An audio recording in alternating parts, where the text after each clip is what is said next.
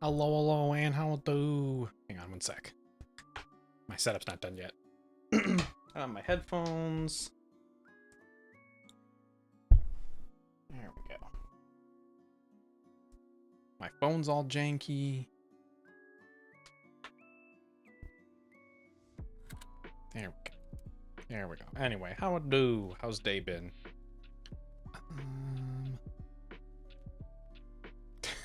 I can hear Iron Mouse sounds in the other room. Make sure everything's going okay. I didn't have a chance to like actually do a quick run sweep. I just finished dinner right before this. Today was meh. Why's that? Still doing your job hunting stuff? There we go. Okay, I think it's all good. My bot's up. My bot is up. Actually, let me make sure that disconnected properly.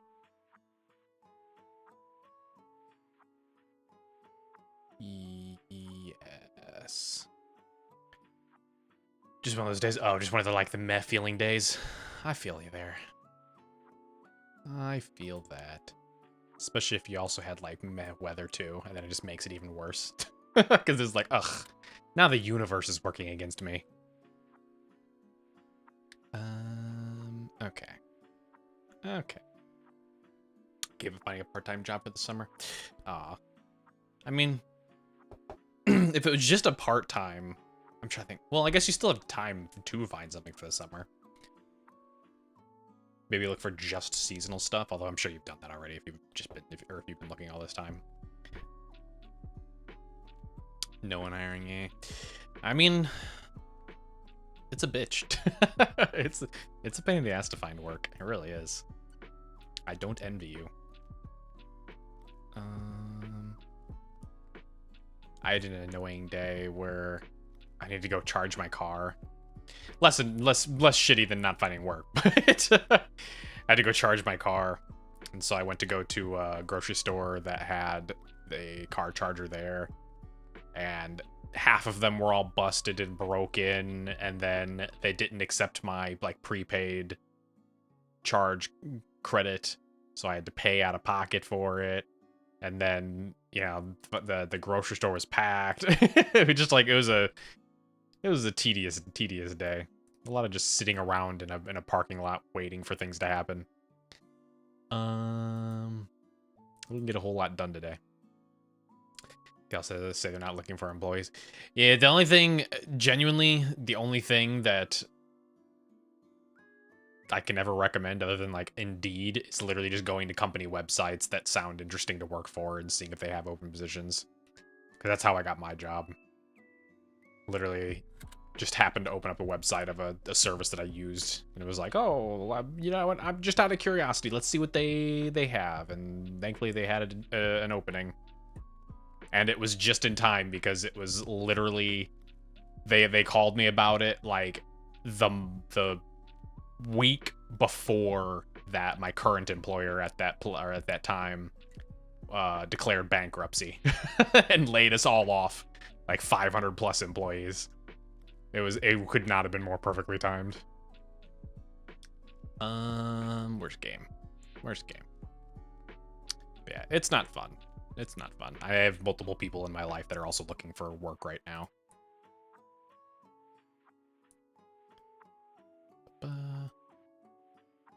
Because, yeah, really, it sucks. Like, Indeed is kind of objectively, like, your best place to find work, but Indeed is frustrating. It's not fun. Let's see. Can I get this to full screen? Alt enter. There we go. That's full screen. Let's see if OBS captures this. It did. Yay. Let's do... Whoa, oh my god. Oh, Jesus. Oh god, okay, reset. Oh. That one's fine. Assumption can be changed anytime in the preferences menu. Okay. Resave at any time. Museums don't put their posts on it. Oh, really? That's kind of irritating. I think it'd be like the easiest way to get employees. Ooh, that's loud.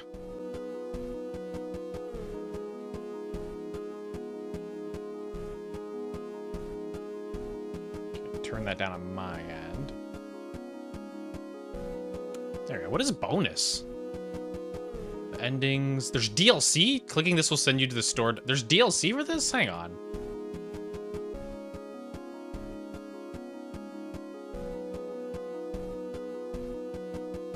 There is.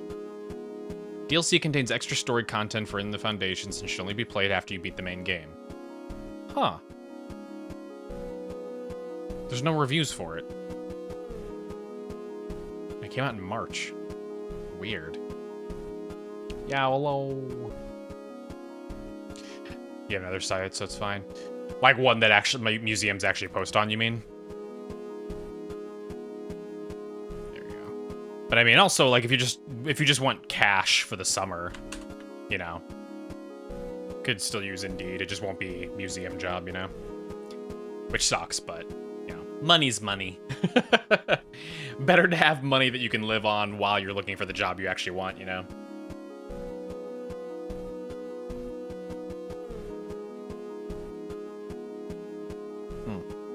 Sorry, I had to finish my juice. Anyway, how do you? How's they been? Okay.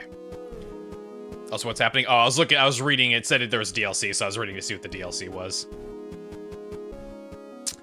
And Anne's lamenting job hunt. Alright, let's do.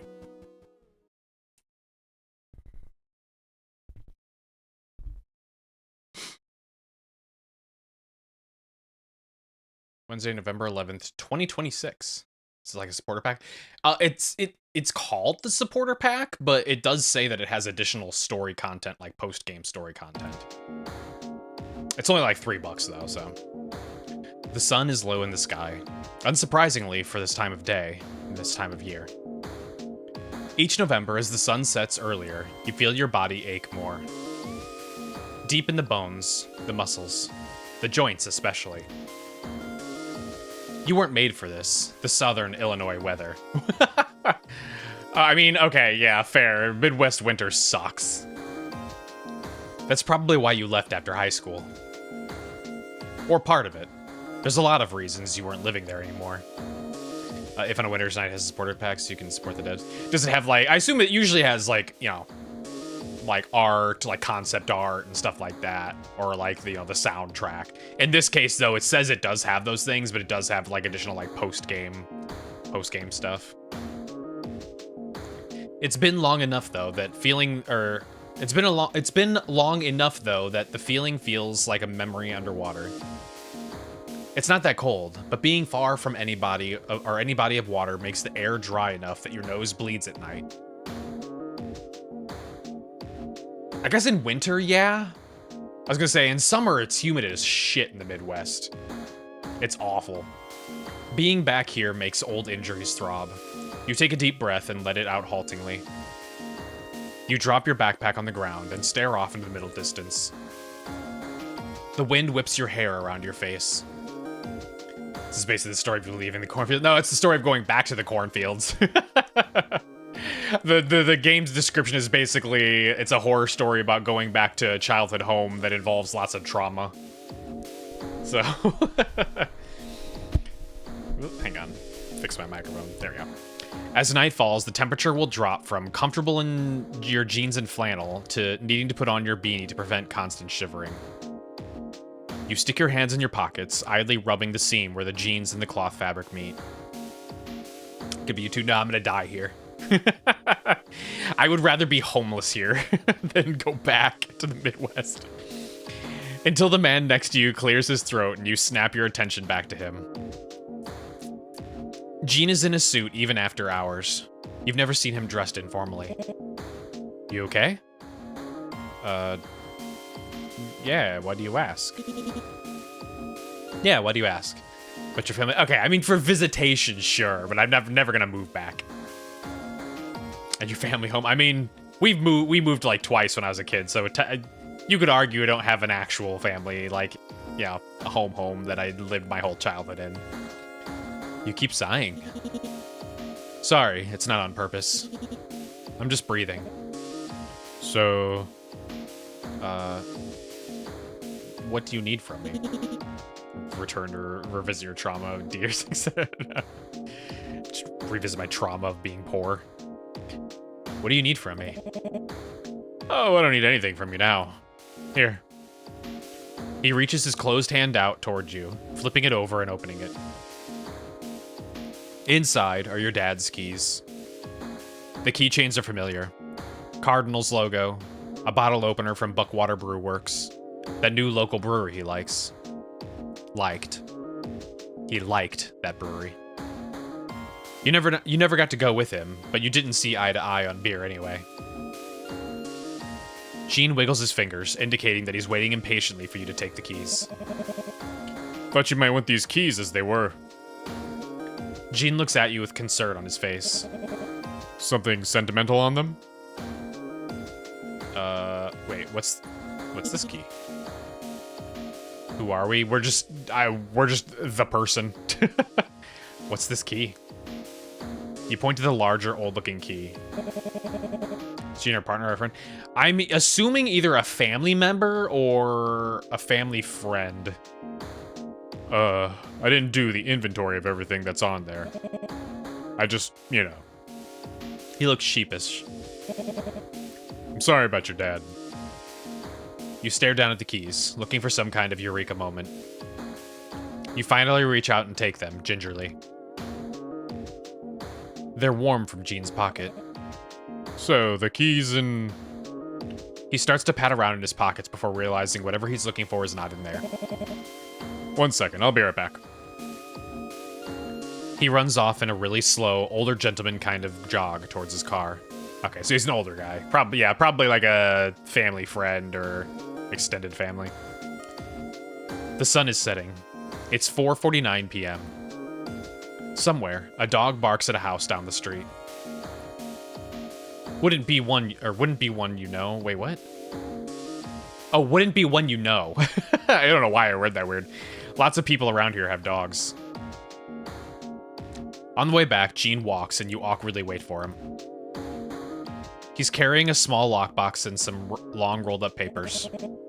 I was asked to give this to you too. Oh yeah, he does seem like he's maybe like the professional. It was in the safe deposit box.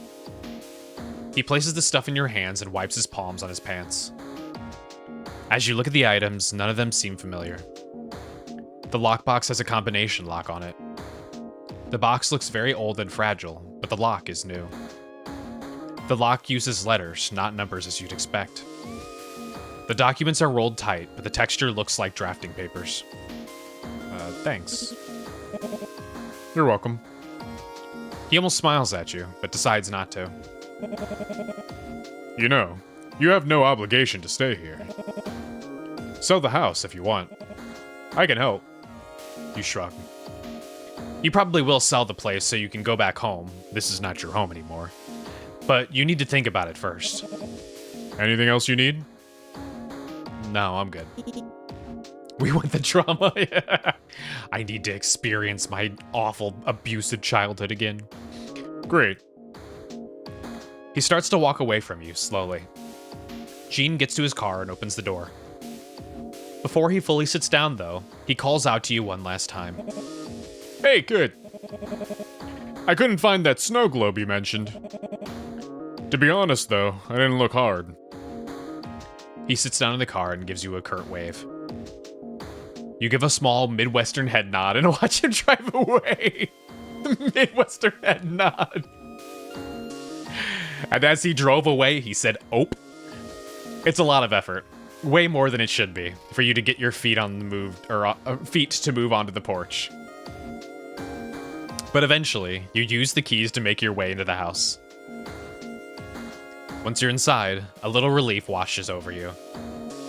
It's short-lived, though. Yo, sounds scary as a place, kinda, yeah. What's a Midwestern head? No, just a... just a little curt... Except if you get into a four-way stop with somebody at like a stop sign and you both pull up to the stop sign at the same time, and then you have to aggressively wave each other on. You're like, fucking go! No, you first! No, you first! Midwest aggressive politeness. It always starts off just like with a simple little wave of the fingers, and then the other person does it to you, and then you do it even more, and then they do it even more, and then you're basically like sticking your hands out the window, waving each other on, and being like, fucking go! You put your backpack in your old bedroom and plan to sleep in there. There's a guest room, but your bedroom is just how it was when you left. You place the lockbox and papers down on the dining room table. You take a good look at the lock. What could the combination be? Swirl the dial around randomly. If only Dad hadn't died so suddenly, you think to yourself for the 20th time. There's a lot of options, though. The dial has the full alphabet on it. For fun, you try your name, but the lock doesn't budge. You'll come back later when you have a better idea of what fate's saddled you with figuring out. Dramatic much? Well, Dad died and now you're here, stuck with the family burden of cleaning out this house and now solving this lockbox mystery. Can I click on that? No, I can't. You stand in the middle of the living room. It feels really dark and gloomy even with the lamp on, so you brave turning on the ceiling light. What's Dad's pet name? You mean our pet name for Dad or Dad's pet name for us? Actually, the overhead light's overwhelming, but it's not enough to shake this feeling. His favorite gun. It's the Colt Bolt Action 46 2G. I don't know what the fuck. I'm just listing off things. Now you go around the house, turning on all the lights. Your stepmom would have been... Oh, wait, a stepmom. Your stepmom would have been pissed at you for doing this, but she's not here. Hydrate. Is the stepmom gonna have been abusive and maybe the dad was like a big pushover? The heat isn't on, and while you don't need it now, you will soon. You find the panel and turn it on. The heat kicking on smells a little like burning, but it's a familiar smell. I am very familiar to that smell. The apartment you live in San Diego doesn't have a system like this. Fucking Jesus! Who willingly goes to San Diego? You don't really need one there, as the weather doesn't have the same extremes. But the smell is almost nostalgic. And this, plus the lights being on, makes you feel more at home. I can smell that smell right now. That smell of burning dust is what it is. It's weird being alone here. What's wrong with San Diego? Expensive. That's what's wrong with it. Fucking, if you come from the Midwest, unless you have like a really nice job, ain't no way you're moving out to San Diego. No fucking way. Your dad was always home when you lived here. Has to be better than this place. I mean, actually, it said it was Illinois. So if it's in Illinois, like, Illinois is a blue state. Like, Illinois has Chicago and all that other kind of stuff, so... Like, you could definitely do worse in the Midwest. He was an early adopter to working at home. It meant that he was always home to help you out, even after Sandra came into the picture. Oh yeah, it sounds like the stepmom is a bitch. Are you sure he actually helped you? Didn't Grandma take care of you most of the time? You guess? Oh, I can tell you, you can do worse. You could be in Kansas, Missouri, Tennessee. There's a lot of options in the Midwest that are not especially amazing. The dining room is always where the last beams of light come in. The window faces west, but there's not much sunset to watch through the trees tonight. You sit at the table and eat the protein bar you bought at the airport. It tastes like chalk, but mint chocolate chip chalk. It's fine. There's a lot worse things happening right now. You've at least heard of Chicago? Yeah, because it's where Michigan takes place. It's where the game Michigan took place. Of course you know where Chicago is.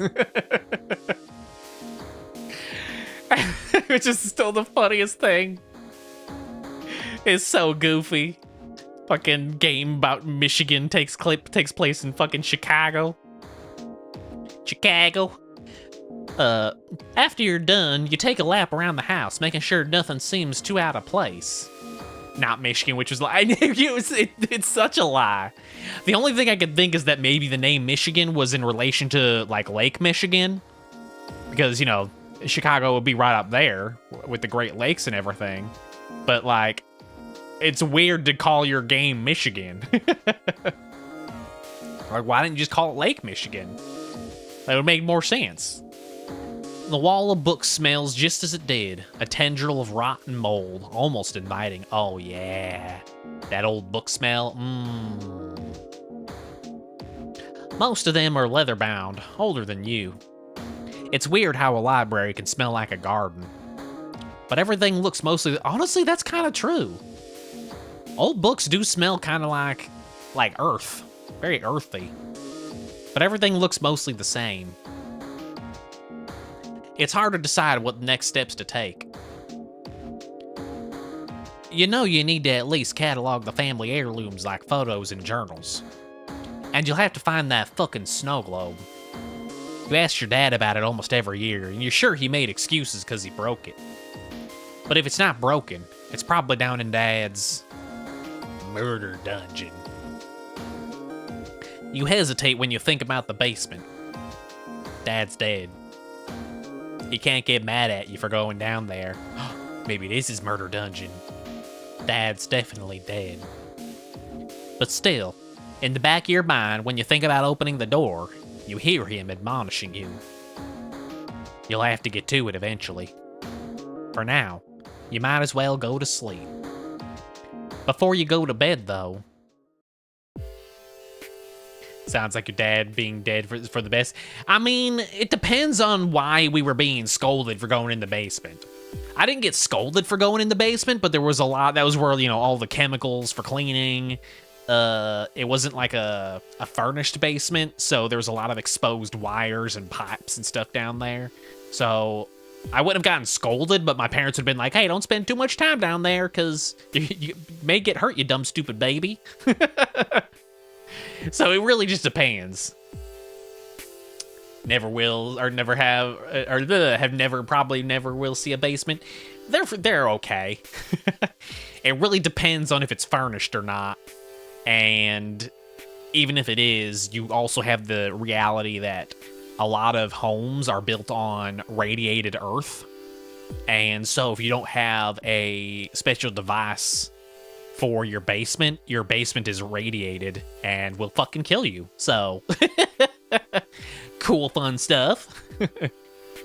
Let's try to open the lock. You stare at the lock and try to force the code to come into your mind. Gotta try something. Was the device? I don't remember what it's called, but yeah, it's just the nature of digging into the earth, like the actual, radiation. The earth itself does have radiation in it in certain areas and certain materials, certain minerals. And so, depending on where your home is built, it may be exposed to some of that natural radiation coming from the earth. So yeah, depending on where your house is built, you would typically have an inspector come by that has to inspect the radiation levels in your basement, and they'll let you know if you need to install this device or whatever. Movies never tell you about that. Yeah, no. Movies always present a basement as like your escape from tornadoes. And usually they always show basements as being like accessible from the outside, like a cellar. But in my experience, it's extremely uncommon to have like a cellar basement. It's usually one built into the actual house. Butts. You put in the combination butts. You pull down on the lock. It stays closed. Damn it. My dad wasn't a child. Maybe you'll figure it out another day. Obviously sent it was the basement, so you saw pretty brave. Well, there you go. I didn't know Canada had basements. Usually basements are put into a house because they're in a tornado area. You decided to get ready for bed. Didn't look like a basement. Yeah, that would mean that theirs is like a fully furnished basement, which is the best kind of basement when it's fully furnished. It's literally just extra space for your house. It's really nice if you can actually get one. For no reason at all, since no one else is here, you close the bathroom door and lock it. They're also way cooler. So, if you're someone like me that gets hot really easily, they're a nice place to be because you're basically guaranteed a cool, cold environment. I always think basements are dark and dank. Sometimes they are. I've had, like I said, we had a unfurnished basement before. But we've also had furnished basements before, so. Furnished all part of the house. I wonder why you guys would have basements in Canada, because you guys don't really get, you guys don't have a tornado alley, right? Like, the entirety of the Midwest is a tornado alley, so it makes sense that, the entirety of the Midwest is full of basements, so. That's why we have basements here. So, I don't know. The soap is still the same Mandarin orange soft soap that was always in the bathroom. You brush your teeth and stare into the mirror. There's a small crack in it that's been there your whole life. You don't have the same definition as a basement? I mean, literally just underground area. Under the first floor, or under the ground floor, I should say, built into the earth. You run your finger across it while trying to breathe slowly. When you spit into the sink, you make sure the water is running. Same here. Yeah. Well, then that's why it's. I wonder. I'm sure there's other uses for basements that I'm not thinking of.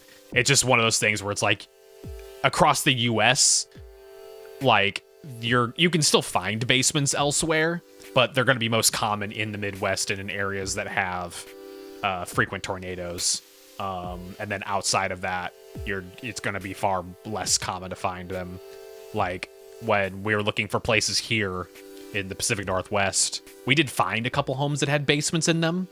But they were very, very old houses, and pretty much all the other ones didn't have basements. The one we just moved into does not have a basement, so I don't know. It's weird. The damn thing used to clog all the time. If enough toothpaste foam got caught at the drain. Washing your face with the water at maximum heat, barely lukewarm, helps you feel more normal. Aren't basements mostly for laundry and sometimes? If you have a basement, it's very common to have your laundry machine down there, but it's not always. The one we had when I was a kid definitely did. In fact, both the houses from my childhood, both of those had the laundry in there. Our laundry now is just in a separate side bathroom off to the on the side of the house. Not on the side of the house, but, a side bathroom. As the water runs down your face, a little gets in your mouth, and it tastes a bit salty.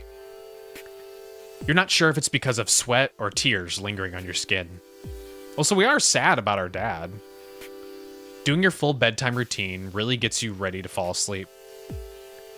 You change in the bathroom with the locked door. You still feel the anticipation someone might knock. Your room is pretty much the same as it's always been. You lie down in the bed and get under the old scratchy covers. You close your eyes and try to sleep. It's quiet. The heater smell has faded away, or you've gotten used to it. But there's still something musty that permeates the vibes. Oh. You start to drift off, but you feel like you hear your dad walking around in the basement. At first, since you're half out of consciousness, it feels comforting. But something snaps in you, and you sit up straight in bed. Nah, fucking get up. You throw your blankets to the side and stand up. It's probably because there's no background noise. Your room doesn't have a television in it and never did. Before moving out, you usually fell asleep to silence. How? How can anyone fall asleep to silence? It drives me nuts. Like, I actively have to have a white noise machine or like a rain machine or something like that in my, like, playing every single night. Or else I can't go to sleep. My brain will hyper focus on any little tiny sound or anything that's happening around the home. The only TV is in the living room. You could go sleep on the couch. It's old and very broken in. It's probably the only option if you want to get a good night's sleep. You walk down the hallway as quietly as possible. Even though no one else is here, you somehow have the itch in the back of your brain that you'll be bothering someone if you turn on the TV. On the way to the couch, you have to pass the basement door. As you walk past, you hesitate. And we need to turn on immersive light. Now I'm green! This is where Dad would always be. You noticed you're breathing heavily. Your eyes feel dry. You try to unclench your hands and your jaw. The door scares you still. Open the door. For some reason, you feel compelled to open the door. After a few deep breaths, you swing the door open. You look down the stairs. It's pitch black. It fucking looks like a monster over here. You feel too nervous to even turn on the light. You listen carefully. Only silence. You force yourself to close the doors and walk past. You walk into the living room. It's a little chilly in this part of the house, but it doesn't bother you much. You lie down on the couch on your back and pull the blanket over yourself. It's one your grandma crocheted. It smells like her still, from what you can remember. Okay, it's such a high standard of living. No wonder horror movies mostly set. We have the exact same thing. Get out of here. Houses like that are just a North American thing. She died so long ago that it feels like most of your memories of her are a blurry mess. Except for her crochet and knitting projects. The TV works, even though it's obviously older than you. Holy shit, oh my god, that's an old TV. Anne's office was drop dead beautiful. I mean, look, I'm not arguing with you on whether or not it's nice. I'm just saying there's plenty of furnished basements here that look nice. You find the remote and turn it on. The room is almost pitch black, but the sound and light helps you relax. There's really only late night reruns to watch. Seen horror movies in American basements. See, that's the thing though. If you have a basement like that, you're just guaranteed to have a horror movie happen. Why wouldn't you make your basement furnished? Because then you're guaranteeing to have a murderer happen in your basement. That's just how it works. That's just how logic works. Any apprehension you still have melts away. Your arm falls off the side of the couch, heavy. You almost feel like you could reach out and touch Scotty. His fur, the warmth. No, we have a dead dog? But he's been gone since before you moved away. The TV doesn't have a sleep timer, so you turn down the volume a little and drift off.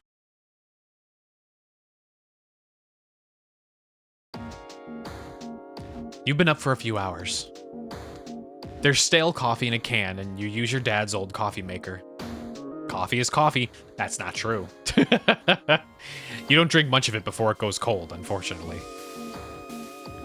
There's two kinds of things in the house that you want to tackle. Family heirlooms, like your dad's journals or the photo albums Grandpa made. And furniture, or things you can sell that don't have a sentimental value. Also, the basement. You'll need to do that eventually. You have no idea where to start with selling stuff, so you turn to the familiar. Let's look through VHS tapes. You look through the VHS tapes that are on the shelf. There's children's movies and stuff. You want to play them, but there's no reason. You also find a lot of recordings your dad and grandpa made. Basements that don't have windows always feel less welcoming. Yeah, they feel like kind of... Even a furnished basement without windows feels a little claustrophobic, right? At the very least, you want to have those ones that are like the slits, like the like, I don't know, like maybe foot high or foot tall windows that are like way up towards the top of the roof of the basement. At least that. Grandpa loved to record things from the TV. There's some family movies too. That's how I used to watch The Three Stooges when I was a kid. Because my dad taped them all on TV. And then I used to watch them ad nauseum when I was a child. God, I used to love The Three Stooges. The shelf is pretty packed except for a few missing tapes. They're in chronological order. The missing tapes. One is from before you were born and the other is from recent times. You pop in one from your childhood. It's a tape from when your dad was teaching Paige how to ride her bike. Okay, so we got a sister. You were in your late teens. Every time the camera pans over to you, you look sullen and unhappy. And you know why. At this point, you had clearly realized your dad favored this family over you. Oh, stepsister. Oh no. When you needed to learn to ride your bike, he hadn't helped. Your stepmom had tried, but you didn't want her. You wanted dad. And he was too busy in the basement. But for Sandra and Paige, he was deeply involved in homework, driving lessons, birthdays. Oof. Yeah, our dad's a dick. A twinge of jealousy leaps up your neck to the back of your head. It burns. Proud of you. Your dad being proud of you? No. He didn't know enough about you to be proud of shit. There's no way. Was he ever that positive? You turn off the tape and stare at the black screen too long before moving on. Photo albums. When you grab the closest album, you notice it's the most recent one. Dad didn't print out a lot of pictures after the divorce, it seems.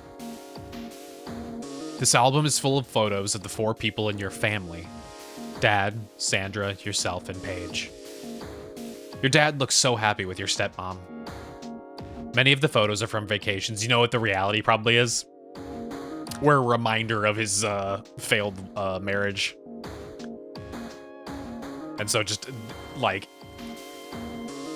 by that very nature, we're kind of just tossed to the side. Your dad was really reclusive for the most part, but did love to go to the beach. Photos from the shore of Savannah, the all-inclusive resort in Honolulu. As you pick up other, older albums, you watch Paige and yourself age in reverse. Tons of photos of Dad holding Paige as a baby, Sandra, pregnant.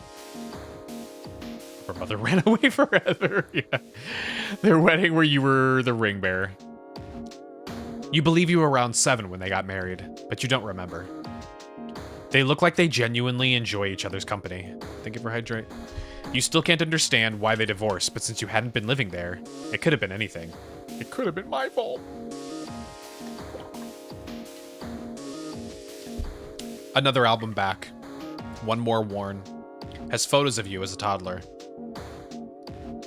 Images of you reading a book, sitting in a laundry basket. Only one photo of you being held as a baby by Dad. He looks detached. He's not smiling in his eyes. They look exhausted. But you keep going back, before you were born. And finally, you find them. Photos of your mom. Something in your heart shatters when you realize you can't remember her name. But you keep looking and flipping the photos over. They're all blank on the back. You believe this is your mom with her parents, but you never met them either. They were also both dead before you can remember. There's no pictures of you with anyone from her family, actually. No photos of you and her. No photos of Dad and her either. Just like she never existed. You stare into her face. You think hard, but it comes to you almost like it's placed there in the back of your mind. Catherine. Almost like you can hear her say it. She looks like you. You bet she wished she could have met you too. You feel a strange jealousy of Paige in all of her photos with her mom. Before you even get to the photos of your grandparents, you already feel overwhelmed. You'll box these up later. God damn. You go to the dining room table and unroll the papers. The papers are blueprints for the house. You don't really know how to read them. They're very fragile, and you hesitate to completely unroll everything. You can tell one of them is the floor you're on. Kitchen, bathroom, bedrooms, and living room. The dining room seems to have been added later, as the house is really old and it's got more modern amenities in it. Really going hard for the end of mental health. What do you mean? There's a second page that looks like the basement. This game is already depressing. Perfect. It's not very big.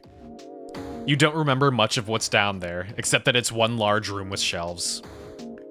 The only time you went down there, that's in your memory still, was tainted by your dad screaming at you. As you poke around, you find a third, much bigger page. It's the oldest page, and is faded so much that that understanding any of the markings isn't possible. At least for you. You're not a blueprintologist. It does look huge though, compared to other sheets. It's possible the scale is different. Maybe Gene will know more about this. Our dad's been fucking up to something. Is there a mean old dad an architect? It must be, yeah. He was doing something with the house. In the foundations. You look down at your watch, and when you realize what time it is, your stomach growls. There's not a lot in the house. Some expired soup, microwave popcorn, animal crackers that your dad used to feed the crows. It's possible there's food downstairs in the basement. Your dad was kind of a prepper, and it got worse after Sandra left. Building a torture dungeon, maybe he murdered his ex-wife. But you want something good, something warm and comforting. Local restaurants are few and far between. The food delivery app on your phone says the one place that will deliver will take over an hour. You remember Gingham's Diner down the street.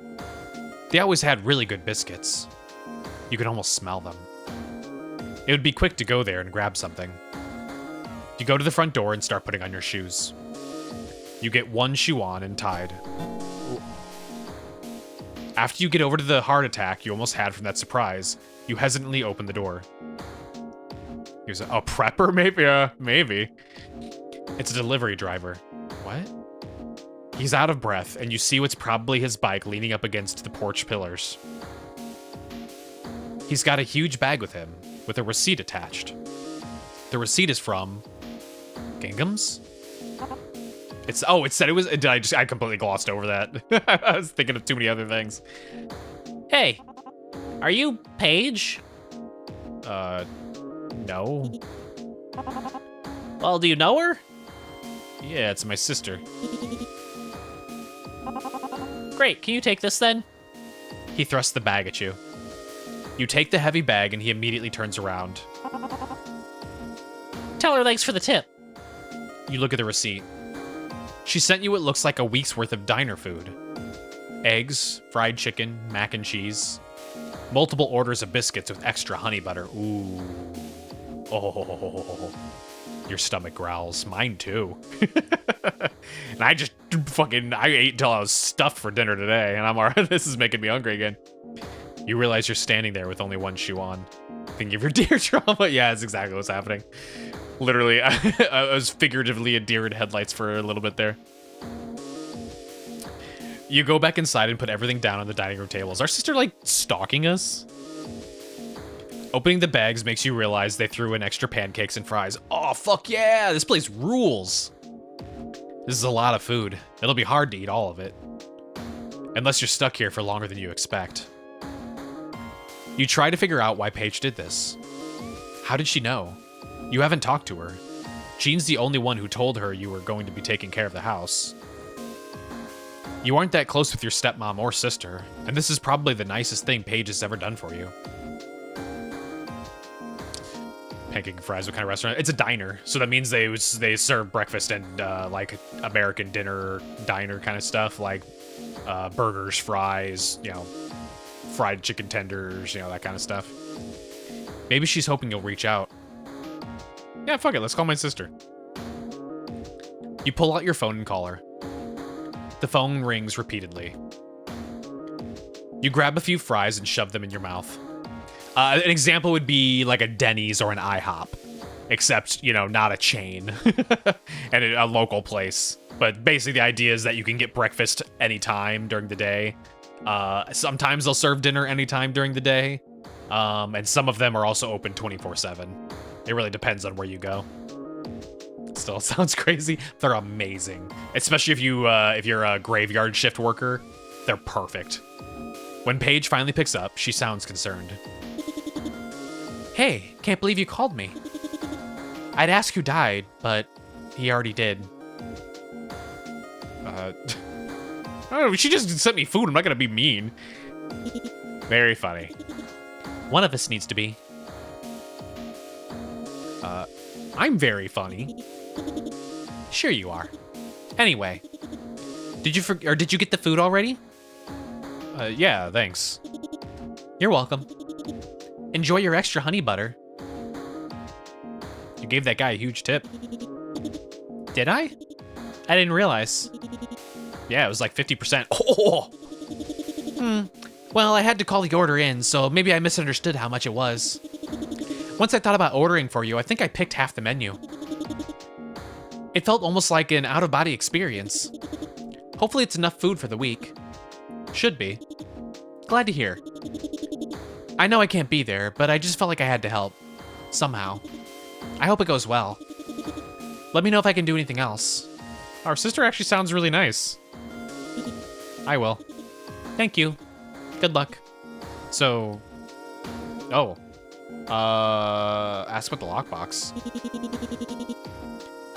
Did you know anything about a lockbox that Dad kept in the safety deposit box? Nah, what's in it? I don't know, I can't open it.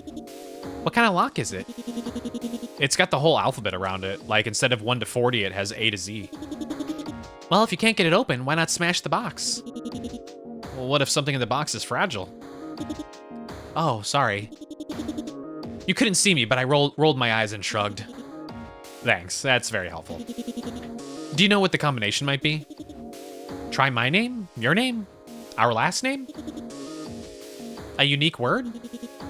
I'll try to figure it out, I guess. Let's put that blueprints. Maybe we have a reason. We'll find out why we could be resentful in our responses, but it seems more like we're resentful that our dad chose a new family over us. Yeah, it could be that our family was actually, like, genuinely, like, the step family was actually genuinely good, but, like, because our dad was ignoring us, we, like, subconsciously, as, you know, as children do, not realize how much we were holding it against the, like, people who were, like, innocent in the whole matter. Hey, do you know anything about the house blueprints? No, why would I? Wait, why do you? They were in the safety deposit box. There's the main floor and basement, but there's a third page that Jean gave me. You sure he didn't just accidentally give you a wrong page? No, this is definitely for the Hoblate house.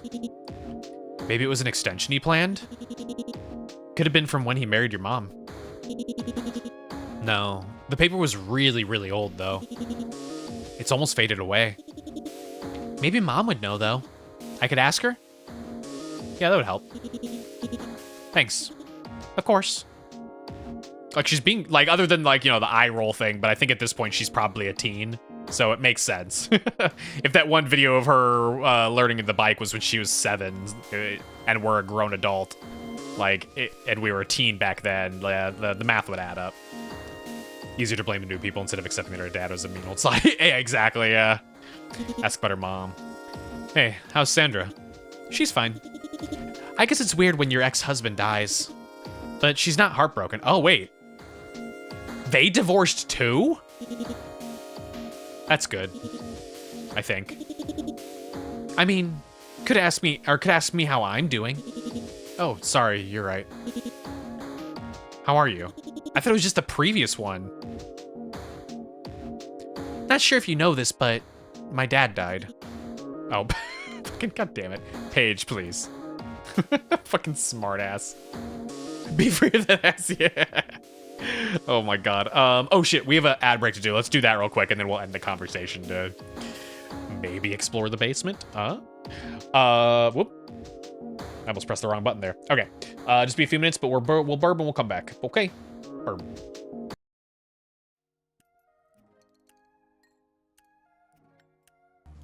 Well, they're broken down. Goodbye.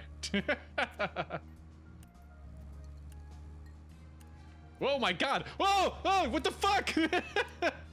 What's going on with all these people? They're dead. Oh my god, they're dead. Hang on, I gotta check on. It's my job. I'm a cop. I gotta check on them. Zach, is there something here that you want to check out? We're supposed to go through Anna Graham's file at the sheriff's office, but if you want to act on a hunch, then I'm with you. It was a ghost car. Spooky. What are they doing?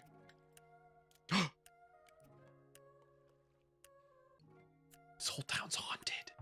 Everyone's ghosts. There's been multiple different other Alien movies, if I'm remembering right. Like, ones that are, like, supposed to be, like, prequels and shit.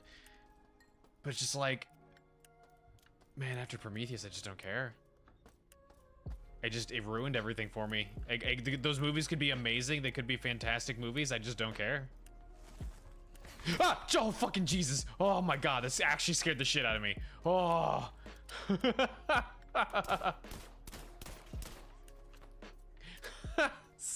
Goddamn robot. Shh, cat, shut up. That's an engine. I fucking can't see shit.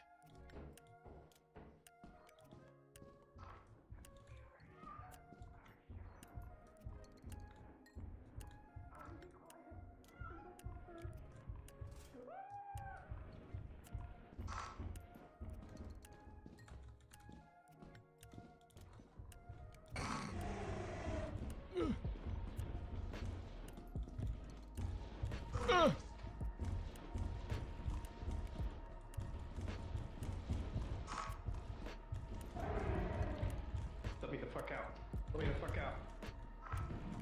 No! No!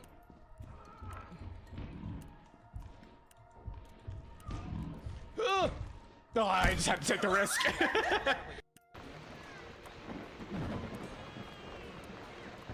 Yes, come my children, save me!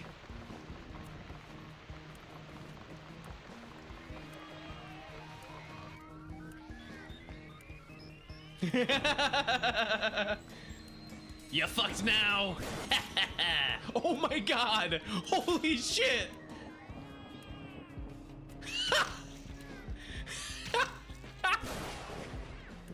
Save Mitzi! Alright, Scoob, how do you feel about being accessory to murder? Just so you know, your fingerprints are all over this screwdriver. We're in this shit together, Scoob. Matters most to me. Okay, bike. I gotta go eat this before it gets cold. Sure, of course. I have to be honest, though. I feel really safe here. I do not.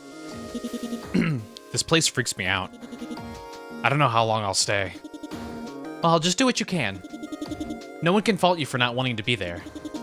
I know it's not typical for us, but call me anytime. You hang up, noticing your stomach already feels a little better. You should really eat a full meal, though. While you eat, you stare at the lockbox. Do you know the combination now? You put the rest of the food in the fridge. There's not much else you'll be able to get done tonight. Might as well try the box again.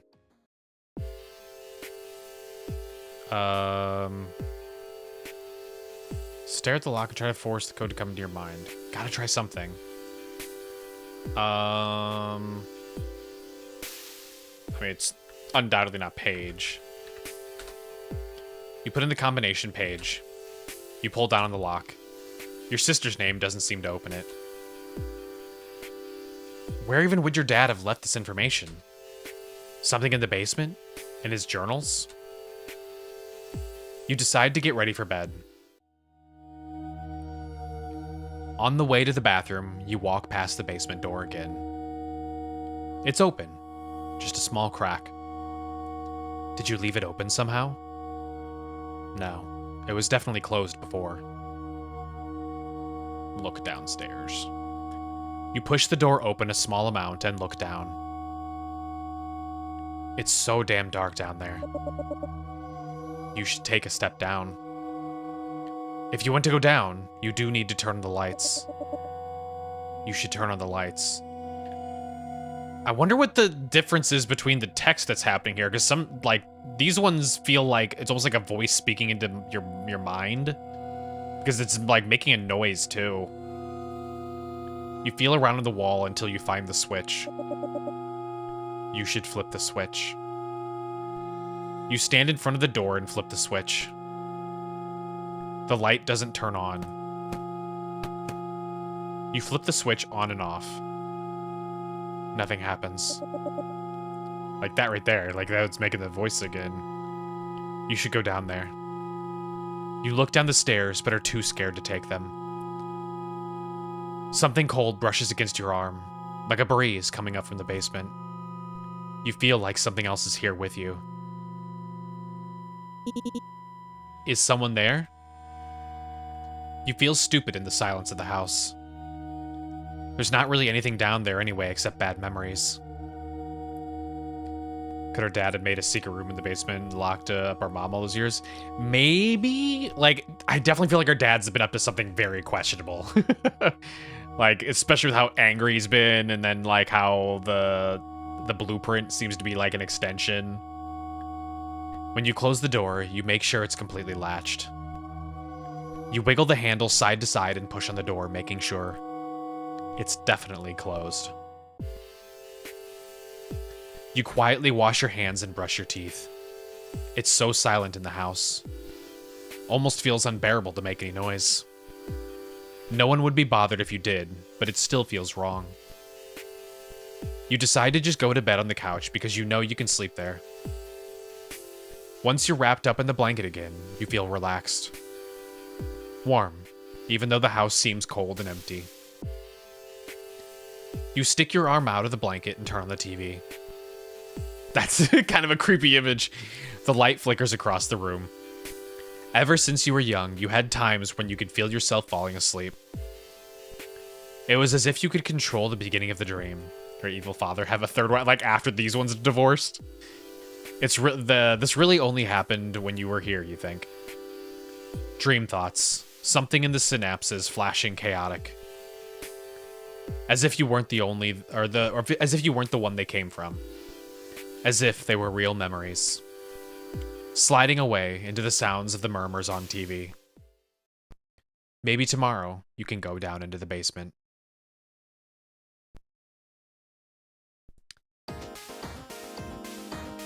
Oh, okay, I was gonna say, it's 11. We're just now getting up. You've been going through your bedroom for a while. You have bags of items for donating, selling, and trashing. It's been weird going through all your old stuff. Friday the 13th. I didn't even notice that. Oh, God. Well, time for shit to happen. Most of it isn't relevant to you, or to the you that you are now. But when an item has a distinct memory tied to it, you take a little longer to ponder it. The nostalgia in the house feels a little stronger today, for sure. You feel more comfortable in the house than you have ever felt ever, even as a kid. You just wish you weren't doing it alone. You fill up another bag and then pull out the last one in the box. You wonder if your dad had more supplies down in the basement. Honestly, this is like the worst part of like a family member passing away, is like having to go through all the stuff. And it just feels really uncomfortable, and then you have to decide what you want to sell or throw away. It's like, this just feels weird. Like selling and tossing away other people's possessions. Or like things that like are like childhood mementos and stuff like that. Have you done it before? Yeah. My grandparents passed away like, I don't know, less than a decade ago, and we had to do that. It was weird. You walk to the basement door and try the light again. The light bulb is for sure burnt out. Must be so sad. It's depressing. It's very depressing because my grandparents basically raised me. As much as my grandpa was a horrible racist asshole, you know, he was still one of those like, you know, I'll do anything to protect my family and keep them happy kind of grandpas. So, like, I still have fond memories, but he was still a piece of shit. But it was still depressing. You look through the kitchen and bathroom for light bulbs and can't find any. There's also not a flashlight anywhere that you'd expect. You would prefer to get the light working anyway. You need to go to the local dollar store to grab more bags. Might as well get bulbs too. Let's go to a Daiso. As you're putting on your shoes, you don't really want to leave. But you know you also need to get to the basement, so you go. Grandmother who raised you is not perfect. She's still the only truly maternal figure you had. Yeah, it's hard to not look past the shitty parts because of like the like fond memories or like any of the like familial memory bonds that you had. The dollar store is the biggest store here since the big box chain closed. As you're walking through the battery aisle, an older man walks towards you. He seems vaguely familiar. You try to look away, but he stands in the middle, in your way. Hey, you're Mark's kid, right? Lots of Marks in the world. The old man grunts. Mark Hoblite. You poor kid. What a shock that he passed so young. I mean, he didn't take good care of himself. You going to sell that house? Straight to the point. It's been in your family since I was a kid. I'm gonna clear it up before I decide. Good thing you weren't, as your grandfather was racist and did not had any of those same beliefs, though. No, not at all. Even as a kid, I knew he was like that because he would always complain about the neighbors who were very much minorities. I don't remember what kind, like what their ethnicity was, but I have very early, vivid memories of him bitching and complaining about them making like minor noises and stuff like that. There's gonna be a lot of nice antiques in there, huh? How about I come by tomorrow and take a look? I'm pretty busy. Oh, I won't be a bother.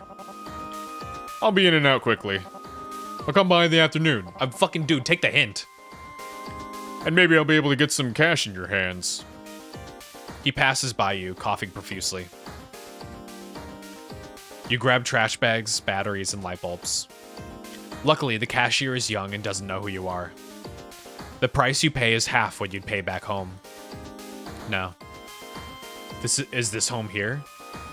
I mean, yeah. A dollar store in California probably is more like a $3 store or a $4 store, like, honestly. It's an easy mark because we're young and innocent, yeah. I mean, we're not really that young. I guarantee you we have to be like in our mid to late 20s at this point. Back at the house, you set everything down on the desk and rip open the light bulb box. All of the current bulbs must be the old style ones. No idea where Dad bought them. It's possible he has a stockpile in the basement. You'll find out soon. Before you go down, you stop to eat some of the leftovers. The microwave doesn't have a turntable, so you have to rotate the food manually. It's hard to take more than a few bites because you know what you have to do next. Basement. Refuse to take no for an answer. He's a dickhead. Deep breaths. First, you make sure the light switch is off.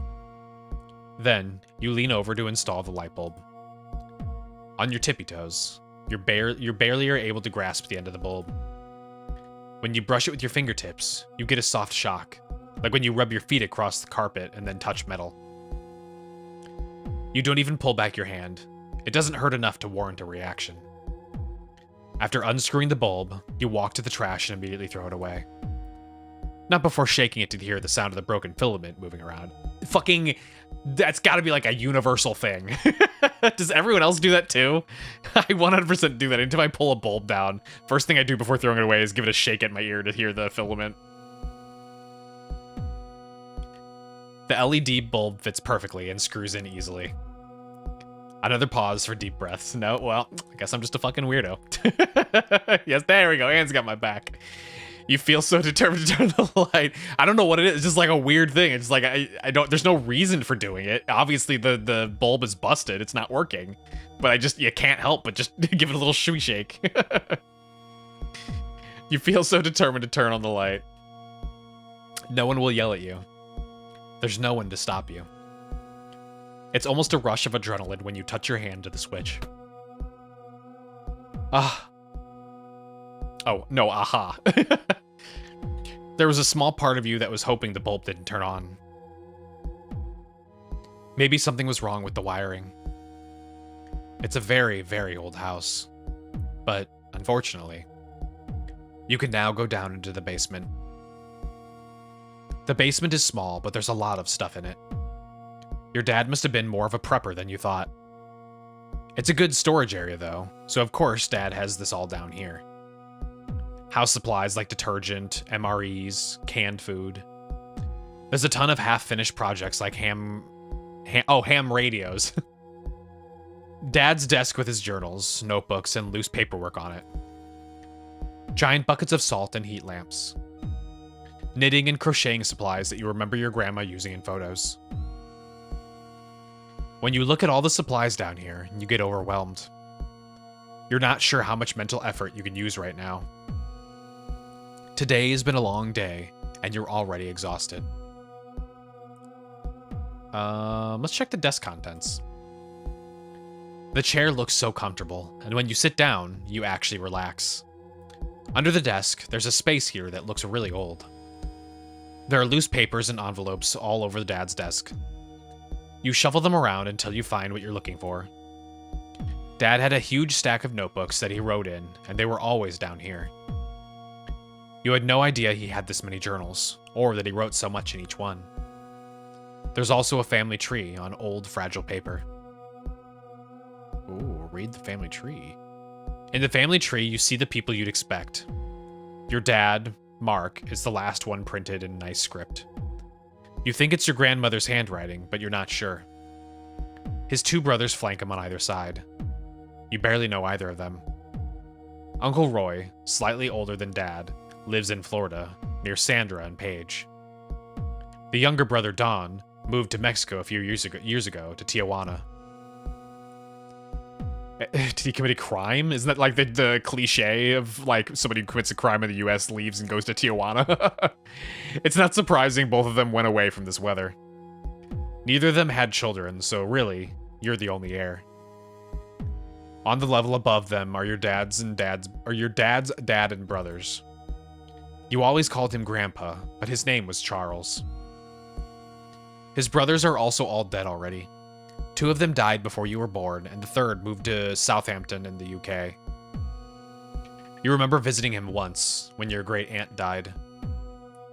Only your grandpa and grandma went with you. There was a lot of tension between the men. You could tell, even at your young age, that they couldn't look each other in the eyes. And then above them, your great-grandfather. You never met him. He died before you were born. But you've seen tons of photos of him. The family tree doesn't go farther back than Roger Hoblite. It's really weird. The family name seems to have originated with him. Almost as if Roger wanted to start over.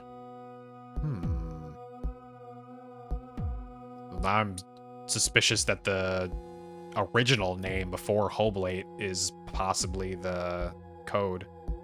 Beneath your dad's name, there's 2 lines. One leads over to your stepmom and down to Paige. Their names were written sloppily, likely by your dad. On the other side, the same handwriting says your name.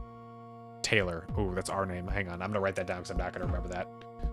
Fuck, I don't have any notes. I'm gonna put it on my phone. I haven't unpacked all the boxes yet. Taylor. Whoop, that's not how you spell Taylor. Taylor. Fuck, that's not how you spell Taylor either. Taylor.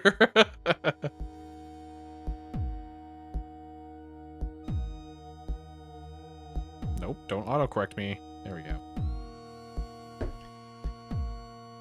It's linked to the name Catherine, which is linked to your dad's with a dotted line symbolizing marriage. Also Catherine, because I don't know how often we're going to bring up her name. There we go.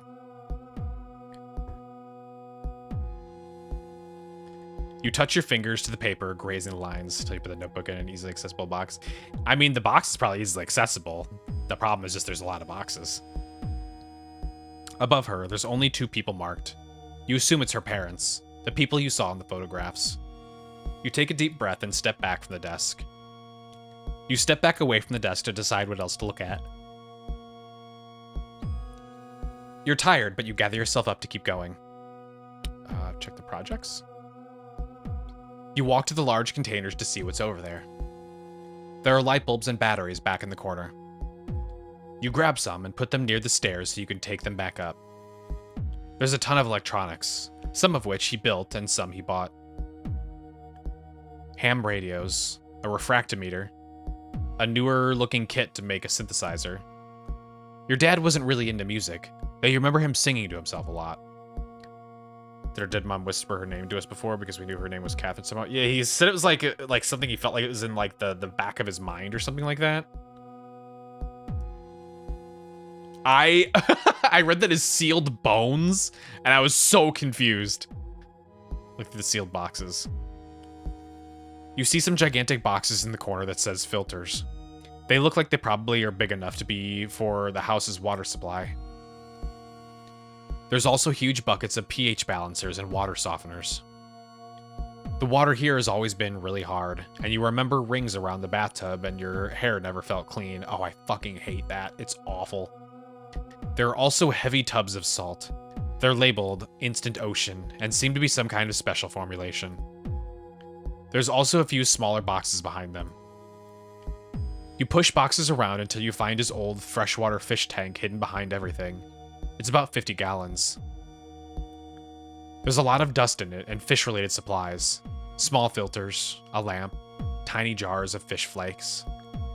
You remember naming one of his goldfish Speckles back in the day, but that was at least 15 years ago. There's still more to look at here. You know there's enough in the basement that it will take you days to cover. You step back into the center of the room, wanting to look through as much as you can.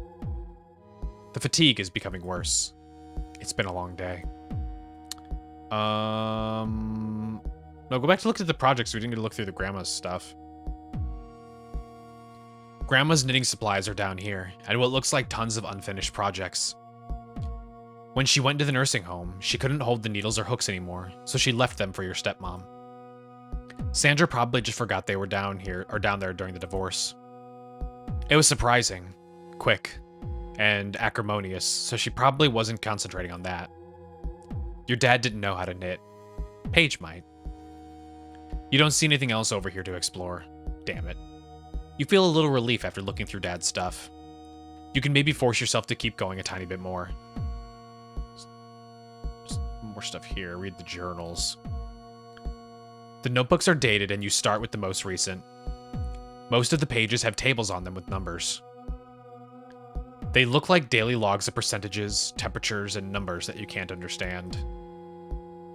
Just Sandra, she wants his stuff. I'm assuming he's grabbing stuff and throwing them into boxes to either, like, hand off to people or, like, some to sell, so... One would assume he would just hand off any of the stuff that was meant for her. The temperatures look like they fluctuate between 76 and 80 degrees, which means it's not the weather. One of the columns seems to track something called SG, but you don't know what that is. It's written once a week and seems to also hover around the same number. SG. 1.023 to 1.029. There's also a stat signifying pounds? Or LBs. Counting down to 0 and then starting over again at 60. Once it hits 0, your dad would make a check mark. There's also some dollar amounts, but you're not sure what it means. The notebook also includes pages of actual journal entries. It feels a little invasive, but you read a few of them. Oh, 2016. Oh god, yeah, this is literally 10 years ago. It's extremely cold this winter. I've spent a lot more money than usual heating this place. Paige has also been trying to come down here a lot. I don't know if she was just bored over her school break, but it's hard to tell her no. Sandra keeps her away. Sandra hasn't ever asked questions, thankfully, but she's been asking to sell the house since Taylor left. As we get older, I'm running out of excuses. Yet, I can't go. That's so suspicious. It's getting too hard to do this. I keep hiding. Even though I need to do it, the undertaking is too much. What the fuck? But to hand it over, I need to get them out of here. I know it's going to take a while to get Sandra to leave. She loves me too much to just agree to a divorce. Honestly, my body hurts. Taking the supplies up and down the stairs, I'm just trying to stay prepared. What the fuck? What was he up to? It feels too personal, reading your dad's thoughts. You skip forward to one of the later entries in the book. Okay, this is 2020. Yeah, the fact that undertaking was highlighted is concerning, because it could be interpreted multiple different ways. Sandra is gone. Page 2. It was excruciating to be mean to her. I was surprised at how sad I was about it. Not that I thought I wouldn't feel anything, but the last few months alone have felt like torture. I tried to accept that in order to do my family duties, they couldn't be here. What? Everything feels like dust. However, it's my mission to make sure Taylor comes back so I can relieve myself of this secret. What the fuck is going on? You remember your dad asking you over and over to come back home. It felt like he was having a midlife crisis, but you couldn't bring yourself to do it. There's a huge gap there's a huge gap here in entries. You skipped to the final one. Fucker day. I can't get Taylor to come home. I don't know what to do. He's still so mad at me. I need to tell him about the house, about this millstone. But I can't do it over the phone. I almost asked Roy to help with Abby, but I know he'd asked to take the place instead. He doesn't understand why he can't. It's not just a house. It's a contract. I guess I'll just keep trying. What the fuck? Did we join like the fuck? Is our dad part of like the fucking like some weird underground organization? Fucking Freemasons or some shit? There's a huge gap between this entry and now, but the logs still persist. Where boy, yeah. I feel like that was established right away, if I'm remembering. Up until your dad's death, he was marking every day in here. That way, girl's entire time. No. Although Taylor is a like multi-use name. No more personal thoughts though. But who the fuck is Abby? There's still more journals here to read. You step back away from the desk to decide what else to look at. It's hopeless. Your brain feels empty. It's probably a good idea to stop for now. Think of a stretch. Even though you were apprehensive about coming down here, you feel better now. Oh, God. Jesus Christ. I was also thinking for water. Can't get it open.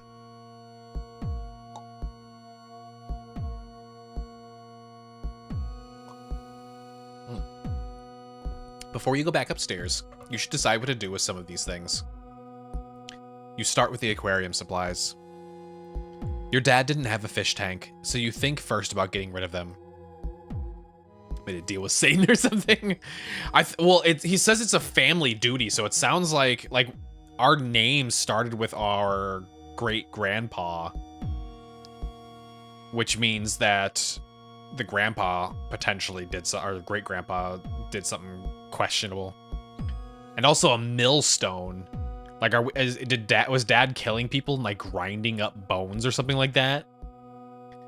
They're not antiques or family heirlooms, so who cares? You should not get rid of anything that's down here. What? Why not, though?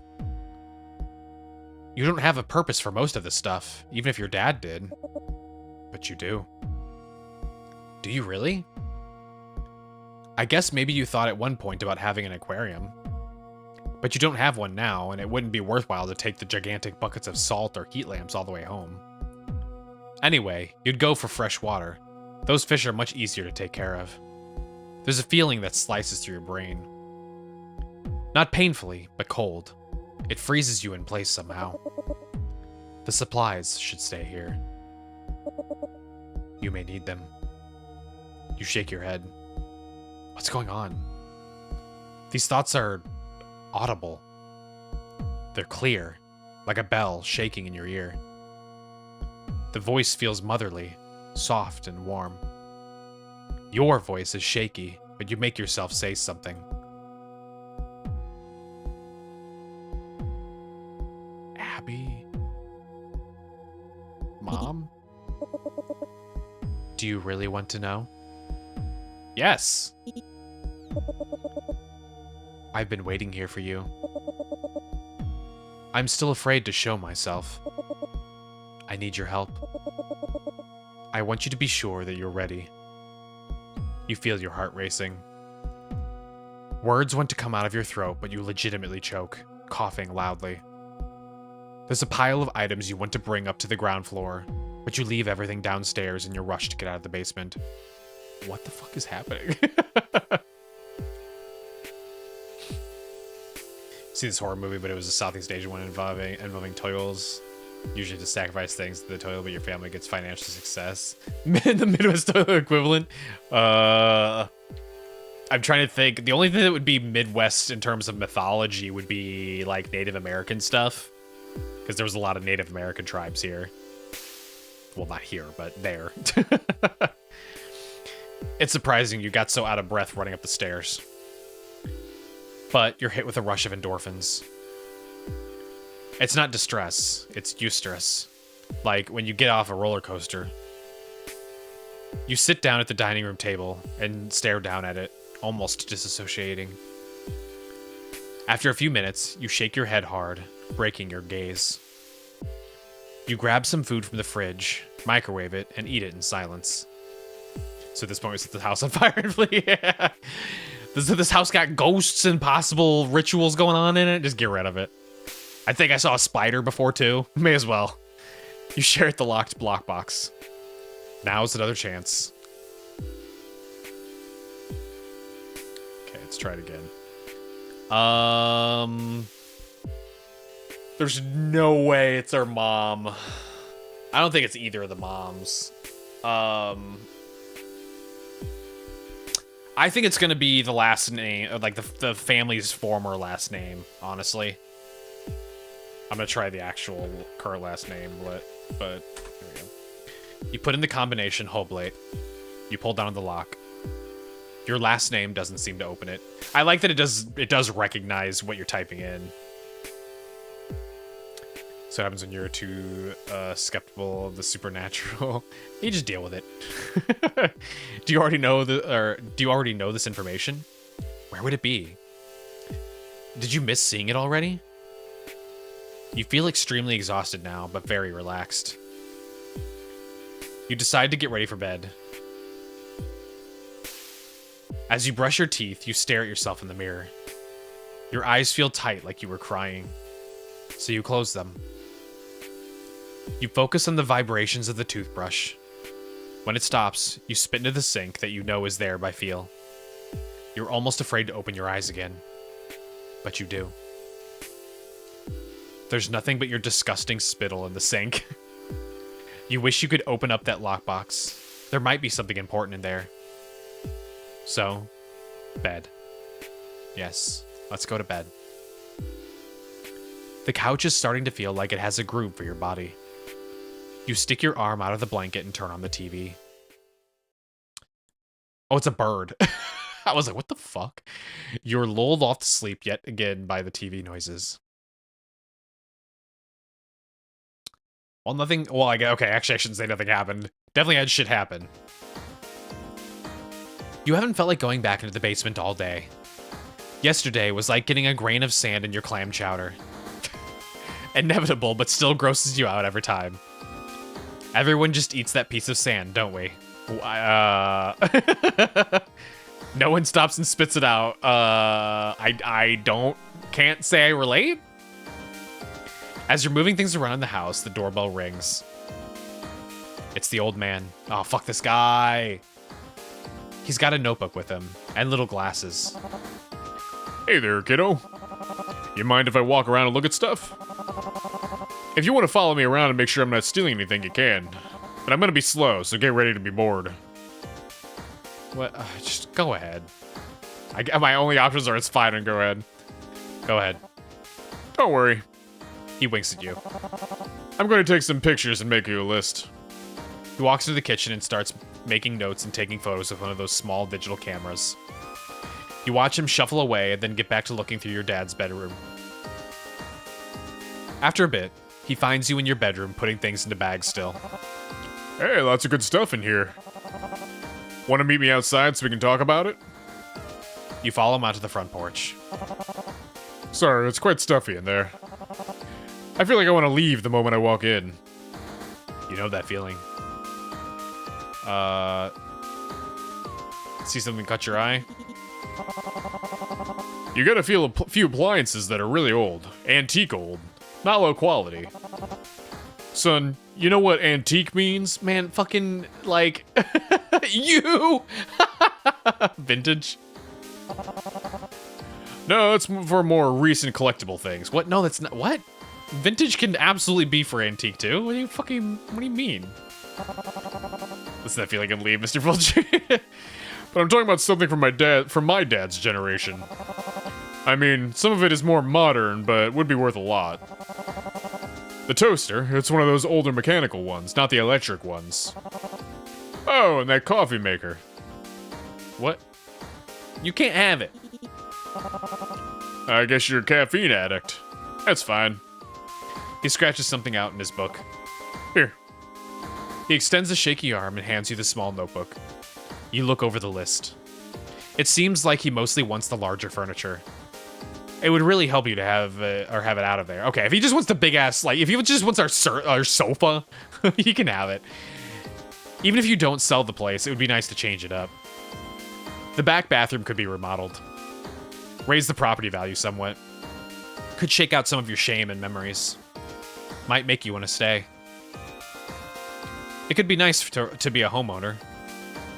I mean, this is 2026. Fucking just put it up on Airbnb or rent it out.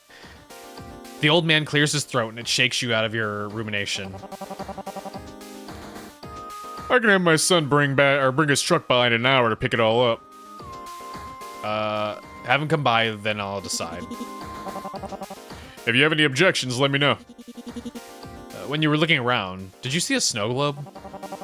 No, but I wasn't particularly looking for one. I'll be right back. I'll get the kid over here so we can carry this for me.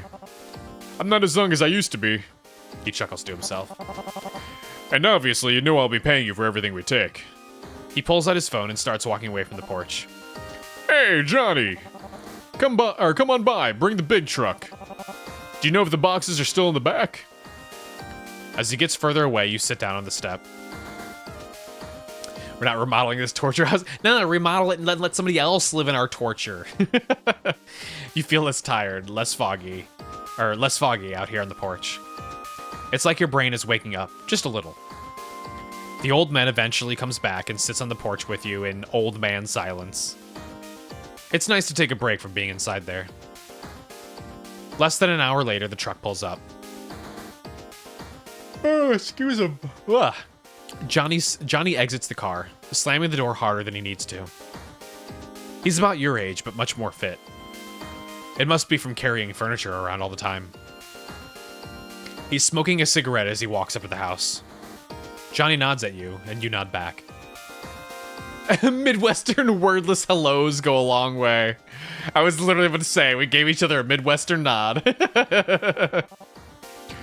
Okay, let's get this going. I'm about ready for a nap. He gets to his feet slowly. You and the old man go back inside first, and Johnny stands outside, finishing his smoke. The old man walks over to the dining room table. It's bringing back fond memory, yeah, of sharing silent nods with everyone, yeah. We should start with this. It's an antique for sure. I could sell it for quite a lot. Oh, why are you yelling so much? Your cut would probably be around 5,000 depending on the bidding. That's, I mean, honestly, wow. Yep. It's from the 1890s from what I can tell. The wood is hand carved and your family has treated it well. When you were a kid, this was the family hangout spot.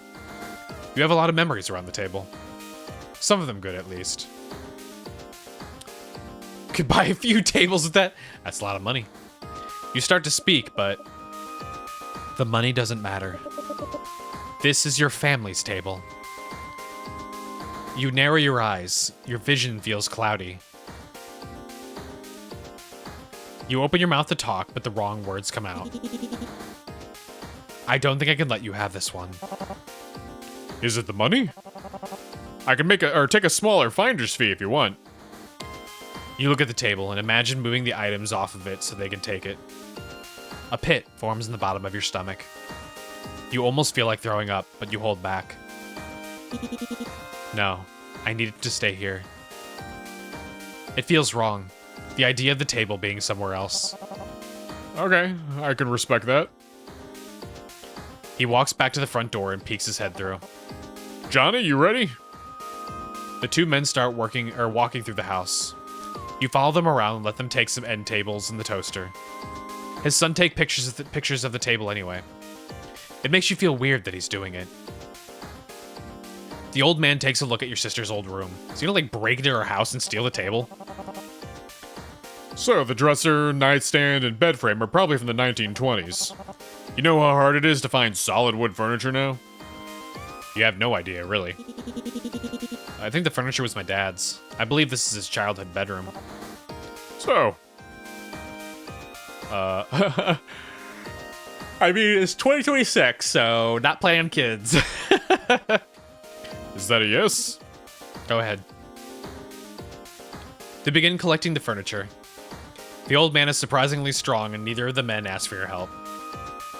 Once the bed frame is out of Paige's room, it feels surprisingly empty. They leave the mattress, and you keep it on the floor. You walk the two men to the door. I'll let you know when the pieces sell. Call me if you change your mind about the table. Johnny, who has said nothing as this whole time, gives you a full, genuine smile as he lights up a cigarette. He walks to the car, and the old man stands staring at you awkwardly. Yeah? His eyes are intensely looking into yours. This is not normal for someone from Illinois to make such direct eye contact, is it not? I've met a lot of people from Illinois, I don't know if that's a thing. But he's not sure if he wants to speak. You can feel it. You okay? He reaches out to shake your hand. You grab his, and the grip is tighter than you expect. But he doesn't look away. He speaks under his breath. Sir, can you say that again? Someone die here? What? What do you mean? Did someone die in this house? I can't remember. Mine's a little less of a steel trap than it was in my mouth. Or in my youth. I just feel something. He continues quietly, barely moving his lips. You can just make out the words. Deep sadness. It wants to be free. Let it out. Why is it there? Or here? He finally looks down. You're not sure how to react. You start by dropping his hand. He turns from you immediately and starts walking briskly away. The old man speaks over his shoulder toward you. Thanks, kiddo. I'll let you know when your items sell. He hops in the passenger seat of the truck and Johnny drives off. Get like half possessed or something? don't know if we should let it out yet. It could be evil. At this point, I think it's like, it's gotta be the mom, right? It's the only thing that makes sense at this point. Once back inside, you stare off into space for minutes before you realize you're doing it. Oh my god, why was I yachty? I'm not even tired. Today's been very productive, but you don't feel tired. Exactly. Or disguising itself as a maybe. Just disassociated. You want to eat, but the roller coaster your stomach has been on over the past few hours makes it seem impossible. The sun is beginning to set. It must be past 5 p.m. You could call your sister to try to get more important information from her. Her memory might be better and she lived here much longer than you did. Or, since you're here, you could just go down to the basement and see if something happens. Now I'm gonna call my sister. You decide to call Paige before you try to communicate with whatever is downstairs. The phone rings twice and she picks up. What's up? She sounds a little concerned. Does she know? Probably has an inkling of our demon, maybe. What do you remember about our dining room table? It's a wood table. I guess it's a medium color wood? It's always been in the dining room. Mom and Dad would force us to have dinner every night at 6 p.m. It's one of the only times I remember Dad actually coming up from the basement regularly. It's worth a lot of money. Yeah, I assume it's really old. She's quiet for a long time. How much? Over 5,000. Could buy a few new tables for that. Or maybe get a second opinion. Maybe it's worth more. Yeah. There's a problem, though. I mean, Dad died. There's a lot of problems. Paige, please. Sorry. I'm serious. Some old man who knew Dad or something came over to buy the table. He offered to take it and sell it at his antique store. Okay. Did he not have a big enough of a truck? He brought his son with their company truck. I wanted to tell him he could take it, but I couldn't. Why not? There's a ghost in the house? Let's not just straight up say that. My mouth would not say the words. I felt something stop me. Like a feeling in your stomach or something? Or like a feeling in your stomach or something? It wasn't me. Could be a spirit or something. The house always gave me unearthly vibes. Maybe. Did I ever tell you about the time I swear I heard Dad talking to someone in the basement when Mom was gone? He's fucking up to something. He talked to himself a lot. No. I heard another voice, though. That's peculiar. There you go again, talking like you're from the 1950s. Who says peculiar like that? I'm sorry you felt weird about the table. It's normal to do things you wouldn't expect when grieving. You gotta try to be nicer to yourself. I'm trying. Remember when Scotty died? Yeah. You didn't want to throw away his collar for a while. I remember I found it in the back of your nightstand. Why were you looking through my nightstand? I think you hid the TV remote or something. Probably. I did manage to give them your old bedroom furniture. Mine? I promise I'll give you half of what it sells it for. Okay, but please ask me if you get rid of anything else from my room. Sure. Yeah, I mean, you definitely should have done that in the first place. Ask about spirits. Did you ever feel like there were spirits in the house? What do you mean? There's something here with me. Do you think it's sinister? Not really. No. But it's talked to me. Talked to you? Like you heard voices? Sounds kind of scary. Let me just a little. Thank you for hydrate. You know, I never had any supernatural experiences there. I don't think Dad believed in ghosts. No, not that I can remember. My mom doesn't. It seems Dad fed it. I mean, again, it could very well be like our mom. Like, our dad murdered our mom here, then her spirit's just lingering around. Like, trying to help us figure out what's going on now. Like, that's my running theory, at least. It's an old house. could have had people die in it before. It's been in our family for a very long time, so maybe. You know, the old man asked me about that.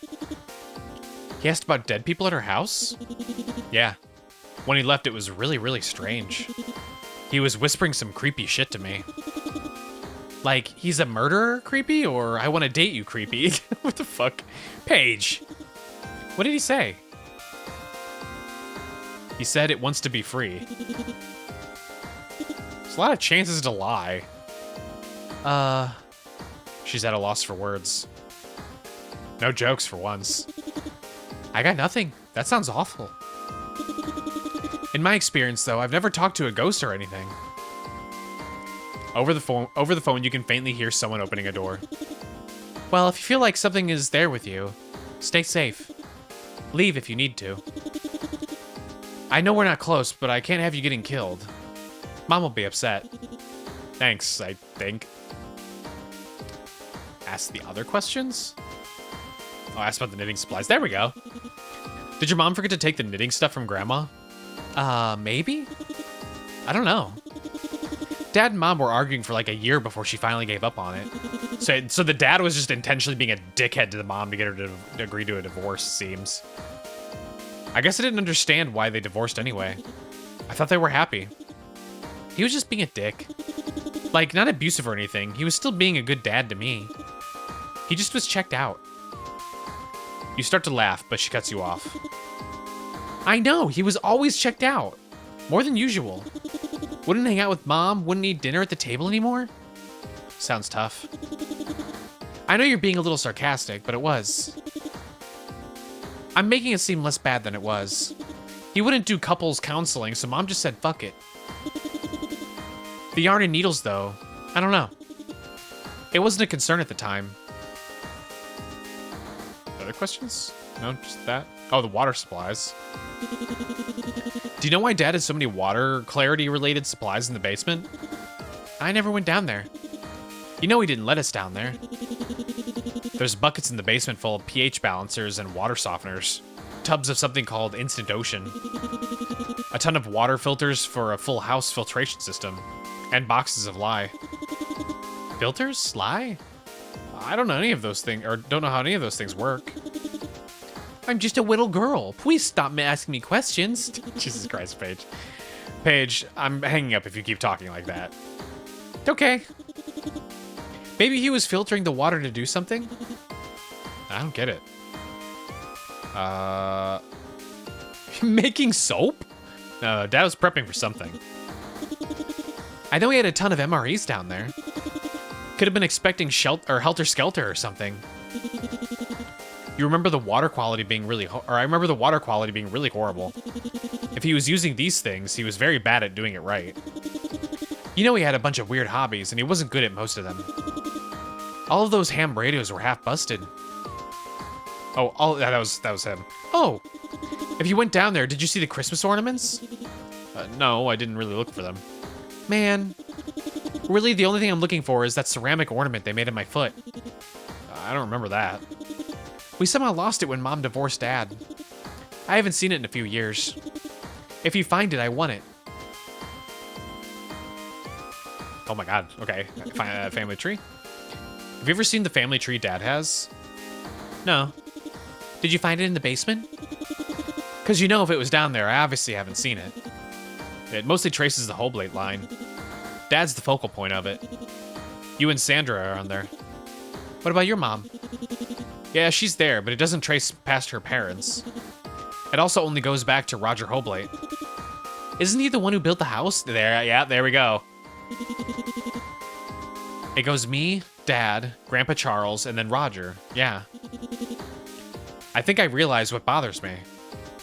A lot? No shit. But also, why is our family spread out so much? Is Hoblate an anagram of something? I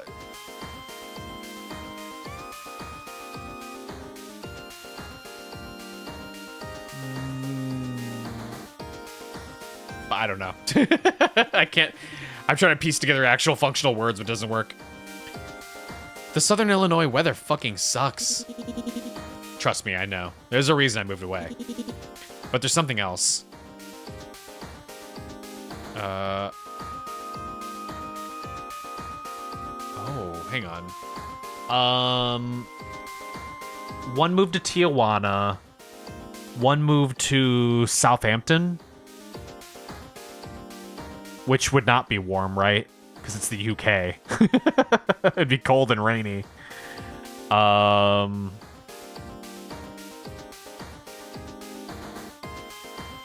Paige and Sandra moved to Florida. I moved to San Diego, so yeah, I guess everyone moves close to water.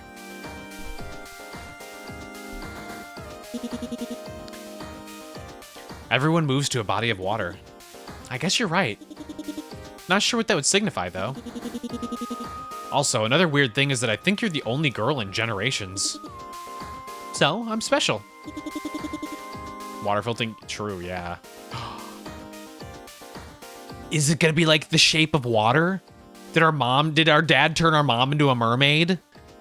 And they fell in love? Because she's a mermaid or whatever. We need to digitize the tree when you get a chance. Sure, I can do that. Abby. Yes, tell me more. Do you remember Abby? Nid's mother? Yeah. No. Do you? No, I don't know an Abby. I found Dad's journals and her name's in there. He said he was trying to get me to come home so I could take over taking care of her. Yeah, I don't remember anyone named Abby. Oh, we can tell him why Dad actually divorced? He also wrote some weird stuff in there about forcing you and Sandra to leave. What do you mean? He had to stop hiding that he had to get you both to leave. Gay? No, I don't think it was that. I don't even remember Dad mentioning anyone named Abby. Like, ever. He also kept talking about things like a contract or a mission. There were logs from every day about temperatures and other numbers that I didn't understand. You've lost me there. I don't know anything. I just thought he was having a midlife crisis, Paige. Well, who the fuck knows? I just don't get it. Maybe Abby was an acronym? Baby?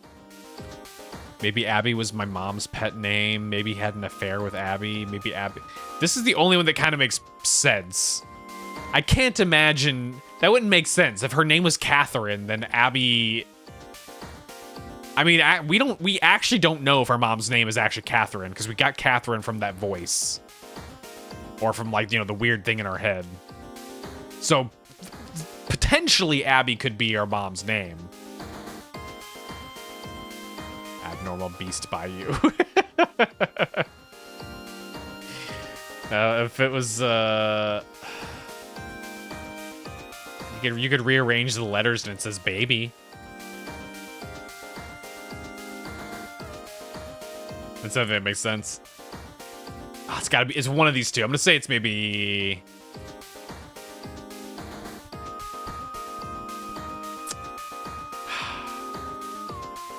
Maybe it's an acronym.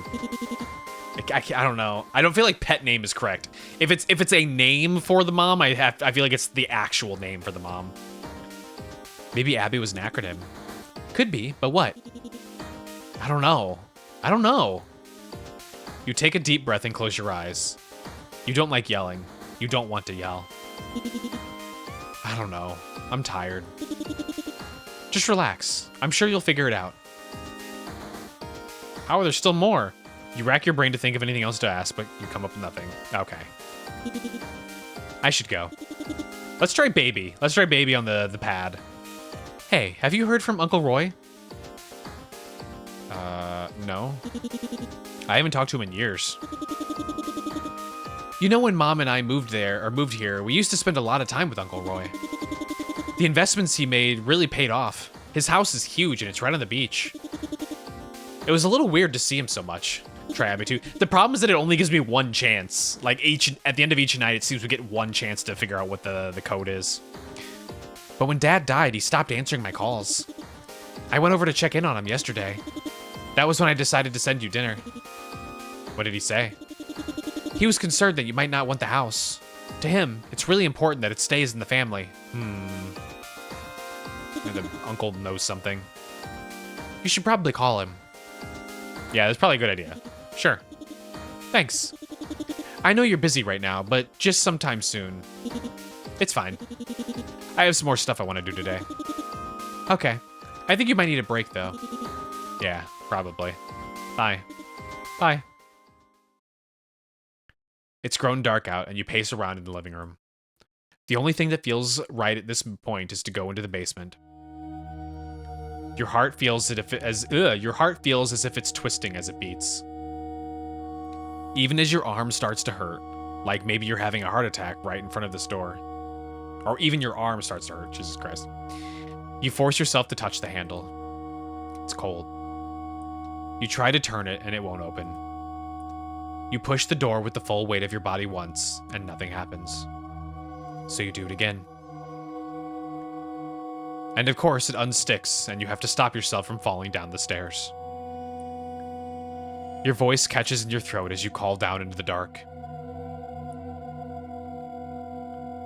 Please speak if you can. Oh, they're actually just straight up the ghost. I'm here, darling. Please, come here. You reach for the switch and flip it. You step down the stairs slowly. The temperature seems to drop dramatically. You wish you had Grandma's blanket from the couch. God damn it. Now we just actually have a ghost story now. Also, we have an ad break, so let's go ahead and do that before we start progressing and start figuring out what the fuck is happening here. So you don't trust it. It's either gonna be dangerous or it's the mom. That's the one of two options I'm willing to accept at this point. But yeah, burb. We'll burb for a few minutes and then come back. Okay, burb.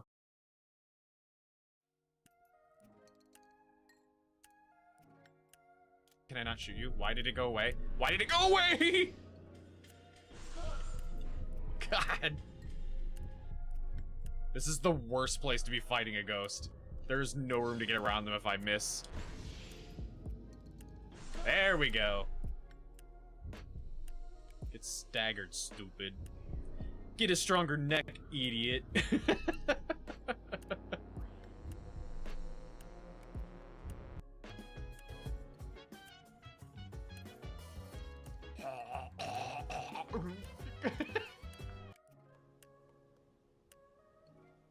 I do like how it looks like very hand painted. Oh, fucking Jesus. Why does this game keep scaring me? It's like a visual novel. Why is it getting so close? So have you decided what you're going to do? Why? What is happening? What is happening? Okay. Okay, one baby I killed. One baby I killed. It was the one baby I pushed into, that was in the cage that I pushed into the flesh pit.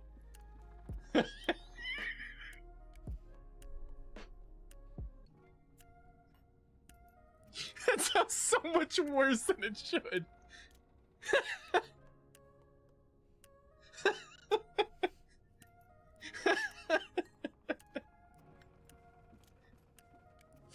Oh my god. Look. Let's see. Some gambling, combat encounter. Sup nerds? Sup nerds? Sup nerds? Hey! Hey! Hey! You wanna fight? You wanna fight?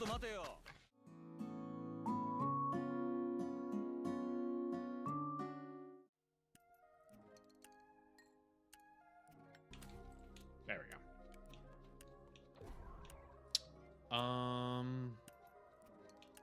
So I need to be a sideways pancake. Uh-oh.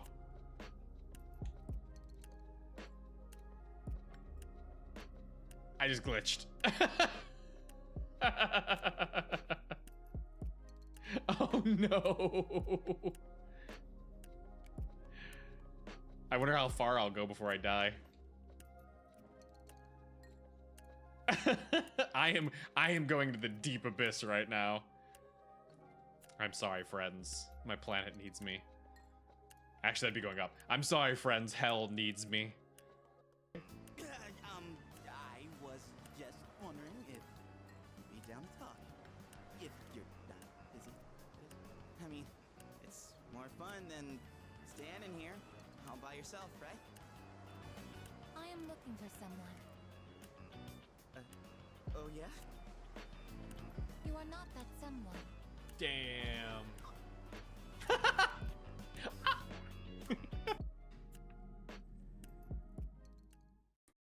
Okay, Blake.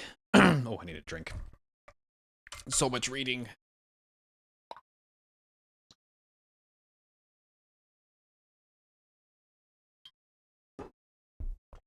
Okay.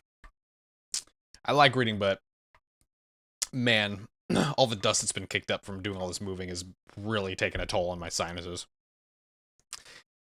I'm liking this game. It's a very well written game. Like it's a pleasant read. I don't know how else to describe it. At the bottom of the stairs, you force yourself to speak out again. Do you have a form? Sounds rough. Yeah, it was already pretty bad when we were packing, but like now also moving into a home that they haven't lived in for several weeks already had like dust settled and stuff like that. So we just added dust to the dust that was already existing. So, do you have form? I do. Oh. It doesn't quite look like our mom. But it also kind of does. I can't really tell. It's a shame that this game is basically unknown. Oh yeah, it's super unknown. I'm trying to remember, hang on. What the... Can I bring the store page up? There's only 14 reviews on Steam. So, yeah, very unknown. You start to see something corporealizing in front of you. It starts out looking like a blob and takes shape. It grows legs, arms, a soft face. Your eyes look back at you. But something is different. A face you've only ever seen in photos before. I mean, my eyes look back at me. I don't know what that meant. Okay, so it is her mom. Mom? It does look like your mom. The mom you never met. You start to feel a heart that climbs up your neck to your scalp. Tried to look up briefly just because I was wondering why I never heard of it and nothing. Yeah, there's only a few people that I've seen play it, and the entire reason I ended up deciding to pick it up is because we raided into Marley a couple times when she was, or well, she's talked about it a couple times, but we raided into her when she was playing it one time, and she was describing it. It sounded really good, so I was like, oh shit, I'll look into this. And I like the 1-bit style or whatever it was too. Could be a shapeshifter and it's taking the face of what most want. It definitely could be, yeah. Especially if it's like imitating the photo that we picked up too, right? Like it could have also seen the photo and just like takes on the image. You breathe faster. The ghost of your mother hangs in the air before you. We have to quiz her, ask her questions only our mom would know. When you move your head from side to side, the shape shifts. But it is unmistakably the woman from the photos. You feel compelled to speak. I need to know. Ask her question. Ask who she is. Who are you? Someone who loves you. Someone who has loved you for years. I have known you since before you were born. But me, I'm afraid to tell you. Okay, so it's not actually our mom. There's no way it can't be. That would be a weird thing for your mother to say to you. You try to focus on her face. Tell me the truth. Are you my mother? Okay, there we go. I do not think so. And yet, she puts her hands over her face.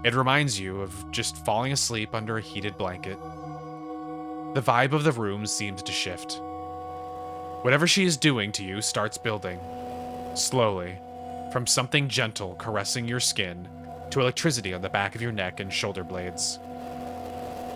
As the tingling travels down your body, it feels like the vines growing, encircling every inch of your arms, legs, and torso. A faint breeze blows and you smell San Diego. Faint, salty air, surf wax, sage. You can hear a hum on a frequency that sounds like blood rushing through your ears, like the static of ocean waves. The feeling takes over your whole body. At this point, your knees grow weak, but you manage to stand and continue to look at her. Time stays at a standstill. You feel your mind unravel with enjoyment for longer than expected. Solace. Refuge. A haven. Slowly, you become more alert again. You feel your toes in your socks, your arms against your sides. It feels exhilarating. Addicting. Aren't you my mom? Where she's not your mom, dude. Can you do that again? No. What did you do to me? Be patient. I will explain. But something's changed. You know deeply in your heart that she will not hurt you. I mean, I don't know deeply in my heart that she will not hurt me. We'll give her a poke. You put your hand out toward her. As your fingertips dip into the vision, you feel nothing. For some reason, you expected it to be cold or wet or humid. But it's just a visual with no form. How is this possible if you felt her touch you before? All right, let's move on. You feel vaguely satisfied in her answers, but you're not sure why. I'm not vaguely satisfied. She also took the face of her body. Yeah, she's literally stealing her mom's face from the photos. Can you trust your ears? Excuse me, your ears, your eyes, your mind. You feel close to hyperventilating. Also, her form shifts every single, like, frame. So it's like genuinely she's taking on the different, like, photos. Something is scratching in the back of your brain. And then she speaks again. You hear her more clearly than ever before. You'd trust her more if she took the face of her dad or someone else we had conflicts with. Oh, yeah. Just it feels less manipulative, you mean? This is not how I wanted this to happen.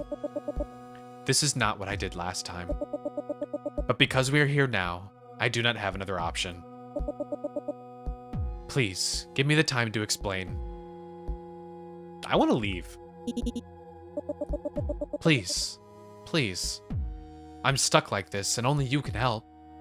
She sounds frantic. Do not abandon me. But you really want to leave. If you do, you won't know the truth. Are you sure? Oh, fucking no. You decide to stay and find out the truth.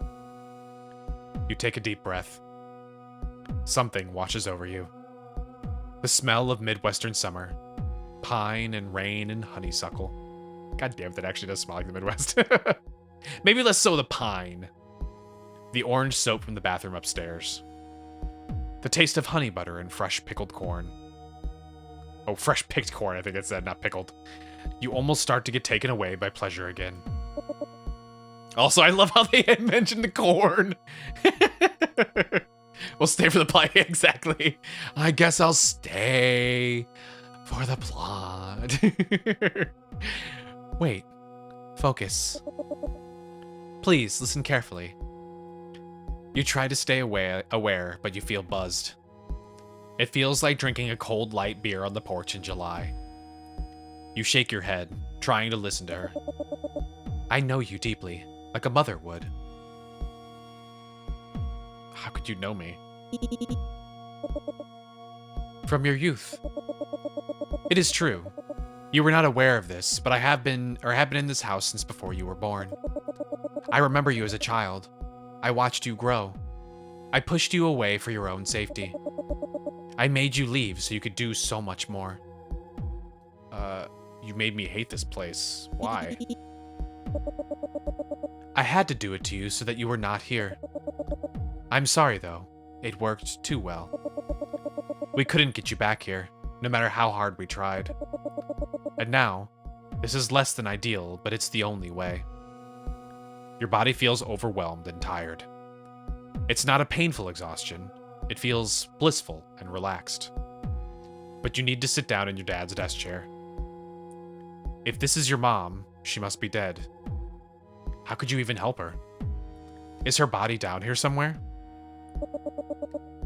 Oh. Yes, it is. And I cannot get out. Those are two different statements, though. Yes, the body is here, but I cannot get out, referring to her. So potentially our mom's body is actually down here, and then this is something else. Wait. I didn't say that out loud. Can you read my mind? It is surprising you did not realize from what I just did to you. That's also questionable. I've had a lot going on the past few days. So if I'm slow to catch on to something, please be nice to me. Before I agree to help you, I need to know something. Abby. Are you Abby? The form swirls more than before, almost in anger. I hate that name. I understand I look like your mother, Catherine. She makes a noise, almost like a sound of pain. Can ghosts feel pain? Unfortunately, I must be honest now. Your mother used to live here, but she has been gone for many years. I have felt no deeper sadness in any person than in your dad when she left. She saw things she should not have seen. Jesus Christ, I can't speak. Did you read all of your dad's journals? Do you know what happened? She knew about me. She should not have known I was here. Your mom rightfully left. When she found out about my suffering, she could not bear it anymore. Your dad would not let her take you. He clung to you, hoping she would return. This is why I assumed he was so afraid to tell you. So why pretend? I knew you would like this form. I know how much you wish wish you knew her, and I hoped you would accept me if you thought I was her. Please forgive me. I could come to you in any form you wanted. Visions like this do not have to look like my body. Where is your body? Are you buried here? Yes, I'm close by. I desperately need you to come to me. No one else can do it. Okay. You sense how pathetic and weak this spirit is. She needs you to come to her aid. You have to help her move on from whatever it is holding her here. You notice now that since you've been talking, her image has been growing softer. What if this is like the fucking Monster House situation? You know, the animated cartoon, the kids movie? Where like the spirit of the dead wife got like buried in the foundations of that home, and then her spirit took over the house, you know, that kind of thing. What if it's a case like that? Like the great grandmother died here and is like trapped in the house. Because like there would be more connection with the great grandfather changing their name. Because that's still very questionable. Like, why did the great grandfather change his name, like the last name, and change the family name to something else? And then that seemingly is when it started the family line of people needing to like take care of this Abby person. It's a demon or something can take on a different shape. Ghosts cannot do that. I mean, it depends on the ghost universe that the author created, I suppose. She's fading from consciousness, and you can't be sure how much longer you can talk to her. Do not worry. I'm not going to surrender into nothingness just yet. I'm growing extremely tired, though. We may need to come back tomorrow to continue on so I can get some rest. Ghosts have hard rules. That's fine. I'm also exhausted. You know hours have passed, and it must be close to midnight. Part of you is still reeling from the revelations you've had tonight. That this ghost, with her powers to make you feel such strong pleasure and comfort, has been in this house since before you were born. Your dad knew, your mom knew, and that's why she left. But who put her here? Who killed this woman? What's up, kitty? Hi. Just heard her wake up and make a meow, and now she's staring intently. What's up? I can see you falling asleep sitting up.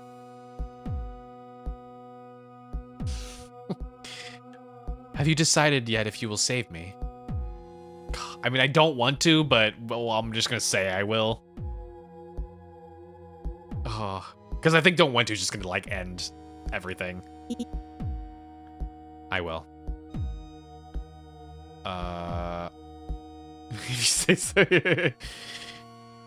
Just not smile and nod and smile and nod. What a sucker. I mean, I'm a sucker for continuing the story. I need something from you first. What is it? No, I don't want that more. I don't want that again. Never mind. She looks at you with a concerned face, or so it seems. Whatever fear she felt at the thoughts in your head is visible in her posture. No, I don't want that. I don't want that though. I thought it was gonna ask for something else. I thought I was gonna be able to be like, hey, what's the code to this this padlock? Once you take care of me, I can give you as much of that as you would like. For now, though, you need to get into the basement. We're in the basement right now. No, my dear. The real basement.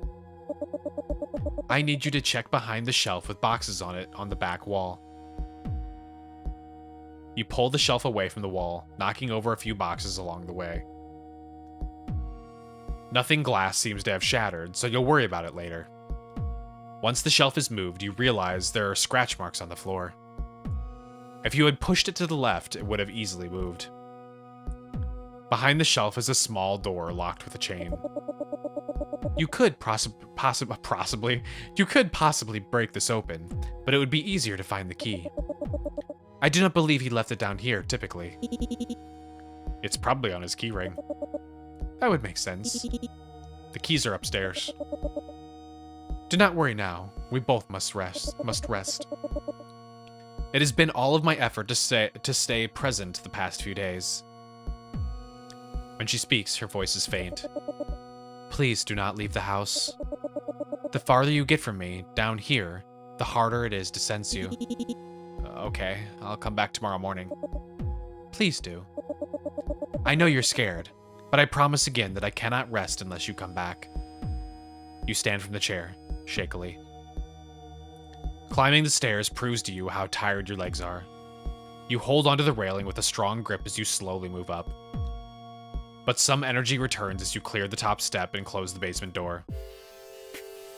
What was she like draining our life force? Like, the further we're getting away from her, the more like stronger we're feeling too. With the door shut, you notice your mind feels sharper than ever. You hadn't noticed that you'd been in a fog the past few days, but looking back, there's been something crawling in your skull, quietly taking over your thoughts. The old man must have felt it too. Whatever she is, she's been infecting your house for years. The thought that you moved away from your family because of her doing. And yet, she's in need of your help. She's so powerful, but yet so weak. You sit down at the dining room table and put your hands on the hardwood. It's cold. In fact, you realize the whole house is cold. Before you get up, you look over at the lockbox. Still unsure of the code, but you might as well try something. Let's try it again. The only thing I can think of right is Abby. Hey, hydrate.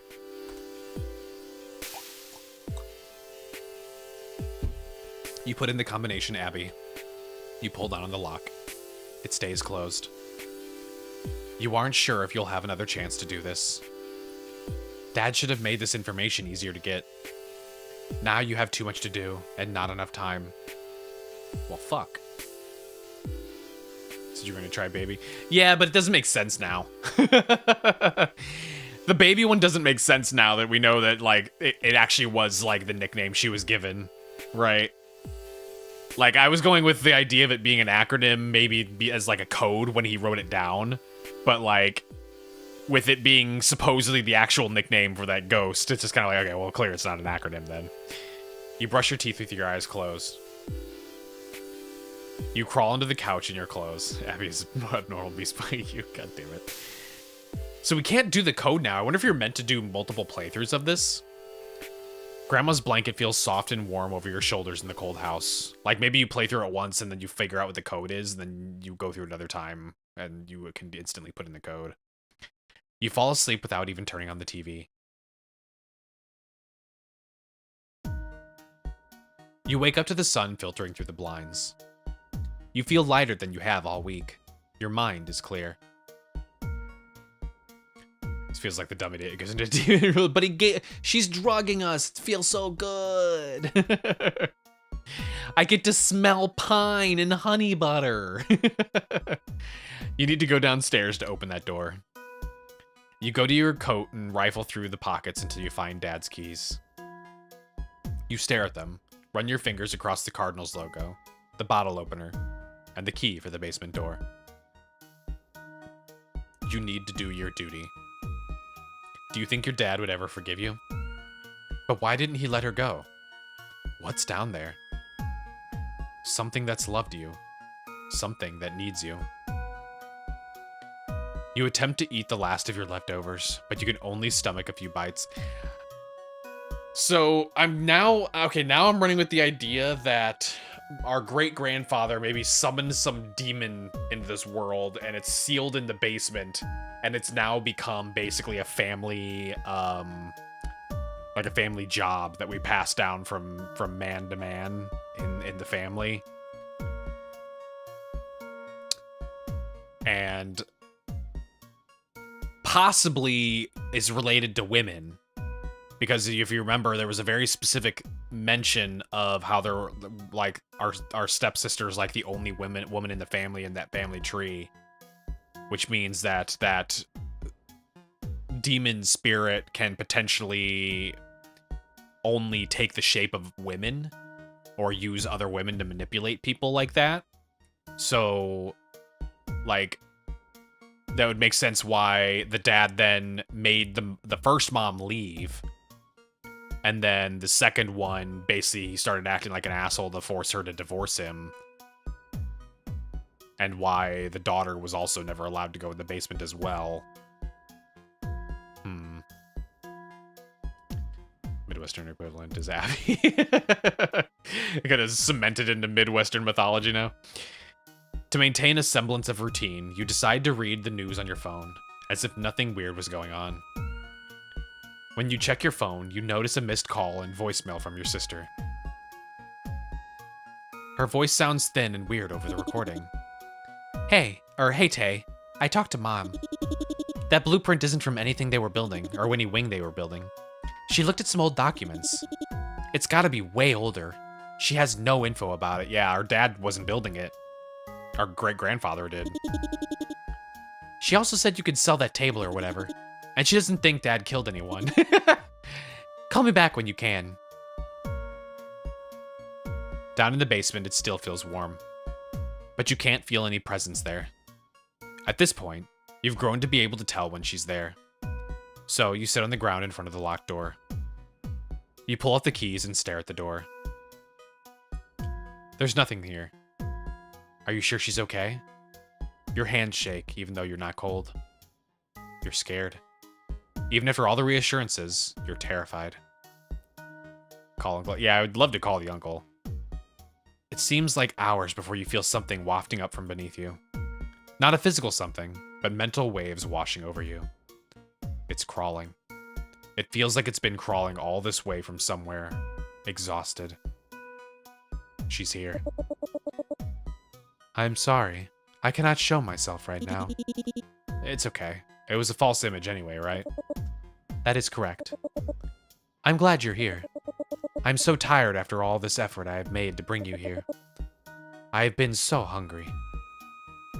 Why is she hungry? Why are you hungry? Please do not be apprehensive. I can feel your reluctance. It was just a slip of the tongue, saying hungry. She's feeding off my life force. But is it true? She doesn't answer you. No one has taken care of me since your father died. It feels like a tendril, like a tentacle, reaches for the keys. We're so fucked here. We're literally walking into our doom right now. It covers your hand and strokes it softly. And then, your fingers curl away, one after another, until your palm is open. Please. You stand up and put the key into the lock, feeling it pop as you turn. The door is fragile and swings open easily. It's dark. Your legs are almost compelled to move. You start to climb down the dark steps. But you know exactly where to place each foot. No fear, no hesitation. I'm skeptical. There are a lot of stairs. They seem to never end. You put your hand along the wall and feel the jagged stones. There's no handrail, but you don't need it. The blueprints must have been for this extension. Eventually, your feet stop. No more steps. At the bottom, your eyes begin to adjust to the light. What the fuck is this fucking Frankenstein-ass test chamber? Hey, is that the snow globe? The room is small. There's a hallway to the left. But keep going, darling. Did her text changed too? It's blue now. Your eyes can't look away from the shelf.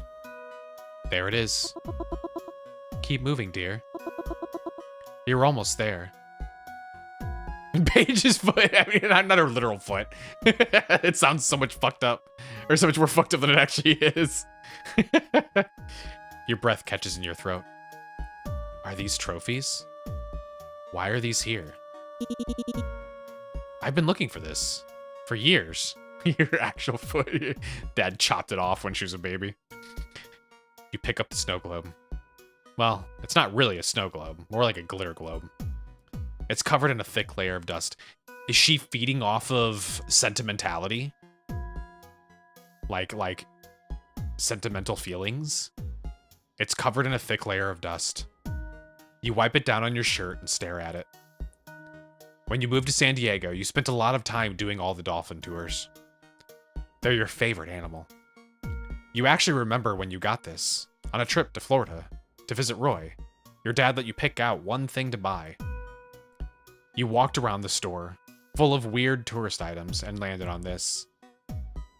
They love suffering. Well, a lot of them will like just feed on just like good memories and stuff like that. You shake it gently. As the glitter falls back down, you feel such a sense of nostalgia. It feels like you'll start dry heaving if you don't put it down. No, hold on to it. Oh, I can't keep it. It's actually just straight up blocked out. Oh. Put it back on the shelf. You gently place it back. It's a Dementor, basically, yeah. As you do, you notice the thick layer of dust on the shelf and make sure you put it back down in the empty circle where it was. Abby controls it now, or controls us now. We haven't let it out yet, but we definitely have began the steps to do so. Like, I think we've entered her actual domain at this point. Taylor? Yeah? Please, keep going. You're almost here. You turn to the hallway and start walking. The air grows humid and warmer. You start sweating, and before you know it, your shirt is wet along the collar. It's not long before you enter a huge room. It smells like the fish market down the street from your apartment. Oh my god, I was joking. Is it actually like some weird mermaid thing? 3 walls are stone and one looks completely black from where you are. There are no more doors. Nowhere else to walk to. The room is empty of most things, but you can hear a low humming, like a vacuum in another room. You find a large trash can against the wall. When you take a look inside, you find empty cans of Spam.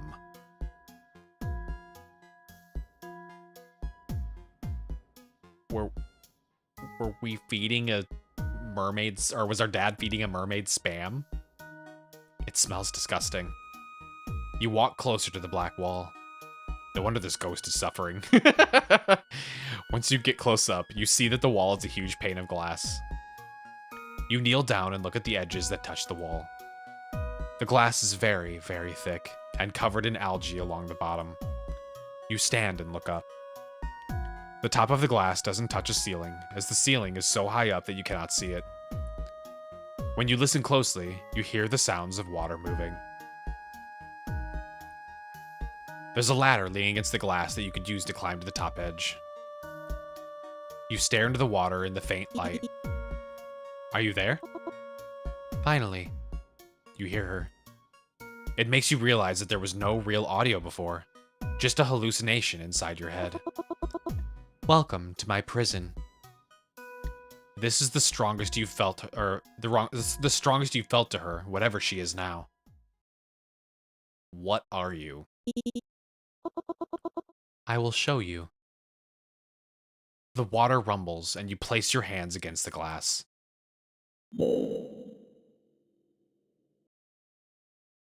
Oh, fuck. You stare at the massive monster. It extends completely in all directions.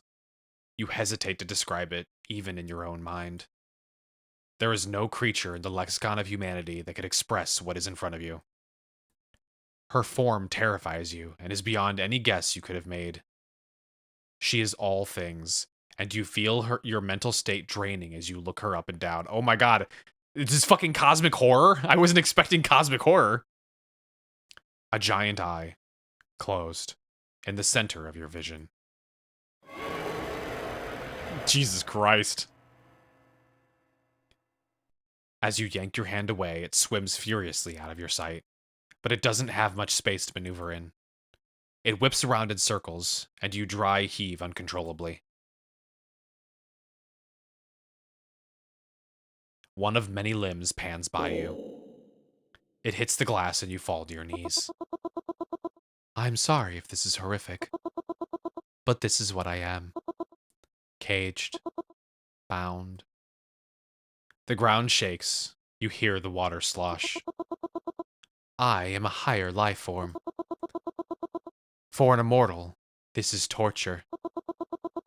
Serving a life sentence and having committed no crimes. And now it falls to you. It is your obligation to take care of me.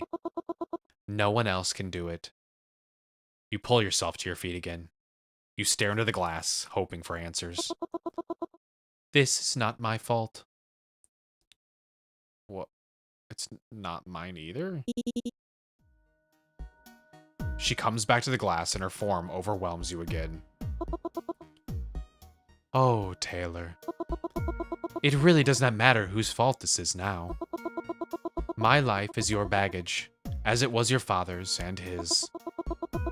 I am paying the price for someone's curiosity. And now it's your turn. Oh my god, our great-grandfather fucking summoned a fucking deep one. God damn it. Oh, we're all just paying the price for our great-grandfather. And now it's your turn. I mean, Abby is her. I don't know why I would even ask. Where's my mom? Your dad pushed her away. Could you imagine telling someone about me? No, I couldn't. He should have kept it to himself. His father was able to do so. Dad never told Sandra, though. Yes, true. Later on, he was even willing to force her to leave so that he could eventually pass this on to you. It was very selfless, so maybe he learned from his mistakes with Catherine. Okay, Catherine is our actual mother's name. You may ask to find your mother now. I will guarantee she does not wish for a reunion. Are you using your powers to stop her from wanting that? I am strong, but I'm not that strong. What she saw traumatized her. I tried to soothe, but there was no use. I apologize for the hurt I have caused you. But your family has done so much worse to me. I understand. If your father had not let your mother know of my existence, maybe our lives would be different. Unfortunately, Roy is indisposed and unable to do this. And so it falls on you. Now, this is your duty. What? can't take care of yourself? Do you not understand that I cannot leave? Down here, being on my own, it will make me go mad. I am not just sentient. My abilities are deeper than you know now. And so, I will grow incredibly bored. So? Although I am stuck here, I still have reach. I cannot guarantee I would not become sadistic. This is blackmail at this point. I cannot promise that it would not be levied against your family. But I do know that if you stay here, we would be happy. You feel uneasy, thinking that there's no way this can be true. I have told you what was done to me. I have shown you some of what I can do. I need you to decide now, please. You think about the suffering that this creature must be facing. Hungry, alone, and trapped. But you also know that your family's choices don't have to haunt you forever. You could sell the house. Whoever bought it could help her, feed her, do the things she needs. Do you want her to die? It doesn't seem fair for her to die. Well, I mean, she said she's immortal, so... But it's not fair for you to also be trapped. I mean, I agree with that part. We burn the house and go live in China. Yeah, exactly. Just get as far away as possible so she has no influence. You could stay and continue your dad's work. Automate her needs. Give her the ability to access the world through the internet or some other way. And the drug-like high she gave you, it could be the tip of the iceberg of what she can do. Once you accept all of this, you feel clear in your decision. It's our responsibility. I mean, I don't personally think it's our responsibility for our grandfather's mistakes. I'm not on the hook for my family's mistakes, but I mean, otherwise she'll fuck up everything else, so. You know you'll be trapped. You know this will be your burden now, for the rest of your life. Who else would step up, though? I don't know, not my fucking problem. Not my problem. Or until you have a son to take over. You can still leave and deny this onus. You need to choose. Take on the burden. I mean, we kind of have to, otherwise we're fucked. It's fucked, though, because then we have to pass this on to our own son. Like, it's dooming the rest of our family line to having to do this for the rest of our lives, or for the rest of eternity, basically. This is an immortal being, you know, for all of time, our family is now doomed to this because of our, you know, our grandfather's decision. Yes, I'll help you. Oh, yes. Tell Abby we're a child for that. But you know for a fact Abby's gonna do some fucking, like, manipulation thing to make us, you know, go have a son. Because she's going to do the exact same thing.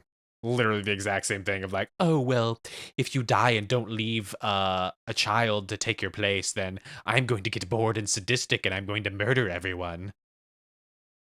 What do you need first? Food. Food, please. I am so very, very hungry. Thank you for being so kind to me. You settle in easily with her. She was right. It's clear she cares about you, and you treat her better than your father ever did. You find Dad's supplies and negotiate a better discount than he could. Oh, suppliers. He was always bad with people. You get her fresh food, a variety of food. Unsurprisingly, she does care about how things taste. And she also hates spam. Okay, reasonable. She's back to full strength in no time. That seems like a bad thing. Why did I don't want her back at full strength. If anything, I want her as weak as possible. After a few weeks, you find yourself spending more time with her, down in the room with her tank. One of these afternoons, she helps you imagine you're lying on a soft towel on Paraga Beach in Greece with the sun beating down on you. You almost feel like you'll get a sunburn. The sound of the waves, the seagulls overhead, the smell of seaweed. In the quiet, you can feel her probing into your mind. What are you reaching for in there? Some old memories. And what did you find? Something newer. You've been yearning to ask me something. I don't know if I'd call it a yearning. Ask. What should I call you? You could continue to call me Abby, as your family has. But you don't like that name. This is true. What would your people call you? Firstly, they are not people. Secondly, they would not call me she, as you did in your head. It's more comforting to me to think of you that way. You know, she like a ship. We're thinking of her like a ship. Instead of as the monster I am. I don't think you're a monster. And I know I can't talk about you with anyone, but it'd be nice to give you a name. I remember everything that has ever been known by my species for all time. Should be easy to pick a name then. Any traditional name would be unpronounceable by you anyway.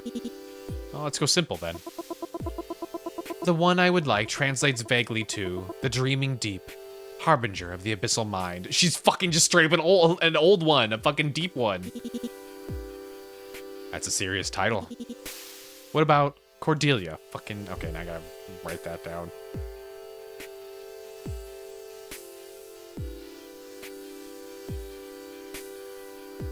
There we go. You can feel her pull her attention away from you and towards something else. Almost instantly, she comes back. You feel her, with full force, push the text of King Lear in the video from every episode of the shows Buffy the Vampire Slayer, and Angel into your brain.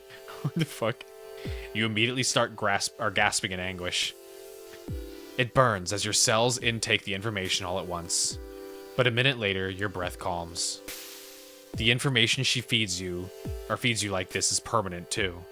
You sometimes still forget what you had for breakfast, but you'll have, forever, the memory of every outfit Oz wore. Why is she embedding fucking Buffy the Vampire Slayer into my brain?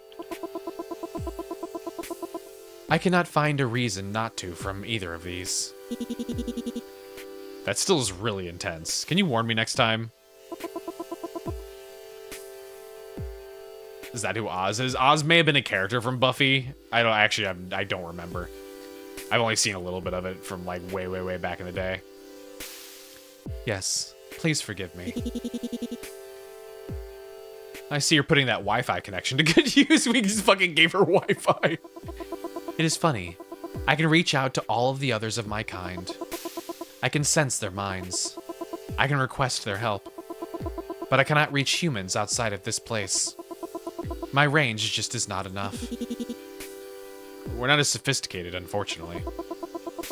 You will not have much of a chance to use a name for me with anyone for now. But you will need to one day. There's a lot I can do, but I cannot help you live forever. I know. After a few years, you've upgraded all of her equipment so that you can take time away. Your dad didn't know the internet well enough to find some of the electrical appliances you know about. She was vaguely upset to hear you've taken apart cat feeders to make her an automated setup. It makes her feel a little infantilized, or whatever feeling she can feel that's close to that. Cordelia cannot send information out to the internet, but she can read anything on it. She ferociously ingests as much as she can and relays what she thinks is helpful to you. There's even things she taught you that will help you get her out of here someday. You can take time away, but you usually don't want to. Take a hydrate. For the most part, you spend your time taking care of the house, or her. You never get used to sleeping in your old room, even after you refurnish it. Eventually, you bring the couch down into the basement. The real basement. Most of the time, you sleep down there with her. Under Grandma's blanket. Cordelia plays visions of your father's youth, your grandfather's youth, your childhood. Oh, was it our grandfather, or was it... I thought it was our great-grandfather, but it's just our grandfather that fucked up. It's much, much better than falling asleep to the TV. I don't know. I don't know if someone injecting my... Ending 5? I don't know if somebody injecting my memories and life into somebody else's brain would be particularly interesting to them.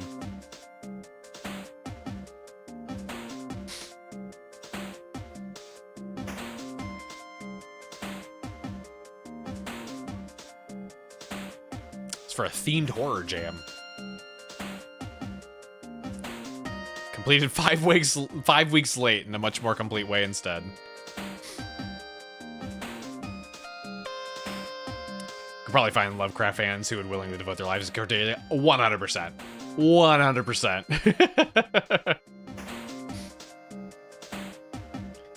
You enjoyed this game? You can support me by buying the developer support DLC. Check the link in the menu.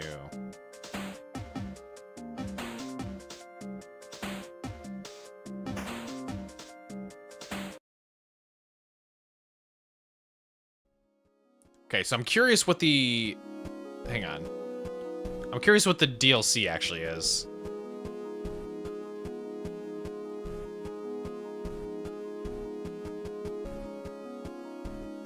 I'm picking it up because it's $3.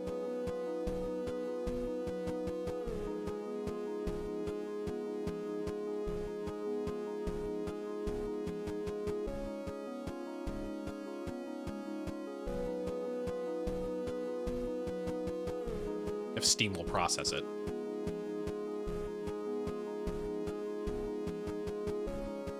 There we go. Okay. So how do I access it now?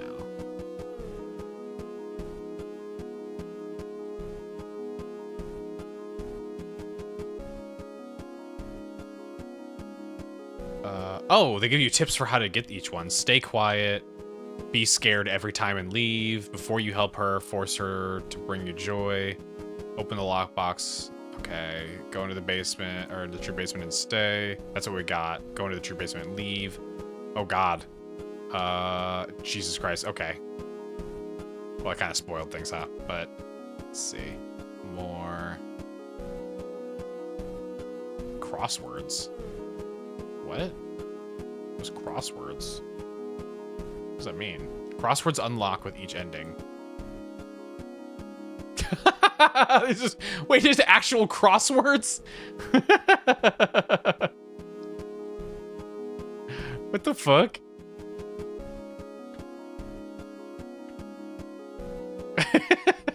Like, what the fuck is this? Alright, weird. Yeah, I don't know what the tape would actually be. Okay, let's see. Unfortunately, I don't know how quickly we can spam through this stuff.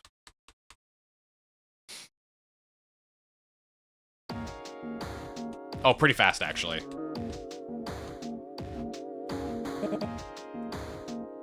Okay. It's over with. DLC already in. Yeah, I was gonna do it after, relaunch the game. Because I think I have to select it from the main menu.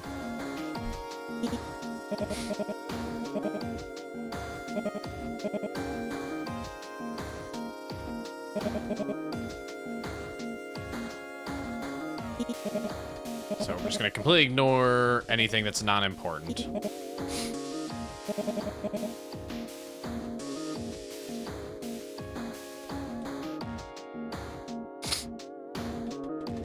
So we don't get to try it for the first time until later.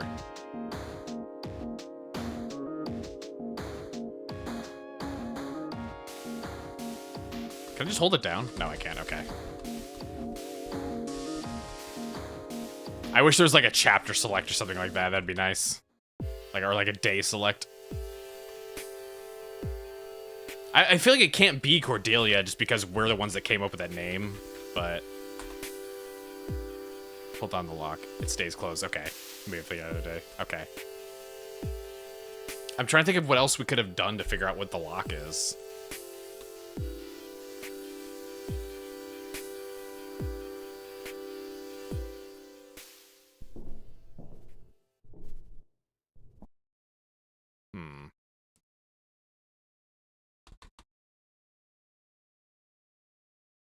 We never tried... Did we ever try our name?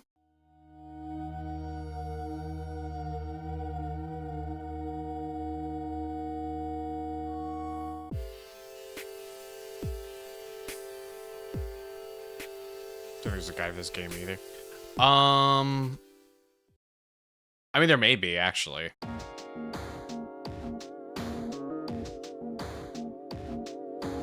Nope. Never mind, I just checked on Steam.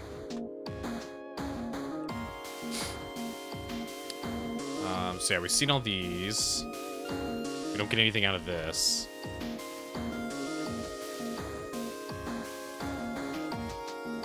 Trying to think, we tried Abby, we tried the sister's name. We haven't tried either of the wives. Or our name.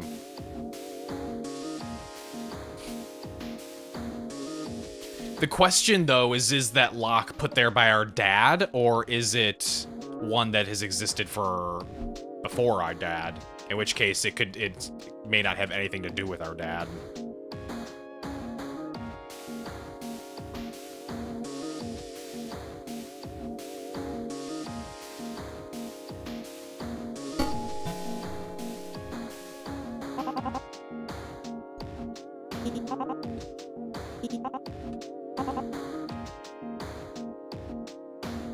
Get our food.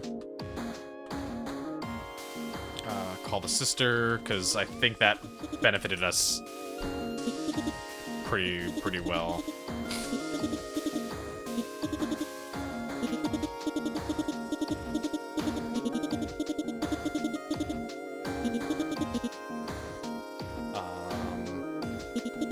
Smash these real quick.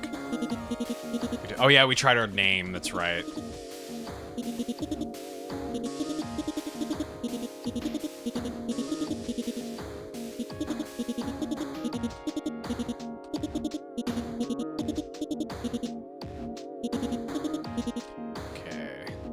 Out.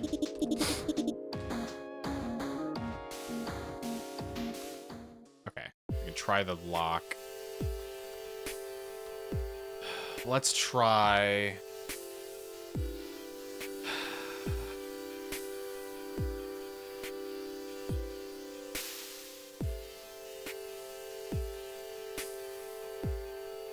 Oh man, I don't know. Wait, can't I? Hey, there we go. I'll save Scubbit. Taylor. You already tried this. Oh, okay, that's right. Just by default, the story tries his name.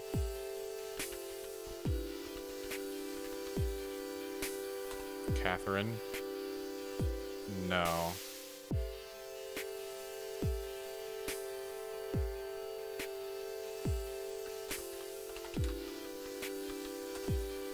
Oh, I didn't mean to do that. Shit. I was going through the list on the fucking note thing that I had. What was the mom's name? God damn it, fucking get out of the way. Sandra.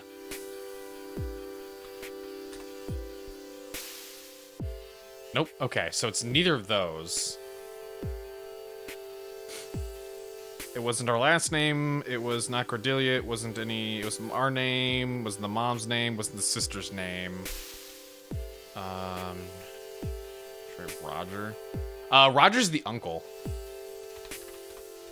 So that would be. I feel like that'd be weird. Oh no, it is. It isn't. Never mind. Wait, what was the uncle? What was the uncle's name?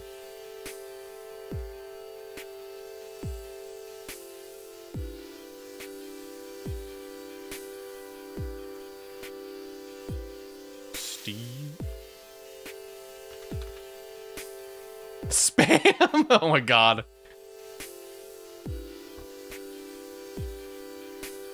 It'd be so funny that's what it is. Oh my god. No. Alright, we'll leave that save point there at least. Close the door. Look it. Oh, it's gonna make us look.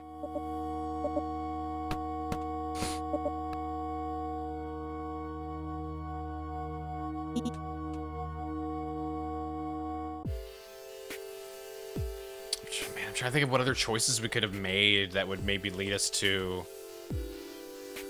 the password.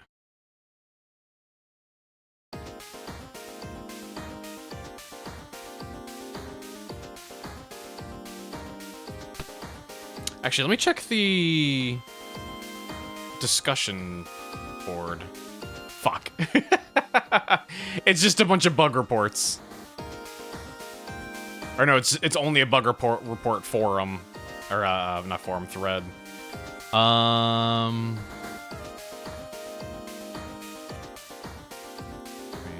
on, see if they're doing a cheeky thing.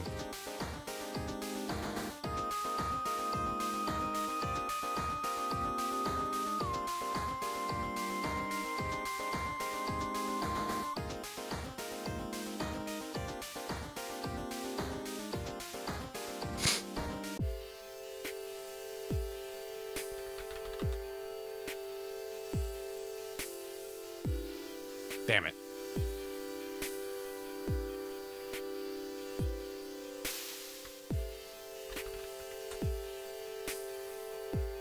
Damn it.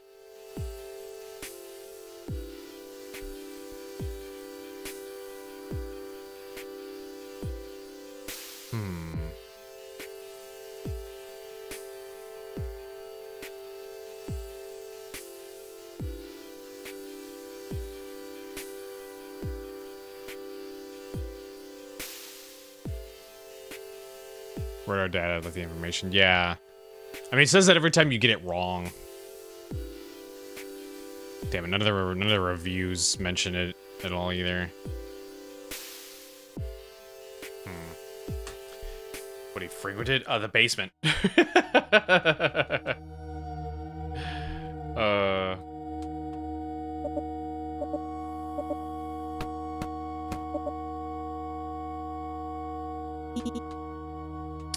I mean, so when we went down there and actually like looked around, we only did 2 of the areas, so it is possible that we missed something down there. Try paper. Okay,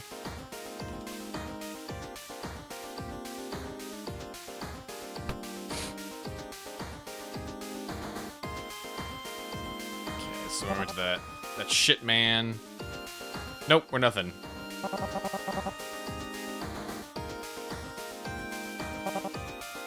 I'm just gonna keep ignoring him.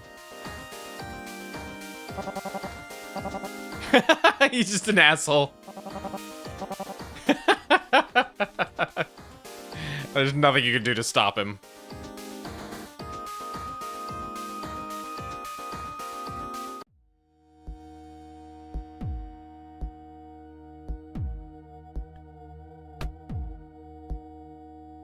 Okay, so there was 3 options of what we could look at.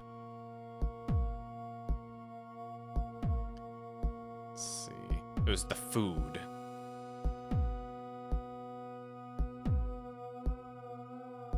Right? Or no, was it? We checked the desk contents, check the food. The shelf to look. Look at the MREs. There's a lot of MREs. Some of these are surprisingly old. It looks like the most recent box was made before you were born. They don't have an expiration date, but you assume they're safe to eat. You could bring some up to eat if you wanted to, but just the thought of it makes your stomach flip. There's also a bunch of protein powder, cookies and cream flavored. It's gross. Hopefully the food pantry will take it. There's still more to look at here. But you're not sure what else will be relevant. You walk back to the middle of the room to decide what else might be easy to go over. Okay, check the food again. Look at the larger cans. Industrial-sized cans of Vienna sausages. You have no idea how your dad ate these. He would make them every holiday and you never went back for seconds. The can is so big though, there's no way he could eat them all before they went bad. But then again, in an apocalypse, if it was his only food source. Next to them, canned vegetables, especially pickles and beets. What surprises you is the amount of potted meat. There's a box of tons and tons of cans of Spam. No one in the family likes Spam. You also have no idea how he's managed to find these 4-pound cans. Each box has 15 cans in it. You know that kind of stuff lasts for a long time, but you can't get over the texture. You never liked corned beef hash either. There's nothing else over in this area that you want to look at. Okay. And there was nothing else in the desk that we missed last time either. Like, I intentionally went back to this.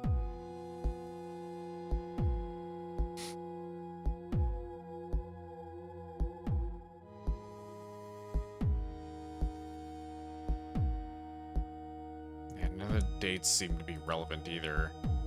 Not that it matters, because the dates... I can't put in dates. It's a letter code.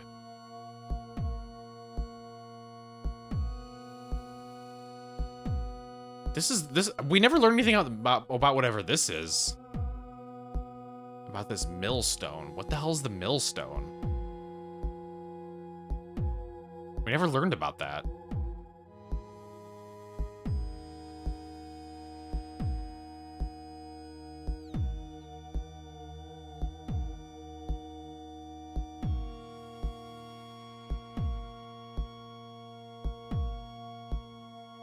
Hang on.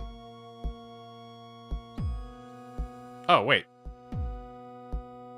Hang on, is it gonna... I didn't realize I was, like, wasting a movement by doing that. Hang on.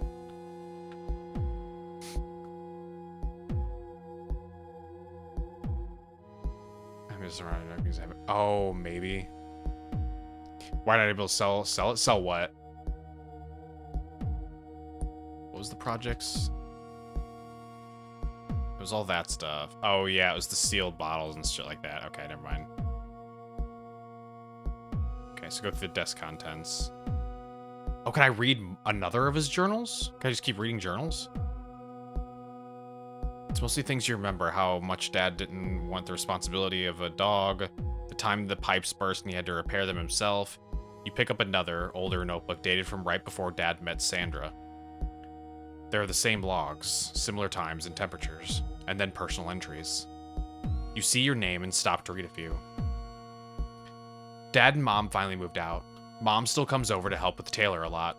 It's hard to balance my personal obligations with family obligations.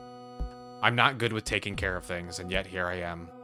Dad always seemed like he was distant, and I really understand why now. This takes up so much of my time. Do I have an option? I've already done so many awful things, and none of it was my choice. I've been working on some of these automations. The ham radios, plus some of the newer electronic switches I found, have made it so I can be away for longer. I did manage to join a book club, and there's a woman there that I've grown close to. I need that space away from this, or it feels like a burden. She doesn't like it, but I need it so I don't go insane.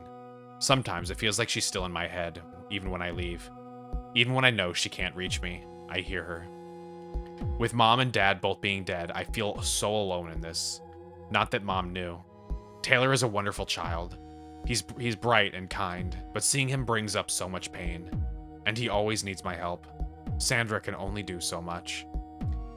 Even though marrying Sandra has made my life so much more fulfilled, I can't talk to her or Taylor like I talk to Abby. And no one can know I talk to Abby. There's at least one more journal here you could look at. You step back away from the desk to decide what else to look at. No, fuck. Okay, here we go. We need to reload this to go back here so we can read all of the journals. But...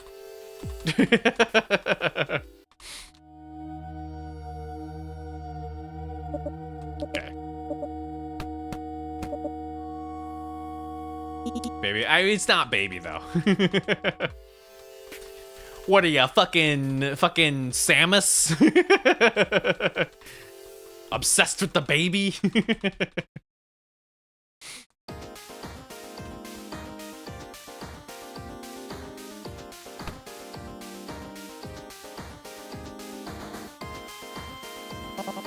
No, this... fuck. I forgot we had to get through this. Oh, I can double mash it. I can mash the space bar and I can mash the click. Oh, it's so fast! It's so fast! Oh my god, there we go, okay. We'll save it here instead of there. There we go. Okay, so check through his desk. We'll read the journals.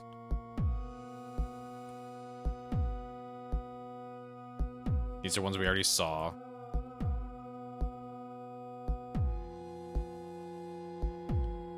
Go back to the desk. Read the journals.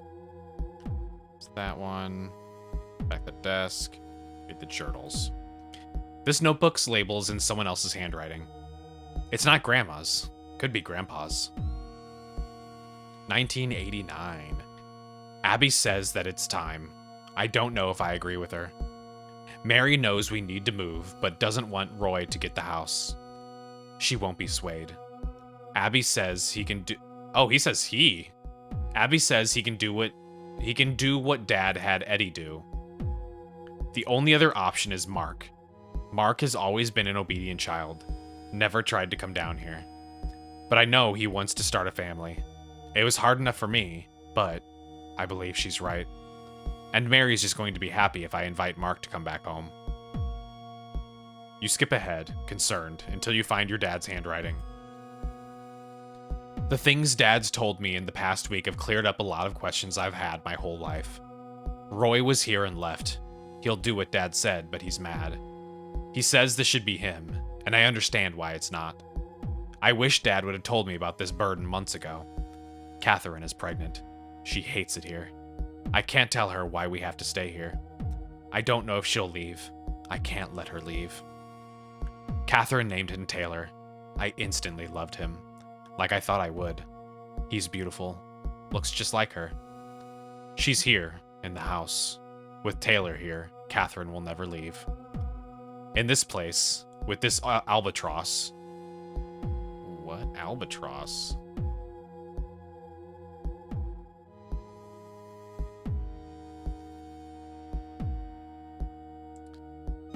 In this place, with this albatross. How funny. A seabird being my metaphor here. Stuck so far from the water. Catherine, I'm so sorry. For now, this is my job. This is my devoir.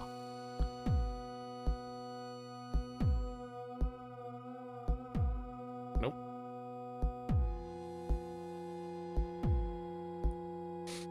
After reading this one, you feel sick to your stomach. If Mom couldn't ever leave, why didn't you know her? You step back away from the desk to decide what else to look at. Go time a bit more. Ooh. Some more. Ah, as last. Okay, then we'll do the family tree because then that kind of maybe just adds a little extra context to things for other discussions.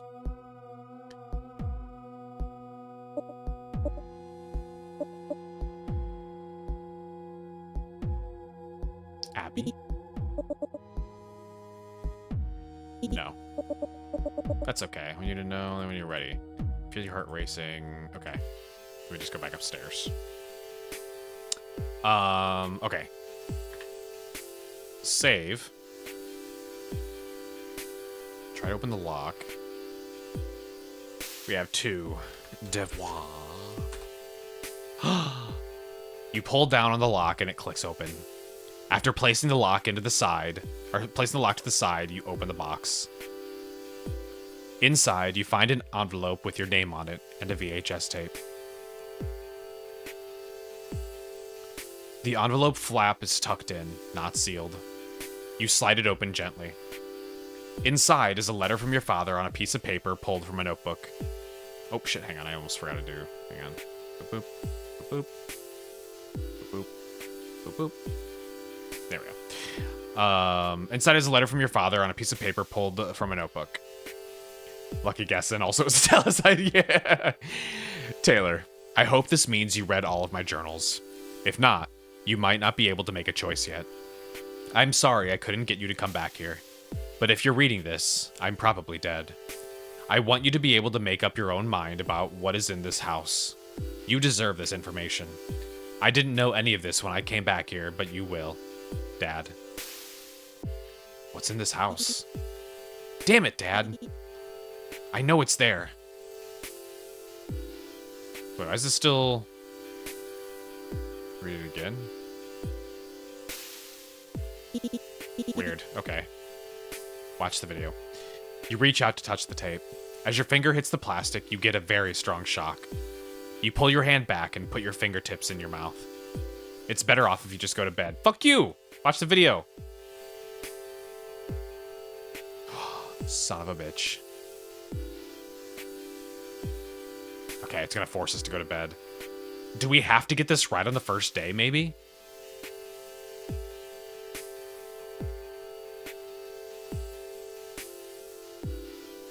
Like, when else would we watch this?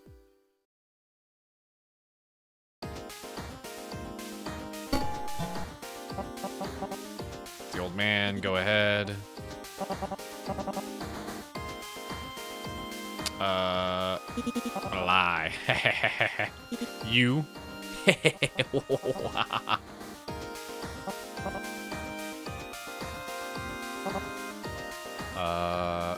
Take it all.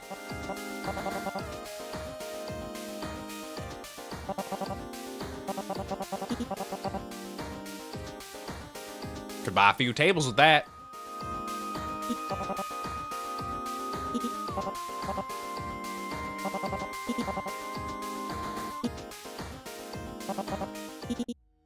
Okay, that was when he gets like his weird possession mode. Okay, it says the same thing. Okay, let's call the sister. I don't really care about the table.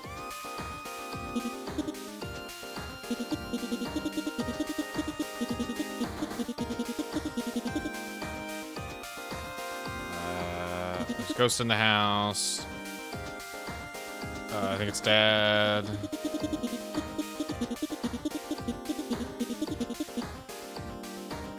Ask about the spirit. Ask other questions. Ask about the family tree. We already asked that question last time. Everyone moves to a body of water. Ask about Abby, which was the first thing we got. Why she divorced Sandra. So this is all stuff we already did last time. She took over the journal right when my mom was pregnant with me. Oh, I may have skipped a little too much. Said that my mom hated this house. Rude. That he can't let her leave and she needs to stay here forever. He wrote that this place was his devoir. What the fuck is a devoir? You hear typing. An archaic noun, a person's duty. I just don't get it. I mean, it's none of these. We know it's none of these. At this point, you could consider it an affair, I guess. Grandpa's also having an affair with her? I don't know. Yeah, that's a good point.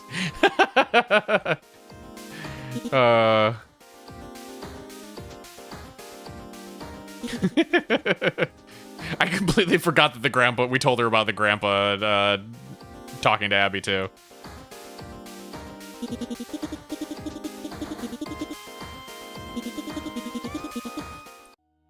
Okay. So this is where we get forced to go downstairs. I can sense you. This is where we meet her. Do form. Yeah, she does that. I knew it. I can't move on. Ask her a question. What do you want? I don't want to help you lie. Move on. I don't care about the questions. Move on. There's a burning feeling in your chest. Feels outside of you. You want to know and be known. You need to keep exploring until you understand. Oh, fuck you. Hallucination. I'm worried I'm losing my mind. Pull away. What are you? Did you die here? We know all these things, but... And then admit you're afraid. Look away. So no matter what we do, she still fucking does that. Did you do that? Move on. There we go. I want to leave. Are you sure? Yes. Whoop. You whip the stairs, you get stopped in place. Your feet will not move at first, like they are glued to the ground. Please do not leave. You dig deep and manage to lift your foot from the ground to the next step. You go directly to your old bedroom and start packing up your backpack. Oh, did we just get one of the endings? As you stand in the room, you start feeling your mind clear. The fear is still palpable, and you know you must leave, but you feel like you can think for yourself for the first time in days. Even though you want some of the notebooks and items in the basement, you can't bring yourself to go back down. There's some additional items you can take. A few VHS tapes from your childhood, even though they don't have exactly happy memories. Anything that you can find that you know was knitted by your grandma. Rainion, hello. Hello. How it do? Cordelia needs us, yeah. Hello, hello, hello. What were you playing? Thank you for the raid. I appreciate it. Anybody who doesn't know who I am, I'm a horror and variety game VTuber. I'm also a Lunar Koi VTuber. Our original model is currently being worked on, so we're doing a temporary one. We're also playing games for Mental Health Awareness Month. And right now we're trying to get the rest of the endings for this game, which has kind of been like a weird cosmic horror childhood trauma game. Like text-based and everything too. But it's been interesting so far. But if anybody needs to get some food or drink or anything like that and needs to check out, definitely feel free to. Otherwise, you're welcome to stick around and hang out. But yeah, you're playing Icarus? What's Icarus? When I think Icarus, I'm just thinking of, was it Guns of Icarus? Icarus. Whoop. Survival open world crafting game. Oh, I've never seen this. It looks interesting. It's got a big skill tree, Jesus Christ. Is that a fucking bearskin hat with a, or bearskin outfit with a like a glass, like face mask on it inside the mouth? What the fuck? A hardcore survival game? Yeah, I definitely see the survival part. The buildings look nice. Interesting, interesting. Did you have fun with it? Onigiri, hello. Ah, yeah, we got ending too. Well, okay, skip the end credits. Let's try this earlier. Makes you crave death. Why is that? Let's load to this one because this is the first time we get a chance to mess with the combo. What was the word? Devoir. Devoir. Okay, clicks open. We get this. Watch the. It's late, but more than that, the idea of watching the tape scares you really bad for some reason. You don't know why. Maybe tomorrow you'll have the energy. Okay, so hopefully we can watch it tomorrow. We read this already. Okay, so get ready for bed. Because until like you to play the hardest map and get munched on by ugly mutated walls. Yeah. Wait, did you? Oh, excuse me. Did you choose to play on the hardest map? Also, I apologize. I'm gonna be mashing through the text because we've already done this like twice now. Maybe. So it was of your own doing. You've put yourself in your own suffering. You reap what you sow. Okay, so can we watch the videotape this time? Shitty old man.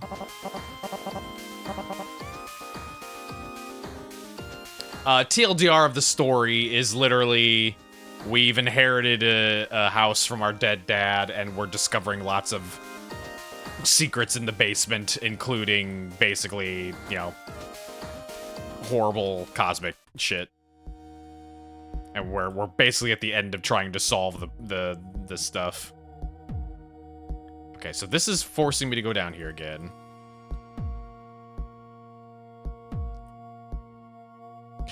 I'm trying to think of how I can make it so we can watch the VHS.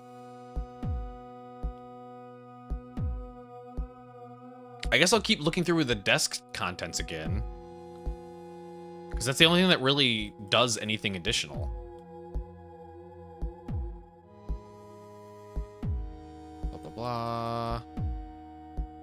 I just want to read the, or I just want to watch the videotape now. To watch the VHS tapes.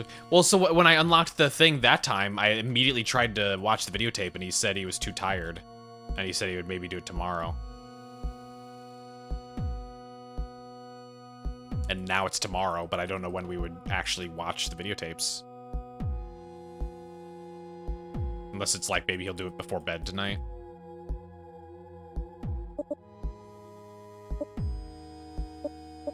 Yeah, we get the voice in our head. It's Abby, we know that. Just gonna stay quiet, I guess. Grab some food from the fridge. Okay, wait. Oh, here we go. Okay. Maybe. Oop. Do you have like a different ending? Yeah, so the first ending, basically, TLDR spoilers, if anybody is planning to play this, which I do recommend, by the way. It's a very simple game, you know, not a whole lot of, like, difficulty to it, and it's been very well written. But, spoilers for anybody that doesn't want spoilers. Basically, it turns out our dad, our family who has been passing this house from son to son, has built a extension, like a hidden basement inside their basement, and in the basement there's a gigantic, massive fish tank in a gigantic chasm, like, you know, fucking massive chamber, and there's some kind of ancient, immortal, old god, like Cthulhu-ass deep one inside of this aquarium, and apparently our dad has been keeping it alive, or not keeping it alive, but like keeping it entertained and fed for his entire life. And because we left when we were teens, he wasn't able to tell us about his duty or whatever, and so now the dad passed away, and then so basically we ended up uncovering this ourselves. And so in the ending we got, basically we were pretty much manipulated into going along with this cosmic horror old god to basically spend the rest of our lives now feeding and taking care of her. Albeit she's been very nice, but leading up to that decision was literally her being like, well, if you don't take care of me and keep me entertained, I may kill your family. So, for as nice as she was, it came with blackmail, so kind of not a good situation, but don't trash of Cordelia. Okay, now's another chance. Here we go. Okay, let's watch the tape. Watch the video. You reach out to touch the tape. What the fuck? Okay, wait, you still not watch it? As your fingers hit the plastic, you get a very strong shock. You pull your hand back and put your fingertips in your mouth. It's better off if you just go to bed. What the fuck? How are we supposed to watch the tape? I don't understand. Okay, get ready for bed then. Your best friend and your mom. I mean, to be fair, Cordelia also said not to, or like, they don't identify as she, so I guess our new parental figure.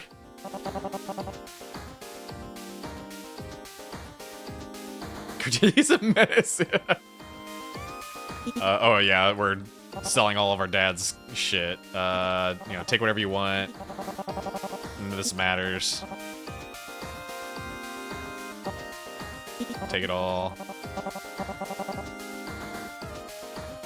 Still called her she. Yeah, because he was saying that it was better for his mental health to think of Cordelia as like a ship, in the sense of like a ship. And you always call ship like you know, she and her and stuff. Not planning on kids, blah blah blah blah blah. Old man gets possessed and is being weird.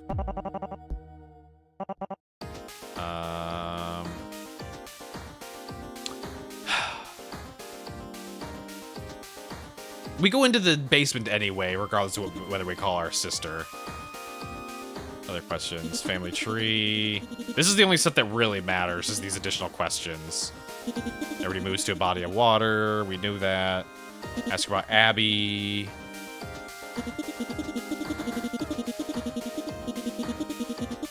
So we tell her about that.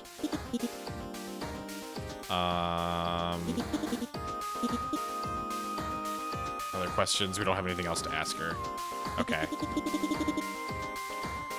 Cordelia is very nice and understands that we humans are monsters. She didn't say that. Now you're putting words into her mouth.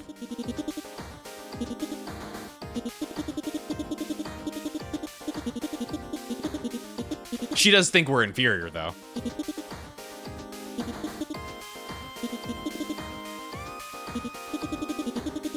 You know what she meant. You're of the same mind. There we go. Okay, end the conversation. Yeah, he's doing okay, sure. Sure.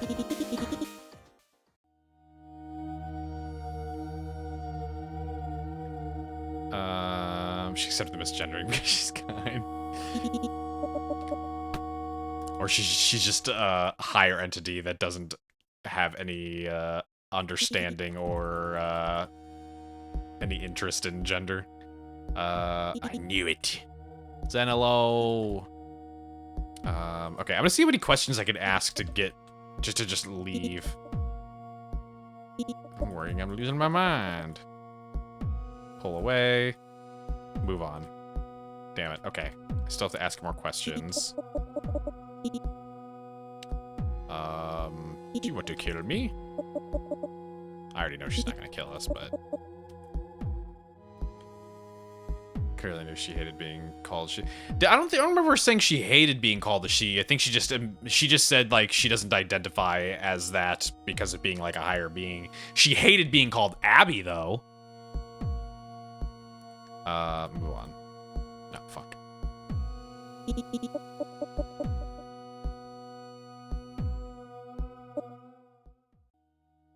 Quit being so literal. What do you mean quit being so literal?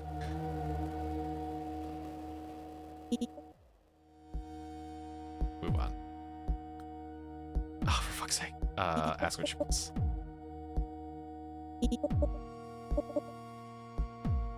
Now move on. Okay. Wait, I have to stay. If I leave, it ends the thing. And we get one of the other endings. How you know me? Oh, sorry, I just realized Cora's trapped in my office. My door closed.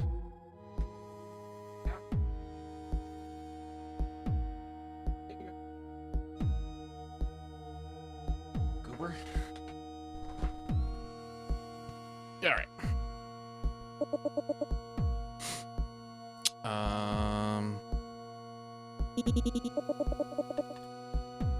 So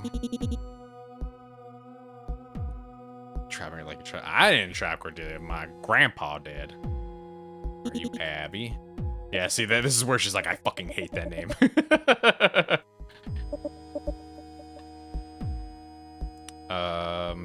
He never wrote about her leaving. What? She knew about. Oh, okay.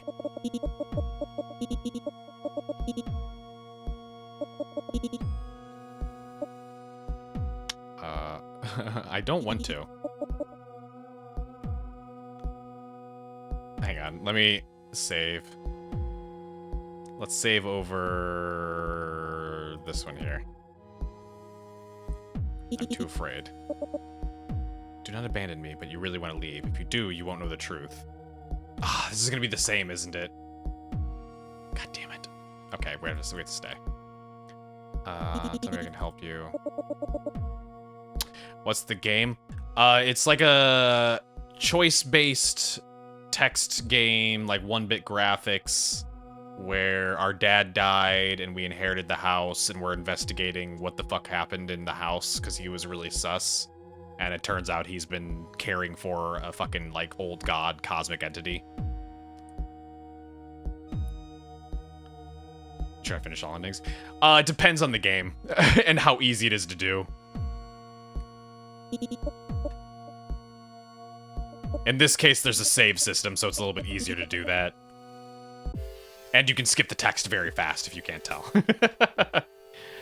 Okay, please let us watch the video. You pick up the tape. Oh, thank God. Jesus Christ. A horrible shiver vibrates through your body.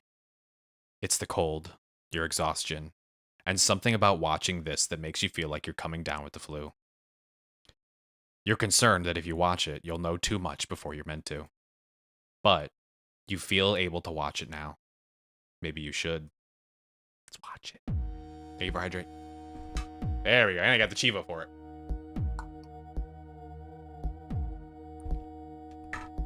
You're the most tired you've been all week. But for the first time, you don't feel hesitant when going to watch this tape. You find the VCR remote hiding in the couch cushions, unsurprisingly. You put the tape into the player. It needs to be rewound, and as you wait for that to finish, your anticipation grows. You take a deep breath. You hear the click as it stops. And then you press play. Are you recording me? Yes, Dad. How does this device work? It's just a video camera. Does it get audio too? Yes, it hears you. So, who am I? What? Your name is Roger Hoblate. And who are you? Dad, I'm Charles, your son. The man on screen gasps and clutches his chest. No, he's dead. Dad, I'm not dead. I saw you die. Your memory is just bad. I'm fine, and so are you. The camera zooms in, closing in on Roger's face. He looks haggard, even in his nice suit. Under his eyes are dark gray circles. Do you think she can reach me here? Dad, we really need to talk about what you think happened. I underestimated what she could do. If you say you're Charles, that means she made me choose you to carry this duty next. But it's impossible. It's been many, many years since Charles died. What day do you think it is? How should I know? I was so naive when I did this to us. It's a forever contract, a whole life curse. I paid her price over and over and over. You too will come to understand fear as I have. The boiling of the blood. Eons of time. She can pause it all. The man starts to fidget and squirm. He's screaming, face distorted. Do not give her information. You must not trust her. Dad, calm down. You have cataloged every bit of her powers. In none of your entries did you ever say she had such abilities. The doctor says that when you fell, you hit your head in such a way that it caused severe damage to your brain. They say there's full areas that don't light up anymore on the scans. Charles speaks more quietly in this next statement. I've told you this a bunch of times. I wonder if it's possible for you to remember. There's a cut here. It seems like it could be anywhere from minutes to hours later. Tell me where I am right now. We're at Stillwell. Do you remember choosing this place? Tears run down his cheeks. Only vaguely. Some memories are so strong. Your death, for example. Though you say it was not real, the anguish takes over my senses every time I close my eyes. I shouldn't have done it. I regret everything. It was my fault. It was my fault. Dad, I can see we're not getting anywhere. I was hoping that I could get the truth out of you, but you're still blaming Abby. Abby's never hurt anyone in the family. She'd have no way to do this to you anyway. She's trapped. Roger starts hyperventilating. She can come to you as anyone. If you see my son Charles, please tell him I didn't mean to do it. I'm sorry. I have to leave. Seeing you like this is too much. Mom keeps asking to come live here with you, but I don't trust you won't upset her. I'm going to stop the recording now. This seems to have been a bad idea. The tape ends. Stand up for Cordelia. You've already been corrupted. Just the, what's it called? What's the Mass Effect mind control called? Damn it. The thing that the Reapers do to you. I don't remember what it's called. Yeah, so much empathy to Cordelia and the deer. What if Cordelia's actually just a big giant deer? You sit here in the dark, staring at the black TV for so long that you start to see the sun coming up. You force yourself to walk to the bathroom to at least brush your teeth before you fall asleep. You brush your teeth with your eyes closed, a sick feeling in the pit of your stomach. You crawl into the couch in your clothes. Grandma's blanket feels soft and warm over your shoulders in the cold house. You fall asleep without ever even turning on the TV. So how does this work then? The option we had, I think that like the hint we had, hang on. Now that we know what to do, we can save over this one. This one is kind of irrelevant.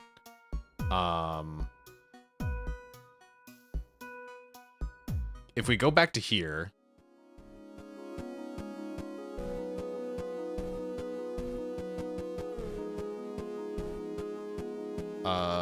This one. Watch to go into the basement and destroy it all. So that's our hint. You wake up to the sun filtering through the blinds. You feel lighter than you have all week. Your mind is clear.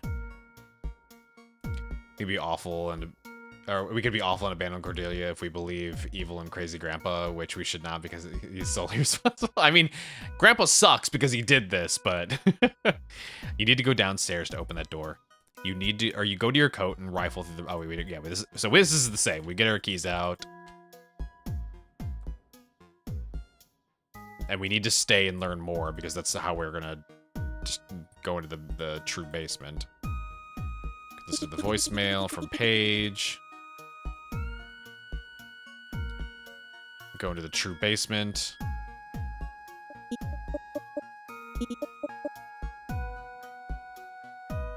Here we go. Why was Roger afraid of you?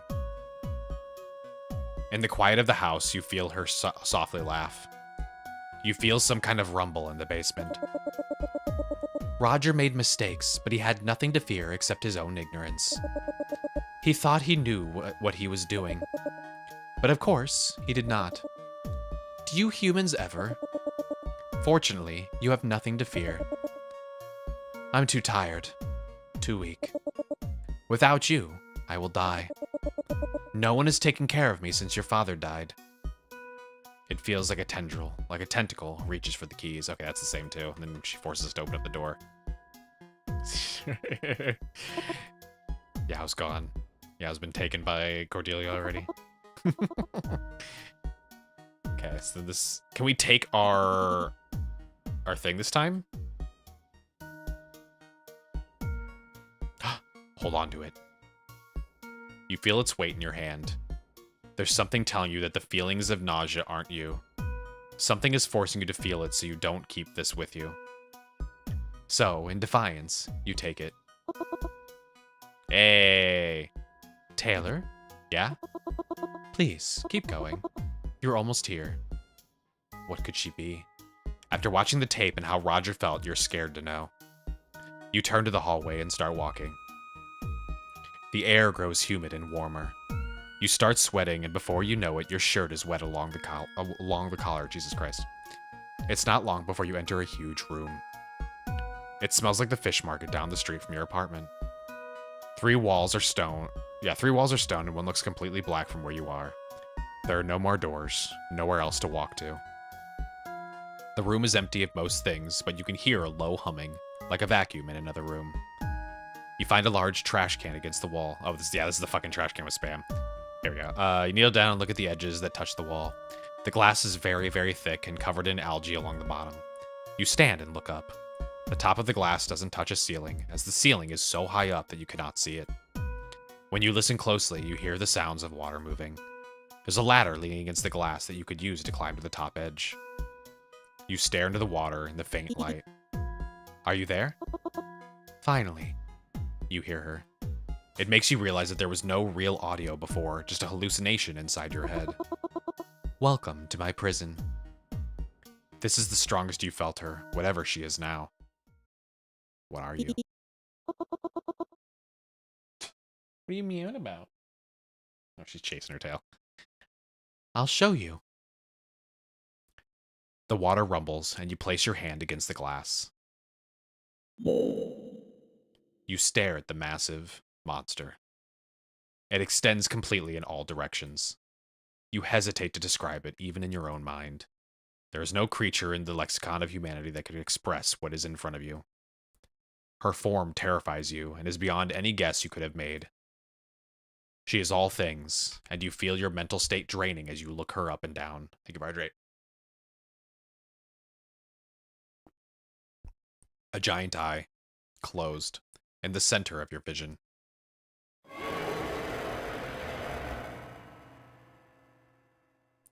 As you yank your hand away, it swims furiously out of your sight, but it doesn't have much space to maneuver in.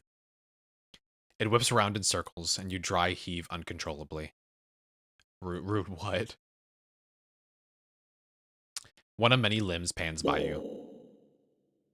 It hits the glass and you fall to your knees. I'm sorry if this is horrific, but this is what I am. Caged. Bound. The ground shakes. You hear the water slosh. Rude is how we describe Cordelia. I am a higher life form. For an immortal, this is torture. Serving a life sentence and having committed no crimes. And now it falls to you. It is your obligation to take care of me. No one else could do it. You pull yourself to your feet again. You feel the heft of the snow globe in your hand. This is not my fault. It's not mine either. She comes back to the glass and her form overwhelms you again. Oh, Taylor. It really does not matter whose fault this is now. My life is your baggage, as it was your father's and his. I am paying the price for someone's curiosity. And now it's your turn. It's weird this is an option. Like, obviously this is fucking Abby. Where's my mom?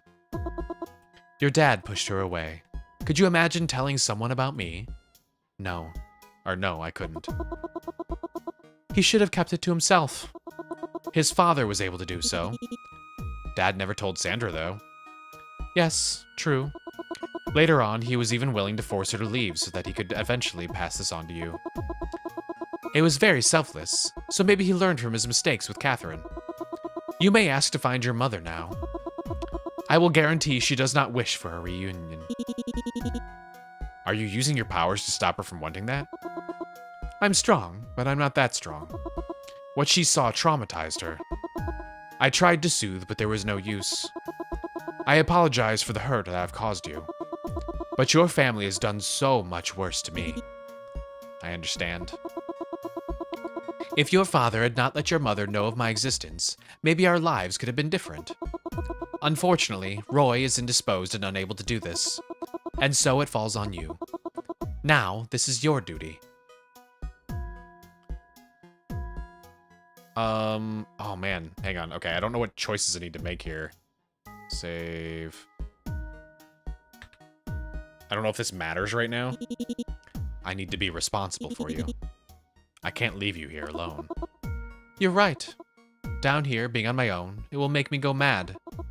I'm not just sentient. My abilities are deeper than you know now. And so, I will grow incredibly bored. So? Although I am stuck here, I still have reach. I cannot guarantee I would not become sadistic. I cannot promise it would not be levied against your family. But I do know that if you stay here, we would be happy. You try not to think about the negative things Roger said about her. You push it aside as you try to express empathy. You're not sure how good of a job you're doing. Okay, so I think I picked the wrong one. Hang on, let me reload that. And you're happy. Okay. Street mark helped me make it easier. Oh, hang on. Okay, I accidentally skipped some things. There's an automatic feeder, a salinity monitor, but down here, being on my oh, well, never mind. It's going back to that. Where she says she's gonna kill her family. Oh, no, it's doing the same thing. Never mind. I've told you what was done to me. I have shown you some of what I can do. I need you to decide now, please. You think about Roger's voice, the pain and anguish in it. You wonder if she did the same to Charles, and would have done the same to your father if he had lived.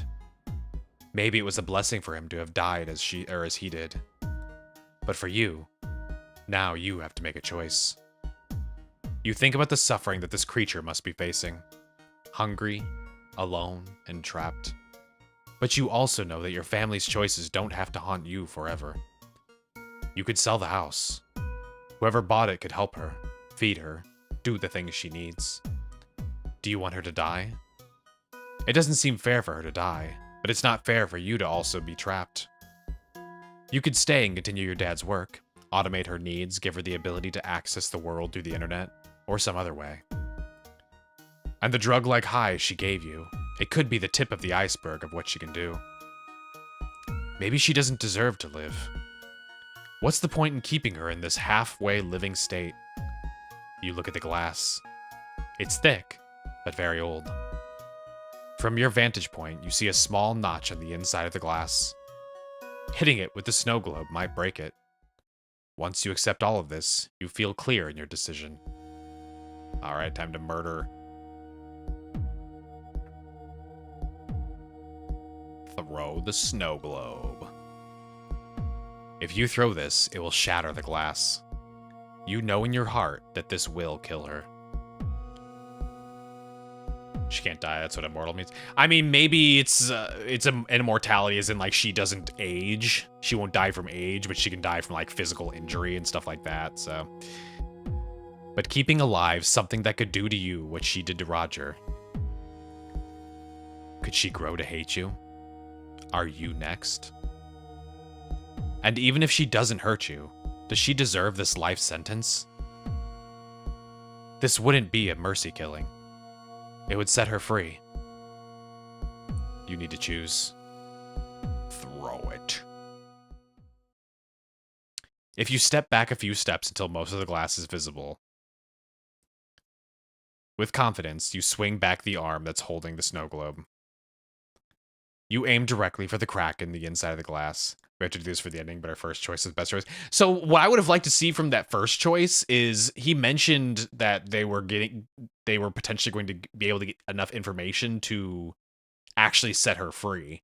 So what I would have liked to see is that, like, you know, actual potentially continued to a point. Because they're just kind of like, oh yeah, we got the internet now, so maybe we can find a way to free her. You aim directly for the crack in the inside of the glass. When it hits with a heavy thunk, the snow globe instantly breaks. There's a spider webbing of fractures in the spot where you hit, radiating out. It holds. No water leaks. Your knees grow weak. Then, to your surprise, the tank glass starts to make a cracking noise. What have you done? You find yourself screaming your next words. Tell me about what you did to Roger. Nothing he did not deserve. You start to sense a panic in her thoughts. They flood over you and you have to close your eyes. You attempt to not pass out as she bombards you with feelings. Fear, hate, compassion. The sound of water trickling starts. You try to pry your eyes open, but it feels impossible. It doesn't take long before your feet are wet. Sounds like a fucking Godzilla. Her scream shakes the whole room. When you open your eyes, the water is everywhere. Can you move your feet? It feels impossible. She's holding you in place with what feels like the last of her strength. This power, even in her weakened state. You realize that while she couldn't drown you with her hands, she could make you walk directly into the deep. You fall to your knees. Your hands touch the water, and you fall forward until you're flat on your stomach. Though it's only a few inches of water at this point, you worry you won't be able to get air if you don't get up quickly. She's roaring in your head, scrambling your thoughts. You want to know what I did to Roger? There is not much time left for either of us, child. But I'll let you experience it. As you wish.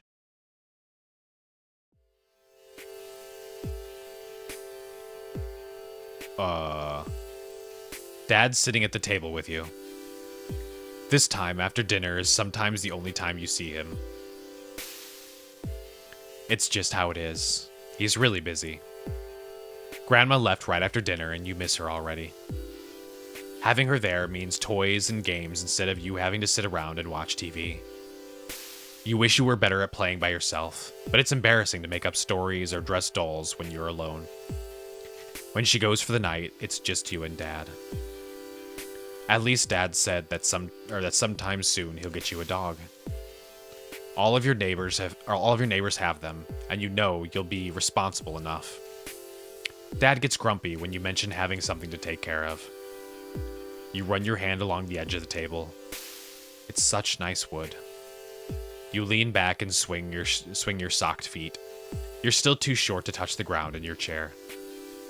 You look up at him, and he's looking right at you. What's up, Dad? Did I do something wrong? His face shows a touch of empathy, something rare within him. I have something to tell you. You know I've been going to that book club, right? Yeah? The woman I met there. Did I tell you her name yet? Samantha? It's Sandra. He looks away. What's wrong? Nothing. It's good. She's going to be moving in here. She'll be able to take care of you. Fear. Loss. What about Grandma? Don't worry. She'll still come over for a while before Sandra moves in and takes over. Okay. Don't want to make him sad. Scared of Dad losing something special to him. It'll be fun. You even need to be the ring, or you even get to be the ring bearer. The feeling of tears welling up. Wetness as they roll down your cheeks. Okay. Breath catches in your throat. Your tears fall down and touch your lips, leaving the taste of salt on your tongue. Don't cry. But a sob comes out when you talk. I'm trying not to. And suddenly, the awareness of the adult you pokes in. This is the memory of the hardest day of your life. Something turns inside you. It feels like ice-cold talons reaching directly into your head and swirling your brain around. Under his breath, but as clear as day, you hear him mutter. I hope the next one isn't like this. You struggle against this memory. So our dad actually was just kind of an asshole in general. He has the fucking attempted justification of being a dick because of like trying to keep his family from discovering the ancient being, but he was just a shit dad to me in general. It didn't happen. You feel whatever real memories that were there slipping away as they're being overwritten. Oh, never mind. Okay. This is the reality now. Taylor, I don't know why you're like this. Okay, this is fake. You've always been such a burden to me.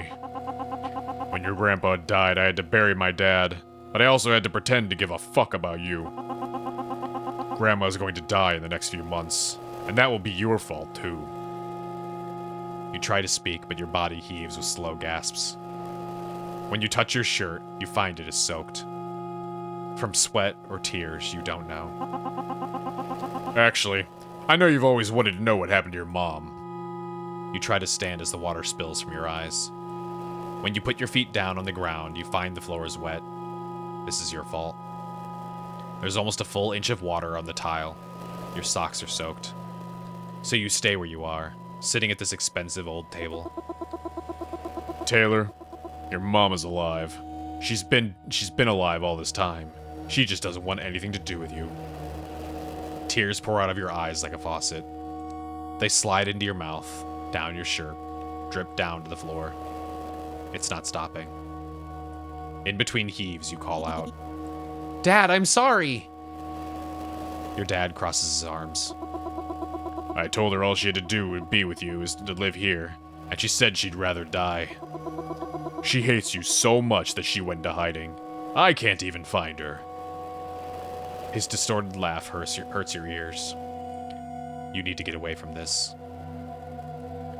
It's hard to see through the blur, but you push your chair away from the table to walk away. Standing takes more effort than anything you've ever done. It's slow motion, like moving through water. Taylor, stop. You force yourself to take a step forward, then another. On your third step, you slip. The impact takes the wind out of you. The back of your head hits the ground so hard that you see stars.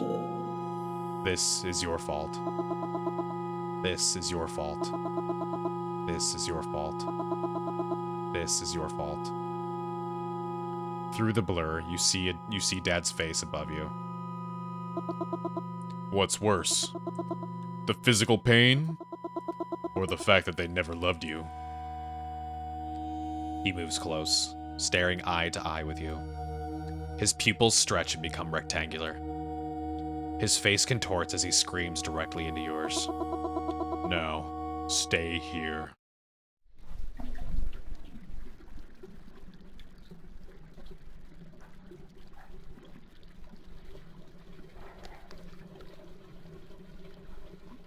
No, Cordelia said she was going to, she may become sadistic, but this is kind of sadistic already.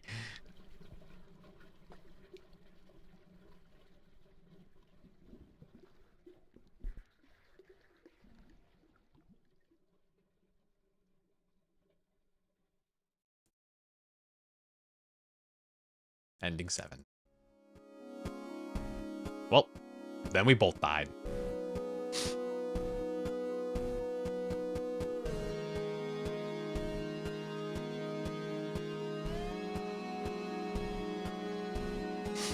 We tried to kill it. I mean, it's hard to argue that she's justified if the idea is that she would have done that to us if we refused to take care of her.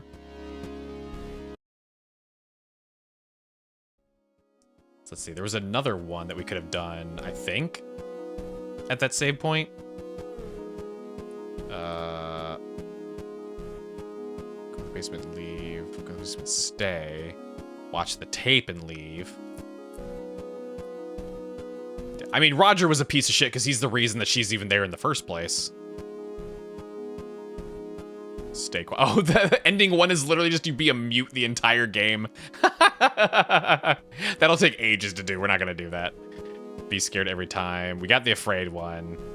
Before you help her, force her to bring you joy. Open lockbox, watch the tape, and leave.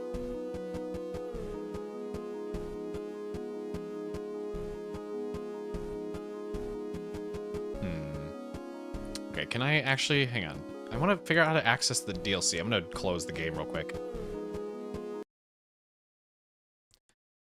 And head to bed. All right, have a good night, Anne. Good night, good night. There's only one who did take the responsibility and she thrived. I mean, if you thrived as in, like, she continued to stay in captivity. Like, the real villain is just the grandpa. The grandpa's the one that fucking started everything.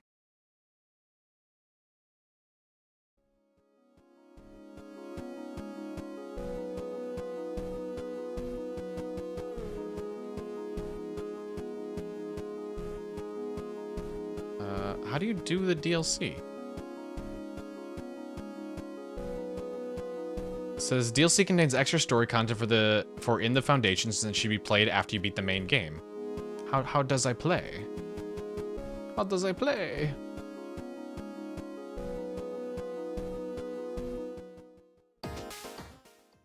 Okay, that just changes the music.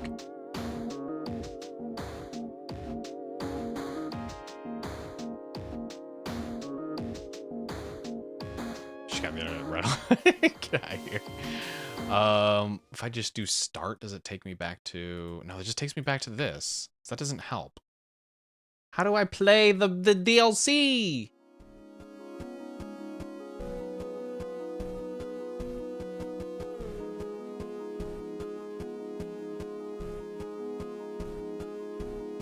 Did it not install maybe? Hang on.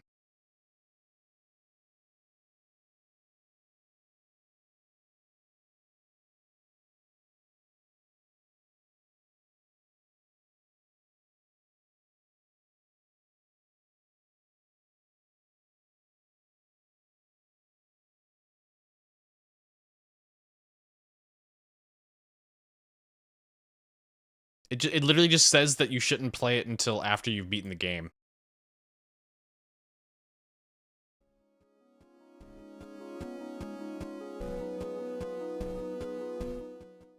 How does this... How the fuck?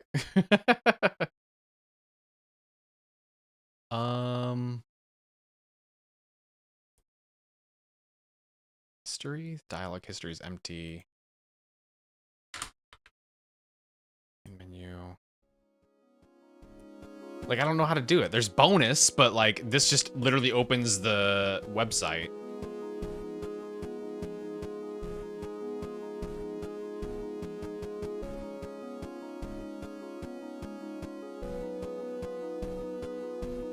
Like, I don't know how to access this.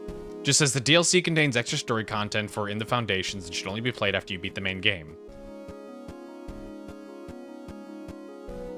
There's no reviews, so I don't know how to do anything with that. Like nobody's mentioning that.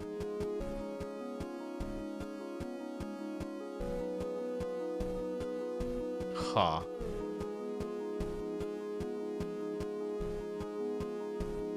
Content being said the main game. Well, that's what I'm that's what you'd think, but it also says you shouldn't access the DLC until after you've beaten the game, which to me at least, to me would mean that there's a different way to access the DLC part.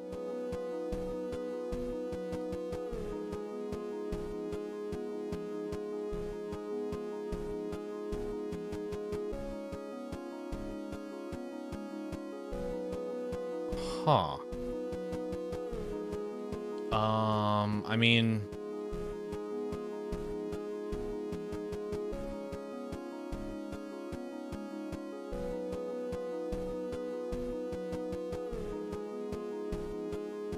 They've also got other games.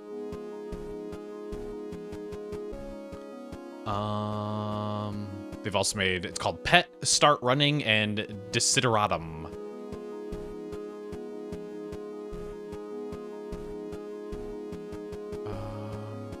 Hang on, there's an itch.io page. So if there's the DLC is available on the itch.io page, then somebody may mention. No. They have a blue sky. They do.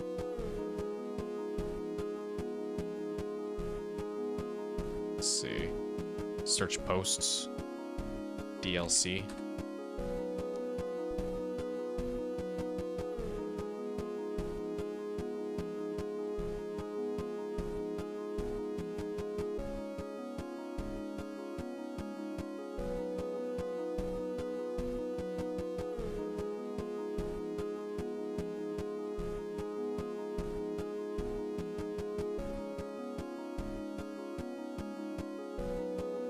Huh.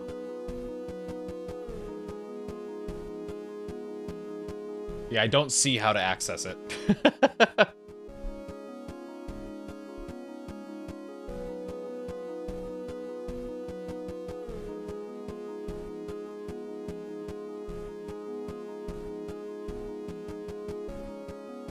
DM asking how to do.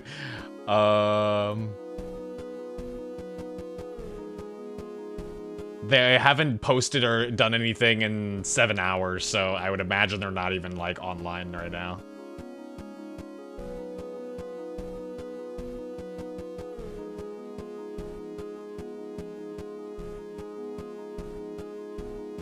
She's in... I'm assuming... I think...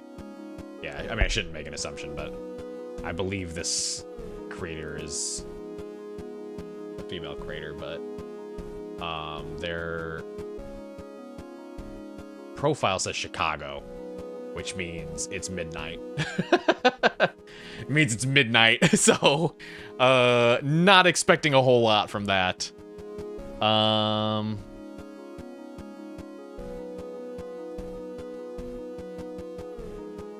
Chicago. That means they know a whole lot about about Michigan. Let's see. That's why the game is set. Well, the game isn't set in Chicago. The game's just set in Illinois. Like, it said Southern Illinois. But yeah, I'd assume that they maybe had some experience living in Southern Illinois. Let's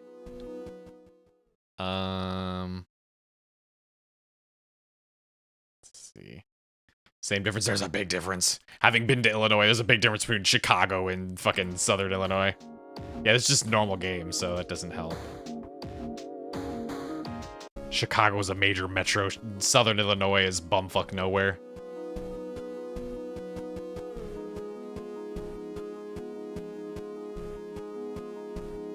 Huh. Because like this doesn't even here it doesn't add it doesn't add extra endings. So it's not like I can get one of these endings with the idea of it being something new.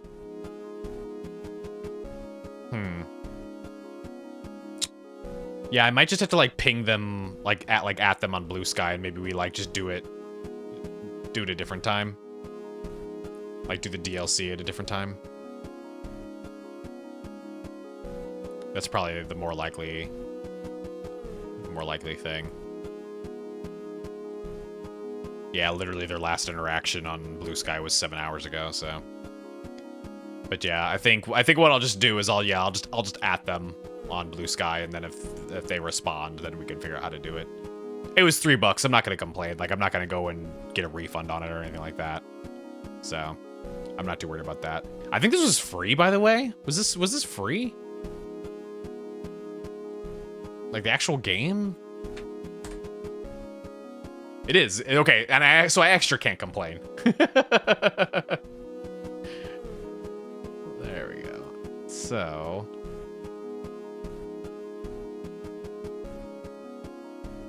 all these amazing free games, yeah. We've found some pretty damn good like freebies. Let's see. How about, let's see, what time is it? 10? How about,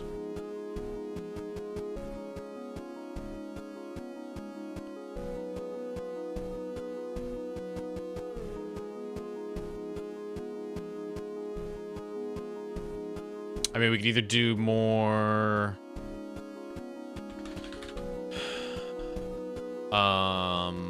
Voices of the Void.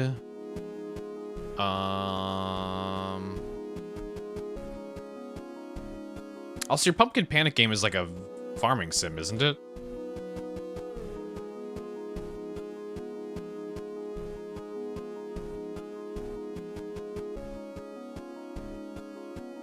No? Oh, it looked like farming sim. Or is that just the thing? But no spoiler. Okay. Well, tell you what. Well, we can do that because it's right here.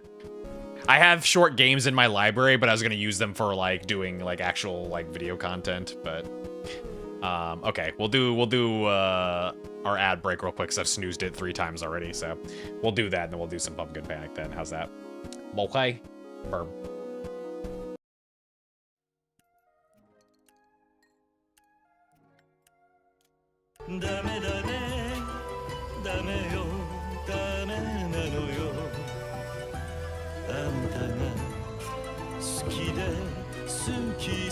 It's still so weird, it's just this random guy in the audience.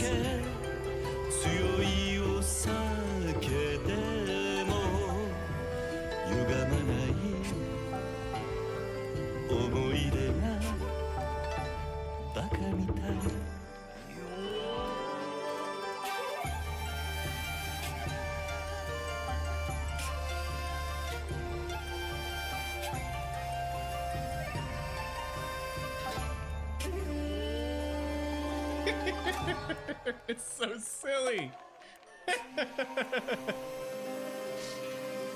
Karaoke, yeah. Edo style karaoke. Yeah, yeah. Magical homeless person? No, they weren't really magical. They didn't do anything magic. In fact, they had guns, which is like the least magic thing they could have had. They had the exact opposite of magic. They had guns. Bro, what? I'm not your girlfriend. Shady middle-aged men like me, and find what truly makes you happy. He's got a point. There you go. That's the one good thing he said the entire time. Bye forever. Stop talking to shady middle-aged men and go find something that makes you happy. That's the conclusion. That's our life lesson from Tanaka's entire storyline, is to stay away from shady old men. On me. I don't know what that means. Everyone. There we go. Wait. Or no. Or yes. Aw, I love you too. Just had to make sure. Just had to double tap my wife. Ow! Just in case, just in case. Badoop.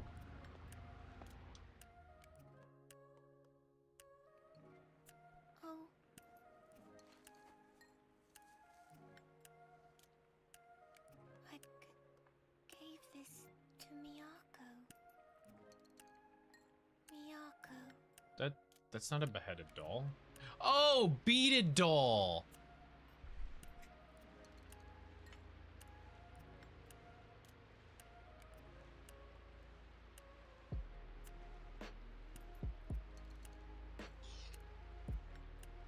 Why do I feel as though you guys knew exactly what the correct thing was and no one was correcting me? Bunch of shits.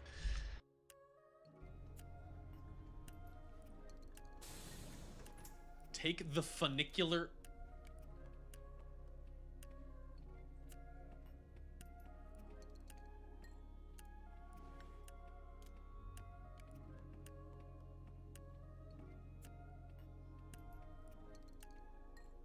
Where'd she go? Where you going?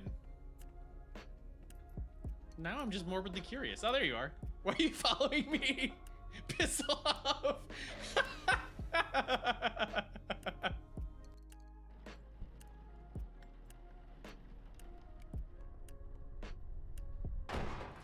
Oh, my lord. Truly the spookiest physics. Oh my god. What is going on? That is not intentional. There's no way that's intentional. You know what? That's its home now.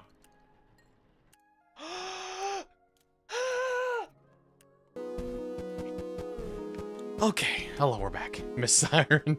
We still have to play the, what was it, the remake or whatever? Let me post this stuff real quick. Okay, close that. Play that.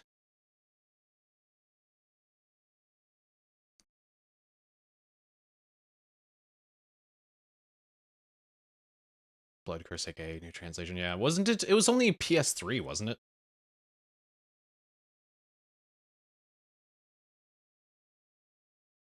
Come on. Play. There it goes.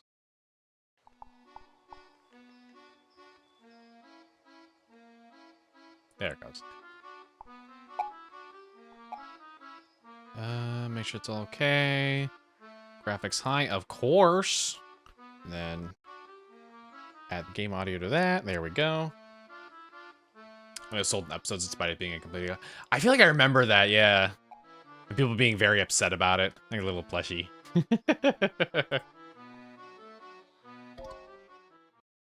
All right. Hey, why are you still in bed? You should be working on the farm. Get up, move, come on. This better be the best damn game ever, yeah. You've mentioned it multiple times. Finally, no time to waste. Let's get farming. And hydrating. Take these seeds, pick them up with F. I'll wait for you outside. Close it to or maybe mouse.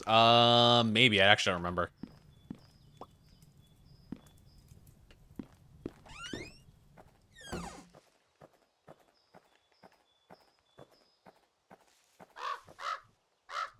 Here, you can plant seeds in the area up there by pressing F, or F then, pressing F then, water them by pressing space. Okay. Stroke it out. Ah, yes. Piss on the plants. I did it. The plants have been peed on. If you need to refill water, you have a well down there. Hold F to refill your water. Okay. Anna's gone. She would totally appreciate this for reasons. I mean, it'll be in the VOD. I'll still be there.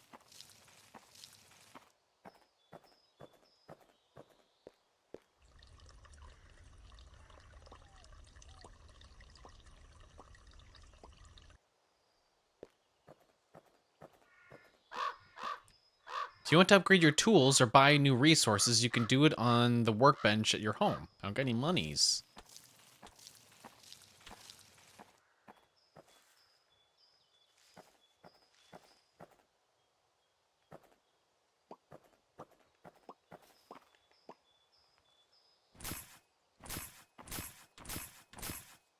go. Okay. So then...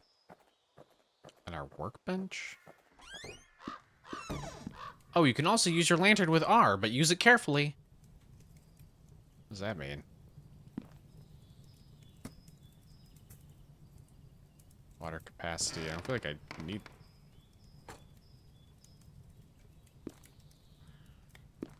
I feel like I need that. Increase crop value. A red key! What do you say? I got seeds. I got 6 seeds. I can even get some of the red seeds. So which one did this unlock? Green. Purple. I guess while I'm here, let me,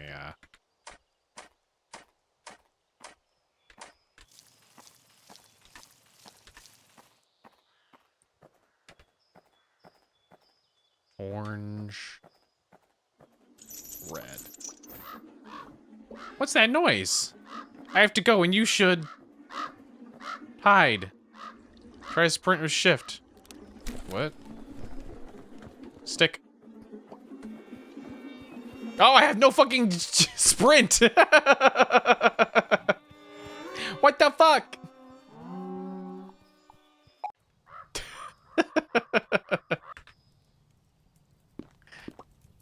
Son of a bitch.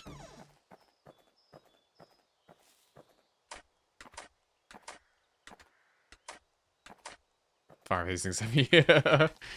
What was the one? There's like multiple like actual like horror life sim, farm sim kind of things that are supposed to be coming.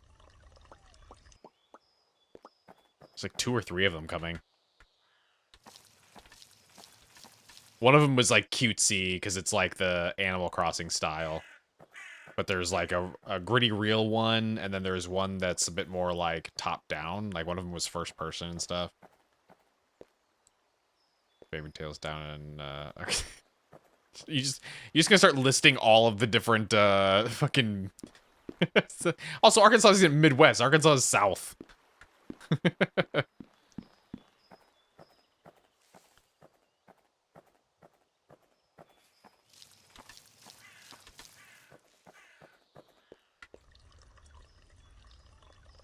Same difference. No. The Midwest wants to be the South. Anytime you leave the main cities. The South is actually the South. With all the things that come with being in the South. Okay, I'm gonna buy. Increases the player speed. Increases monies. I'm gonna take better monies. Kentucky, there you go. That one's Midwest.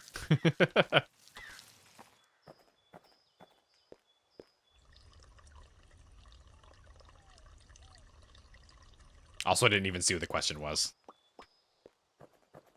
Got distracted with your poor understanding of Middle America.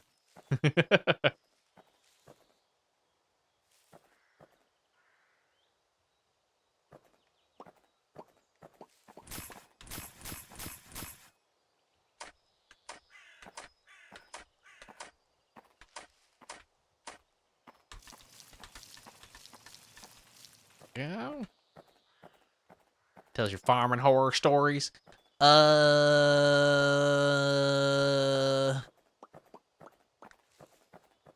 mean, other than like visiting farms, I haven't really had much to do with farms.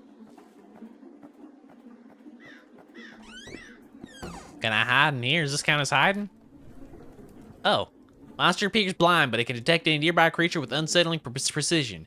It moves swiftly on all fours, making loud noises as it passes. After ambushing its prey, it quickly hides among the trees.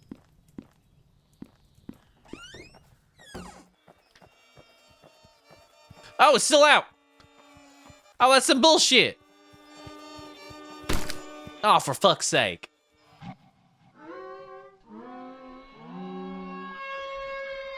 Is it just always there now?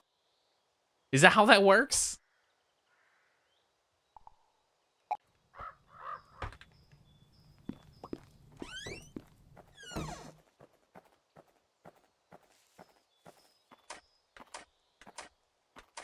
It wasn't there. There was no audio for it. That's why I left, because the scuttering and the music stopped.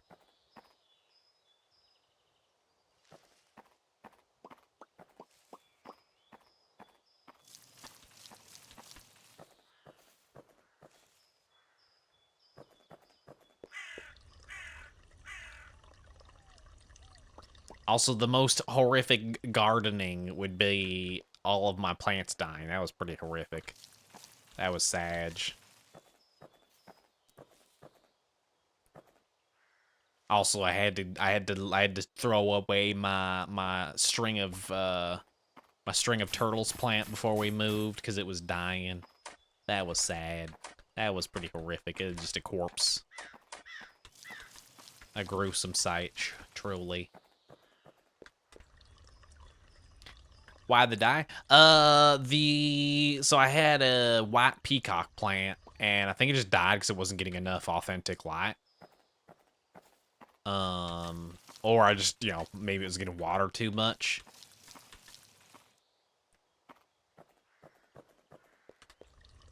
That's always a possibility. The string of turtles, I don't know why it died. It was doing great for a really long time, then all of a sudden it was dead.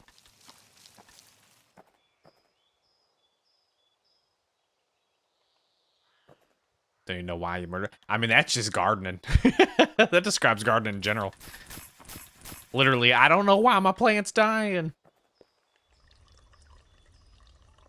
My rubber tree's still going strong, though. She's a sturdy girl. I don't know why I'm gendering my plant, but...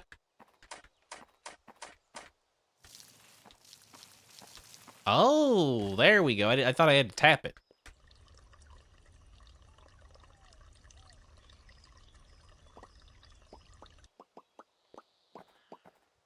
Doesn't seem to be spawning now.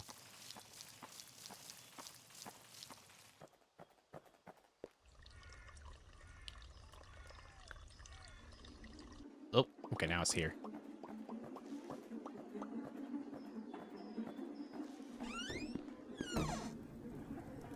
Like I can hear the music and all that, and it's scuttering right now, right? But when I left last time, I didn't hear any of these. Like, see, the music's gone. There it is.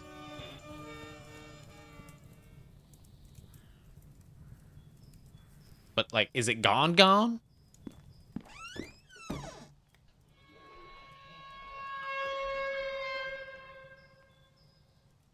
Does that mean it's gone?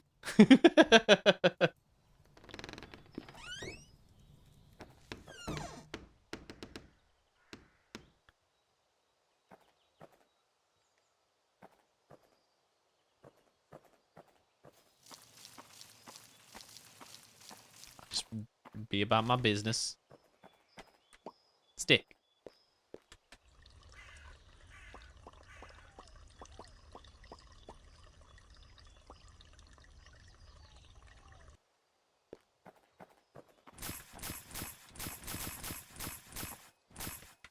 Okay, let's buy something.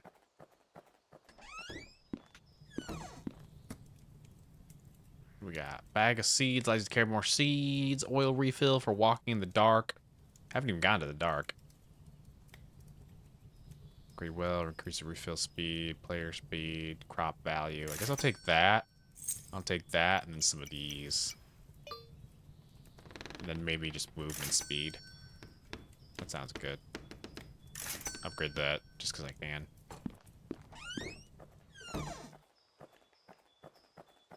Can I get a doggo? Aw. Thank you for the sticks. What do the sticks do?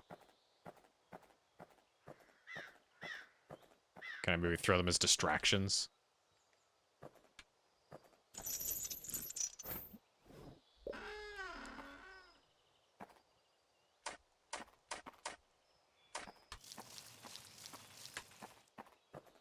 Very simple game. All I do is watch out for one single monster.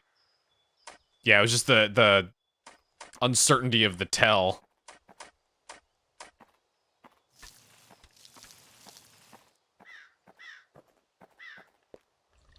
gate creaking sounds scary. Yeah, the house creaking sound scared me earlier when I was reading just like the general stuff.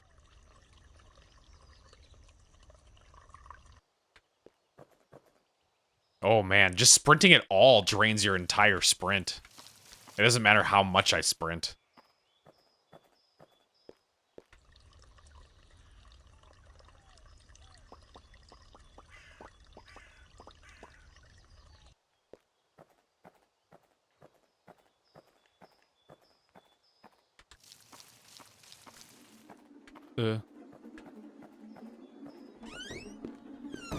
Is there an ending to the game? Special coins. There is? Okay.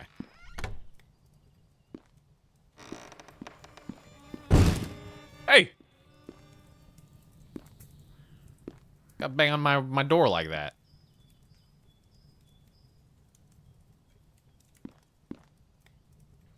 Oh, my candles are going out. Is that how time is tracked, maybe?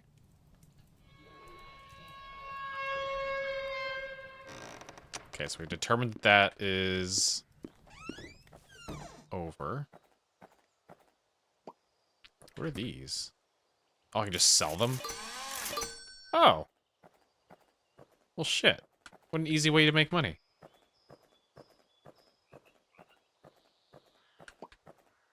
And a special coin.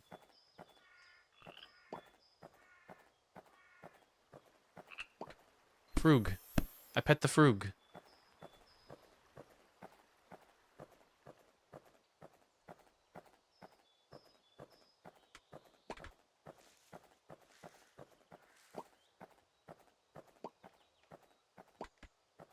There we go. Okay.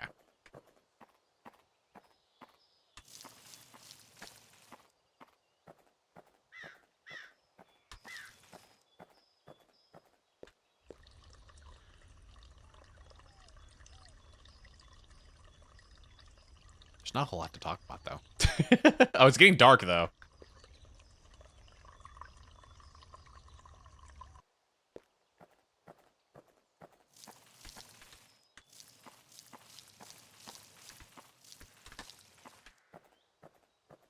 Ah, the red pumpkin also farming. It's borderline entering cannibalism. This seems dangerous. This seems dangerous. No, my frug! Come on in. There we go. Increase the I forget what the oh fuck. What did it say the lantern button was?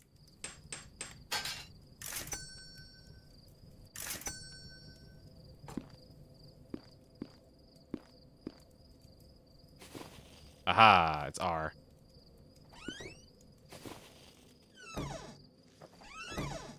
Follow my song. No, that seems like a bad idea.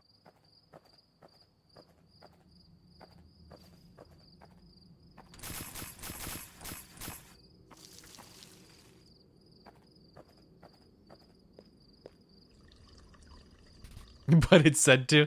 Yeah, just like Cordelia told us to do things.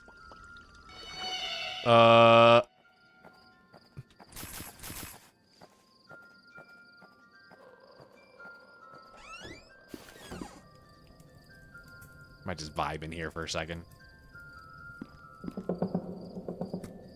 No one's home.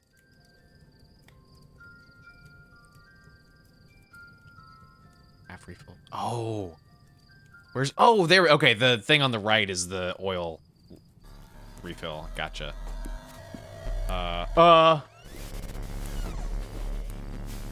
Maybe I'd rather be out here.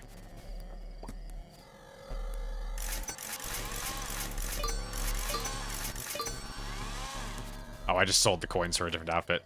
No. No, it's still in my house.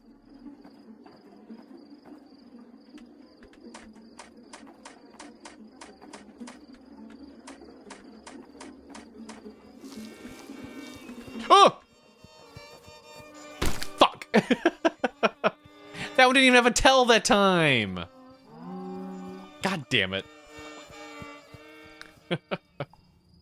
Son of a bitch. Okay, we'll try one more time.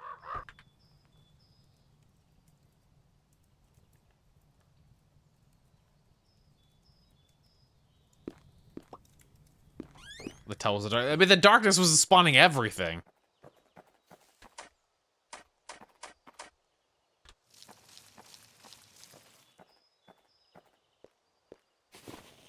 Oop, didn't mean to do that.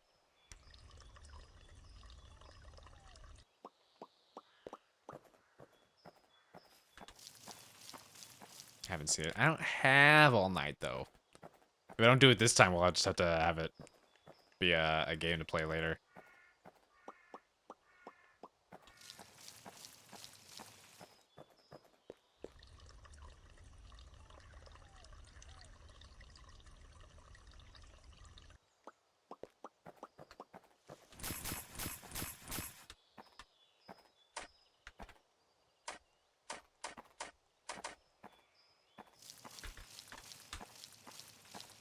Go.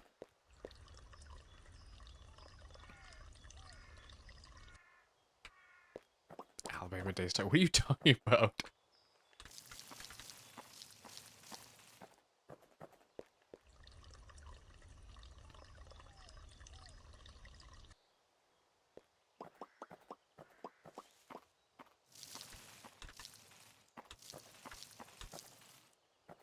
Alabama's southeast. It's not even close to where I was.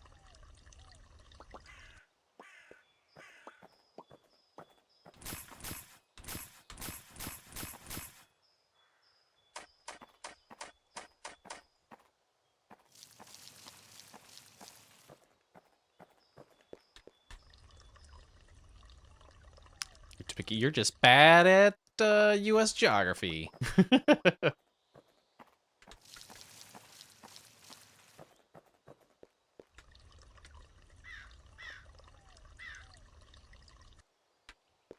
Be great if you can even remember something says, what do you mean? There's only 50.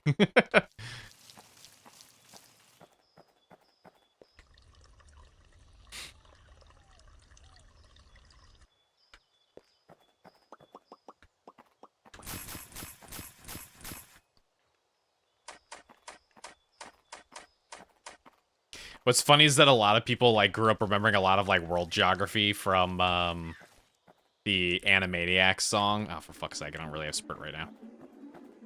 And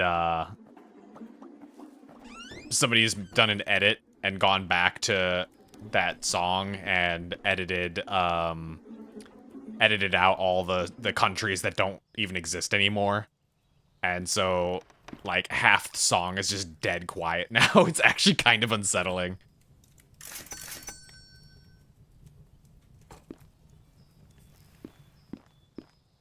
Because that song was made back in like the 90s.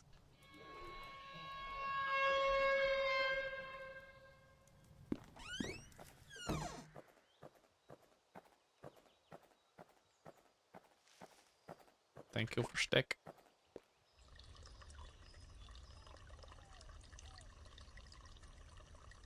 Just change geography where you're learning. Yeah, it's world all the world countries. They just added a song to it to make it easier for kids to learn. But a lot of the countries that were around back in the 90s have either changed or they don't exist anymore.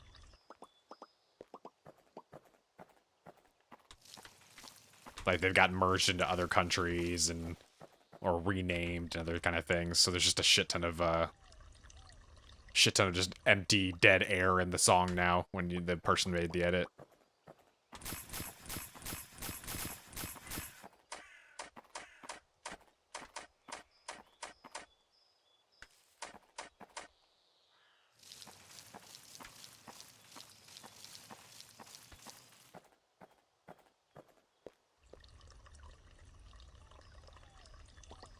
How do they make that you feel? What do you mean?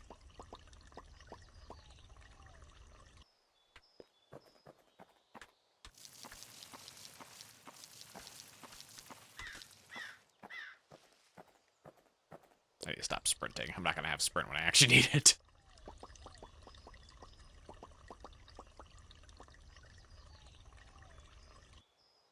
The passage of time, I mean, even when I was a kid, I never really memorized the song.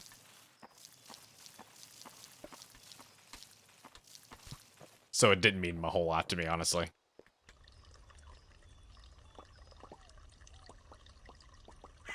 But I know a lot of friends that grew up memorizing it.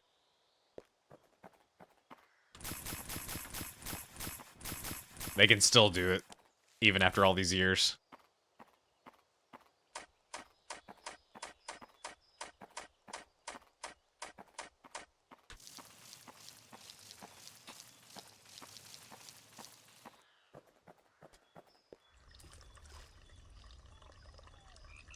Didn't even learn. Hell nah, I was watching Animaniacs for the goofies.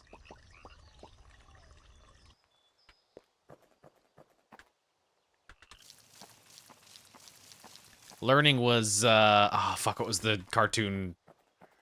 Learning was, learning cartoon was Schoolhouse Rock. I'm just a bill. God, that was such a fucking... old-ass cartoon. Wishbone. I mean, also Wishbone. Wishbone was more book learning, though, rather than, like, you know, learning maths or government or anything like that. Ah, shit. Ah, shit, dude. Ah, shit, dude. Ah, shit, dude. There we go. If I just did this. I don't need all these special crops. Oh, I didn't even do that. I was just getting close to the door.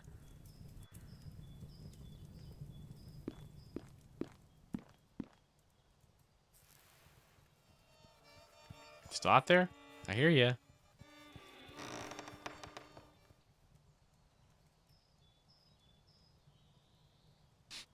Can be sad if you can't survive the night and meet it. I mean... we'll see. I still feel like that one was unfair. It didn't play the music like it normally plays. Where's my frog friend? Oh, he's not here.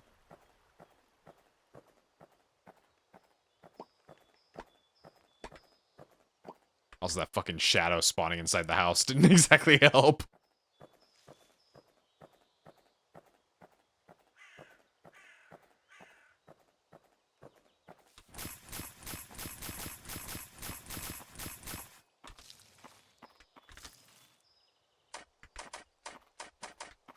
I feel like this would be easier on a controller, honestly.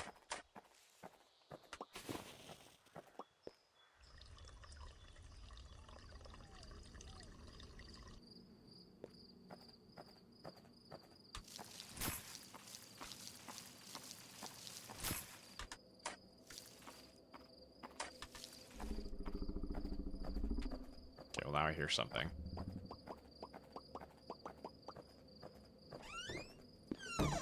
This is one that wants you to follow its song, which is obviously a bad thing to do. Shadow pumpkin, there's something lurking in my bed. It's like a shadow of myself. If I stay inside for too long, it'll come slowly walk towards me. I feel it turning my enemy when it's close. It's going to help me carry more water. Okay.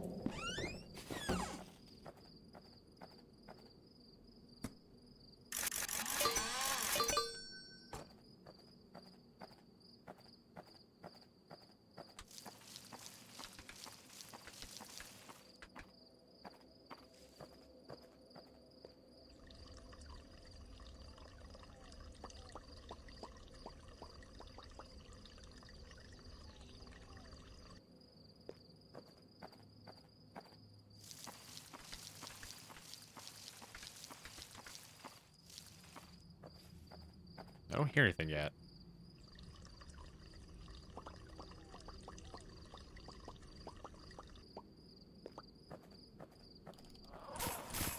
Okay, well now I hear things.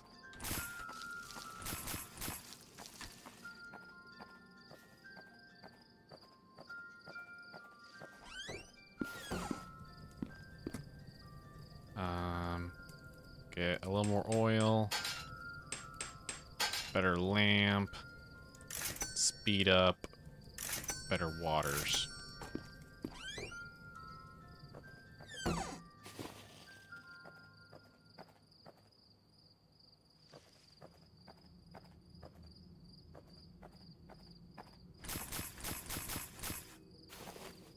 Didn't even do that. Oh, God.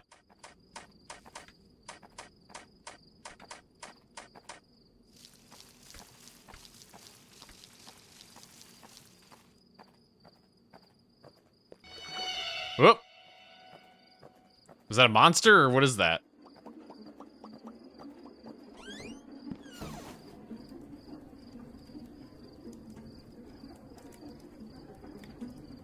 His friend. Not helpful right now. Ah, there he is. Now fuck off before the shadow comes.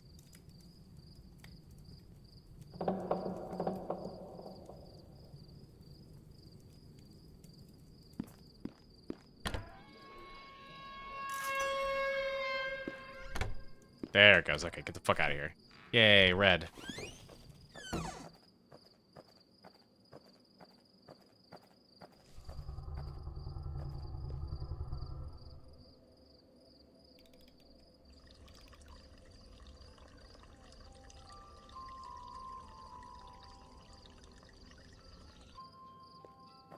I'm trying to, like, keep my ears as honed in on the sounds as possible.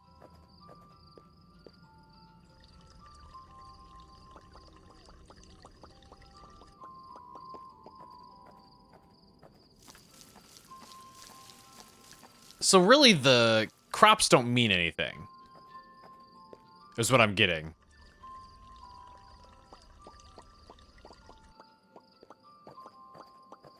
Oh my god, I'm just suddenly recognize this song.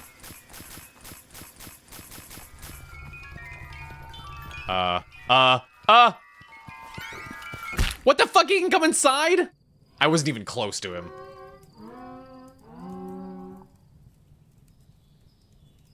What the yuck? What the yuck? Told you to find the music. Supposed to not find the music. What do you mean? What do you mean? Okay. We'll stop it for now. We played it for about like 50 minutes-ish. And we're at 11, so this is about the time I have to get off anyway, so... No point in starting another run. But we can do it as like a filler for another thing. Ooh! It did get me the first time, though. But yeah, I think... Whoop. I think we'll check out. Actually, the sleepies is starting to hit me anyway. But, yeah. We will do more... Listening to it once, yeah. We'll do it again. We'll do more spookies this Sunday, because we got, finally playing Signalis, so looking forward to that. Anyways, thank you for stopping by. I always appreciate it. I'm gonna go to bed. Okay? Okay. Have a good night. Good night, good night, good night, goodbye, goodbye, goodbye, good night, goodbye, goodbye, good night, goodbye, good night, goodbye, good night, bye.